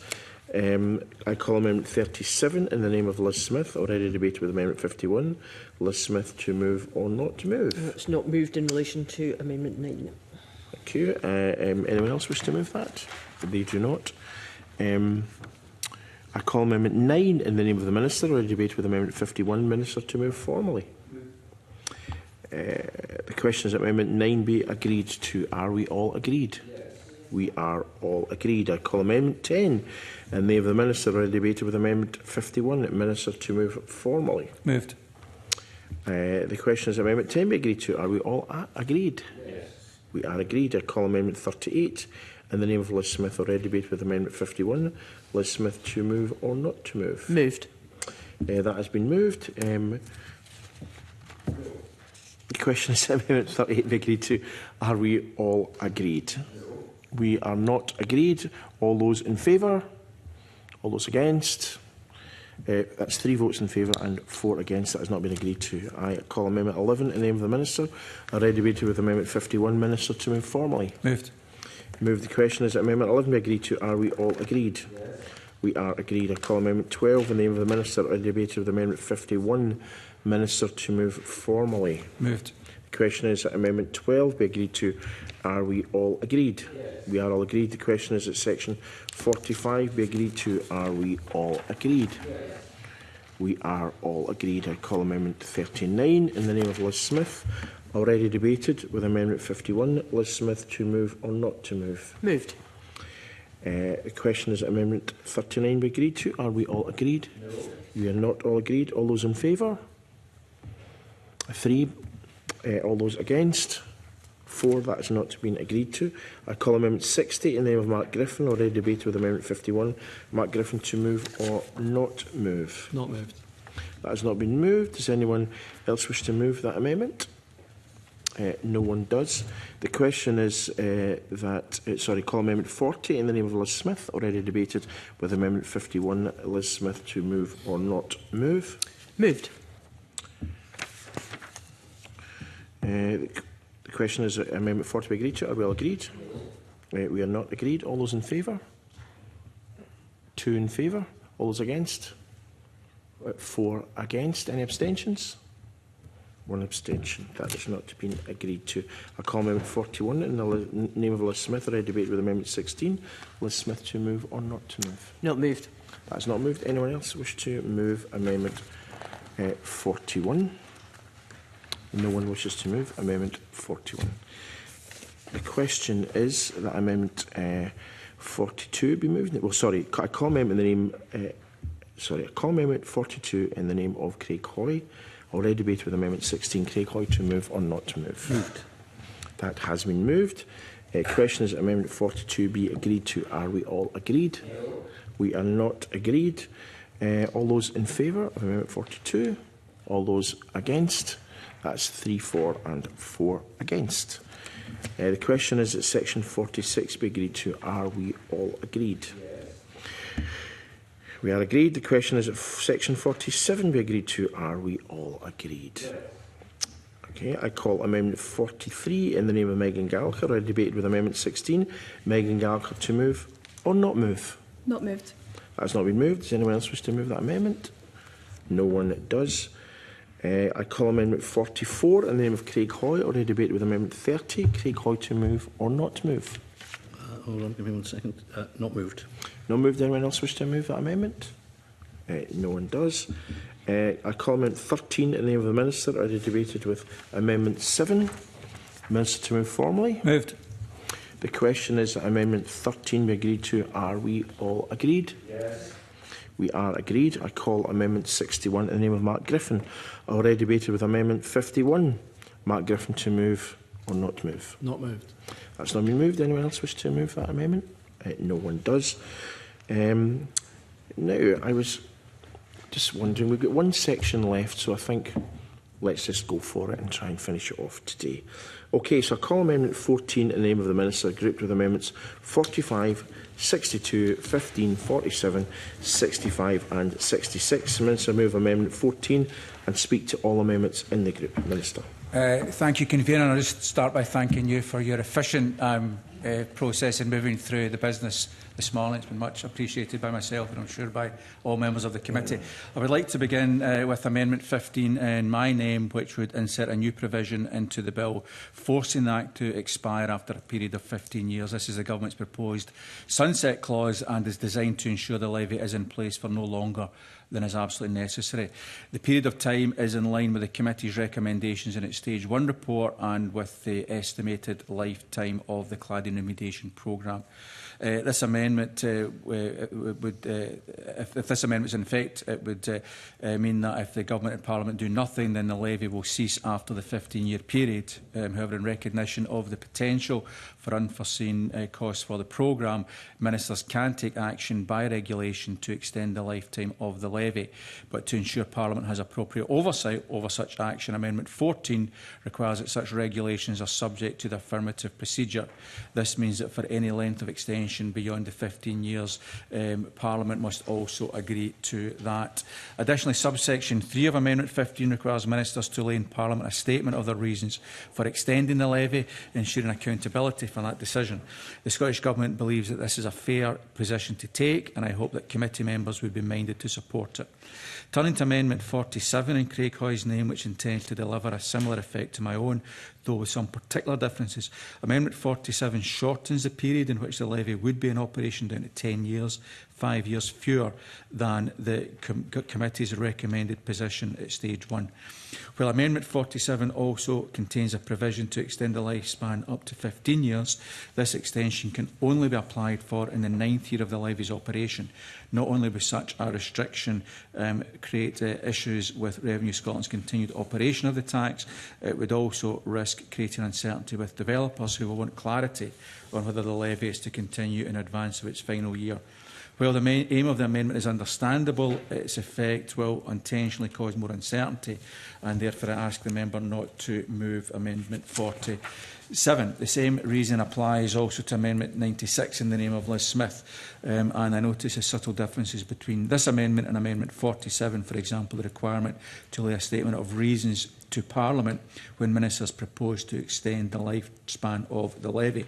And I trust this means the member will welcome the similar provision in my amendment. As with Amendment 47, however, the 10-year limit for the levy does not match the committee's recommendation nor the proposed lifespan of the cladding remediation programme. As with Amendment 47, any extension is restricted to be enabled only at the end of the levy's lifespan, creating uncertainties for all parties involved. For the same reasons, I therefore ask members not to vote for Amendment 66. Finally, I'll speak to Amendment 65 in the name of Mark Griffin. Unlike my amendment and those I mentioned earlier, this would see a termination of the levy after 10 years with no recourse for an extension. This represents a substantial departure from the UK Labour Government's approach to the building safety levy in England, which contains no clause whatsoever. And I've been referring to the UK Labour Government's approach throughout my remarks today in the interest that Labour members might reflect on that. But given our newfound independence, I think that they may not feel indeed the need to do so.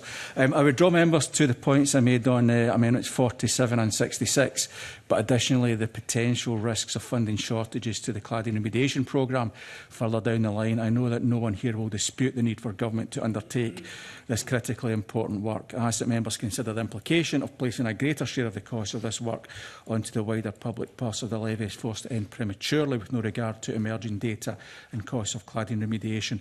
So for the reasons I've given, I would ask members to support my amendments 14 and 15 in preference to the other proposed sunset clauses in this group, and I move Amendment 14. Thank you, Convener. Thank you very much. Craig Hoy to speak to Amendment 45 and other amendments in the group. Thank you, Convener. The Minister says that the two sunset clause amendments are broadly similar. However, if you look in detail at the Minister's sunset clause, the sun may never set subject to regulation. So this could become part and parcel of the taxation framework moving forward. And I think that does give concern to the industry. But also I think the committee was quite clear that there should be a sunset clause with a legal backstop. Also, if you look at the 2024 Cladding Act, within the financial memorandum there, it says that the anticipated expenditure around cladding remediation would be for a period of 5 to 10 years. So I think a sunset clause, as proposed by the government, that is at 15 years with no legal backstop, I think probably is not in the spirit of that original piece of legislation. I think for the industry to have confidence that this is not just simply going to become another aspect of the business operating environment, it is important that on the face of the bill there is a clear sunset clause, and I think 10 years is the reasonable time span. However, you will see in the amendment that I bring forward that it is possible, subject to parliamentary consent under the affirmative procedure, for that to be extended to 15 years with good cause. I believe that the amendment that we've put forward in respect of that will give clarity and certainty to the industry, and I think that any subsequent extension to the lifespan should only take place if there is a clear case, and that clear case is put to Parliament, rather than it continuing by default, which effectively is what a 15-year period would be, given that I think the general consensus seems to be around 10 years.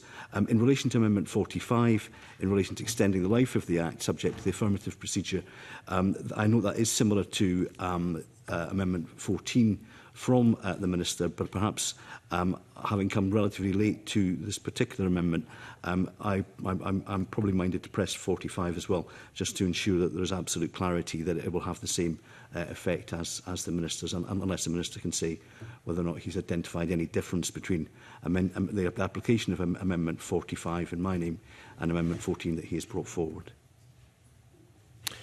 Thank you. Liz Smith to speak to Amendment 62 and other amendments in the group.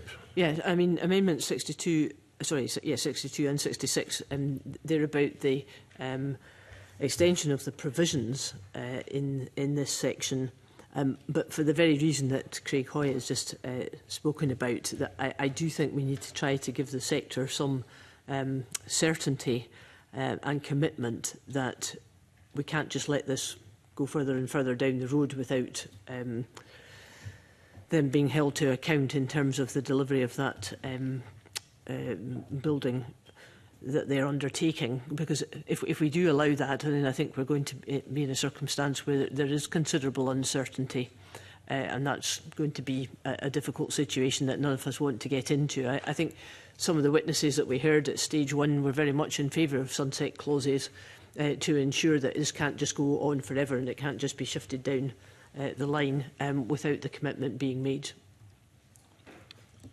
Thank you. Mark Griffin to speak to Amendment 65 and other amendments in the group. Thank you, Convener. The Minister should be reassured that Labour MSPs will be voting and acting in line with their constituents' desired and in favour of the people of Scotland and what best suits them. The Minister may have taken a route of least resistance when it comes to development of this bill in terms of copying existing legislation elsewhere, but I don't think that's an appropriate route. We have a different and distinct housing market here in Scotland, and we should take that opportunity to reflect that, and in particular the groupings of amendments in this group would do that. The Scottish Government has now lodged an amendment to extend the levy to 15 years, and with the possibility of extension to this period, that I'm concerned that, contrary to the findings of the consultation and the recommendations of this committee, the bill now has would have the power to ensure that collection of the levy can continue across government and long after its stated purpose of providing funds for remediating buildings has been fulfilled. This would be contrary to the purpose of the legislation and damaging to the confidence of the housing sector in increasing the supply of new homes. In developing this amendment, I've worked with the Scottish Property Federation, and I agree with their concerns that the bill now goes beyond the initial 10-year framework. This leaves the industry with a distinct fear of mission creep that has been touched on earlier with the purpose of the levy.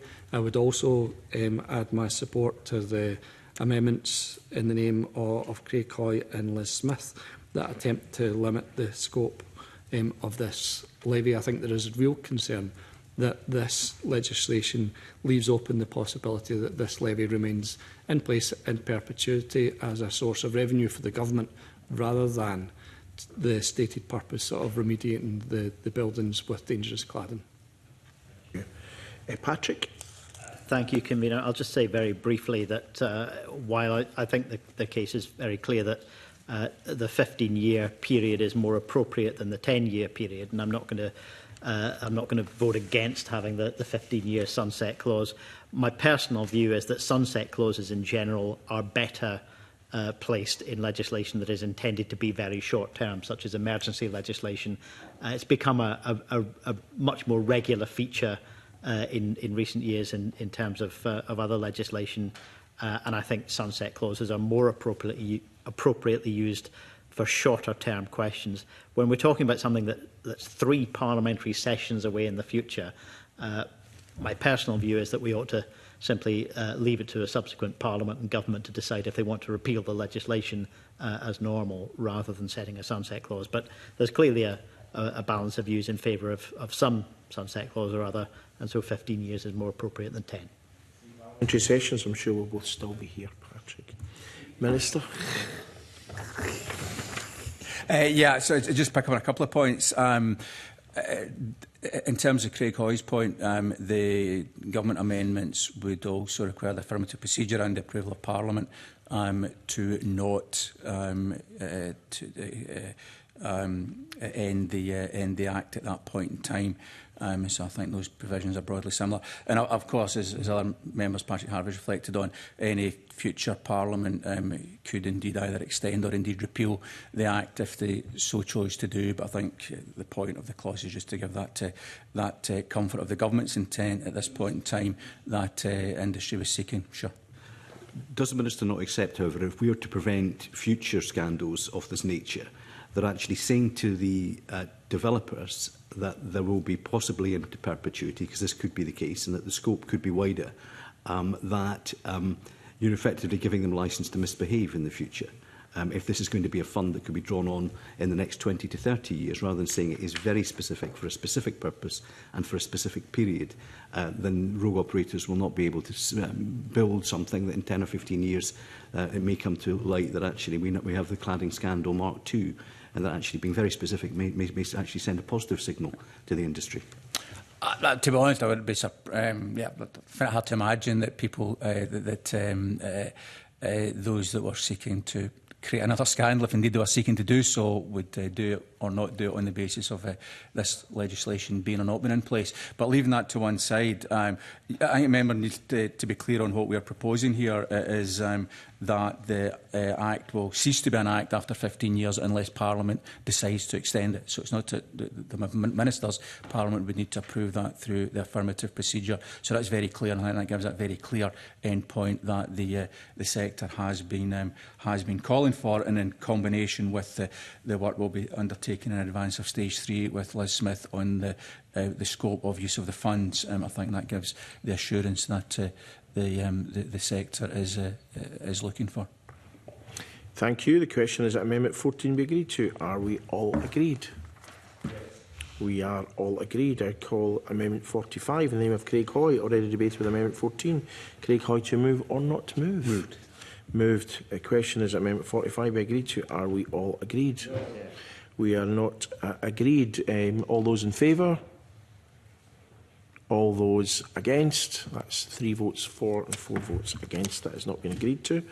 I call Amendment 62 in the name of Liz Smith. Already debated with Amendment 14. Liz Smith to move or not move? Moved.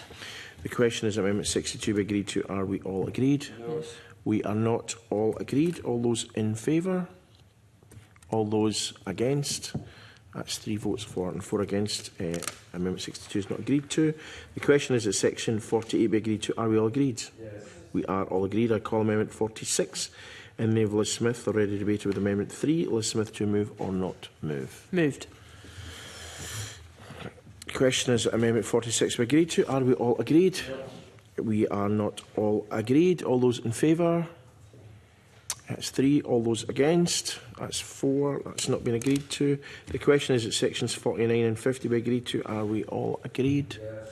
We are all agreed. I call Amendment 63 in the name of Mark Griffin. Already debated with Amendment 51. Mark Griffin to move or not move? Not moved. That's not been moved. Any other members wish to move that amendment? No one does. I call Amendment 64 in the name of Mark Griffin. Already debated with Amendments 51. Mark Griffin to move or not move? Not moved. That's not been moved. Anyone else wish to move that? No one does. The question is that Section 51 be agreed to. Are we all agreed? Yes. We are agreed. I call Amendment 15 in the name of a Minister. Already debated with Amendment 14. Minister to move formally. Moved. Thank you. The question is that Amendment 15 be agreed to. Are we all agreed? Yes. We are not all agreed. All those in favour of Amendment 15? That's 4. All those against? 3. That's carried. Call Amendment 47 in the name of Craig Hoy. Already debated with Amendment 14. Craig Hoy to move or not move? Moved. All those in... are we all agreed? Sorry, are we all agreed? We're not all agreed. All those in favour? All those against? That is not agreed to. I call Amendment 65 in the name of Mark Griffin. Already debated with Amendment 14. Mark Griffin to move or not move? Moved. That has been moved. The question is Amendment 65 agreed to. Are we all agreed? Yes. We are not agreed. All those in favour? That's 3 votes. All those against? That's 4 votes. That has not been agreed to. Call Amendment 66 in the name of Liz Smith. Already debated with Amendment 14. Liz Smith to move or not to move? That's not been moved. Anyone else wish to move that amendment? No one wishes to move Amendment 66. The question is that Section 52 be agreed to. Are we all agreed? Yes. We are all agreed. The question is that the long title be agreed to. Are we all agreed? Yes. And that ends Stage 2 consideration of the bill. I want to thank everyone for their contributions today, and I want to thank you also, Minister. I have to say the clerks put only one word in front of me, and that was the word slower, which I tried to stick to. I'm just glad we get through it all. I'd just like to ask members to stay behind for 2 more minutes so that we can look at our work programme. In the meantime, I'll call a 2-minute break to allow our witnesses guests and members in the public gallery broadcasting an official vote to leave. Thank you.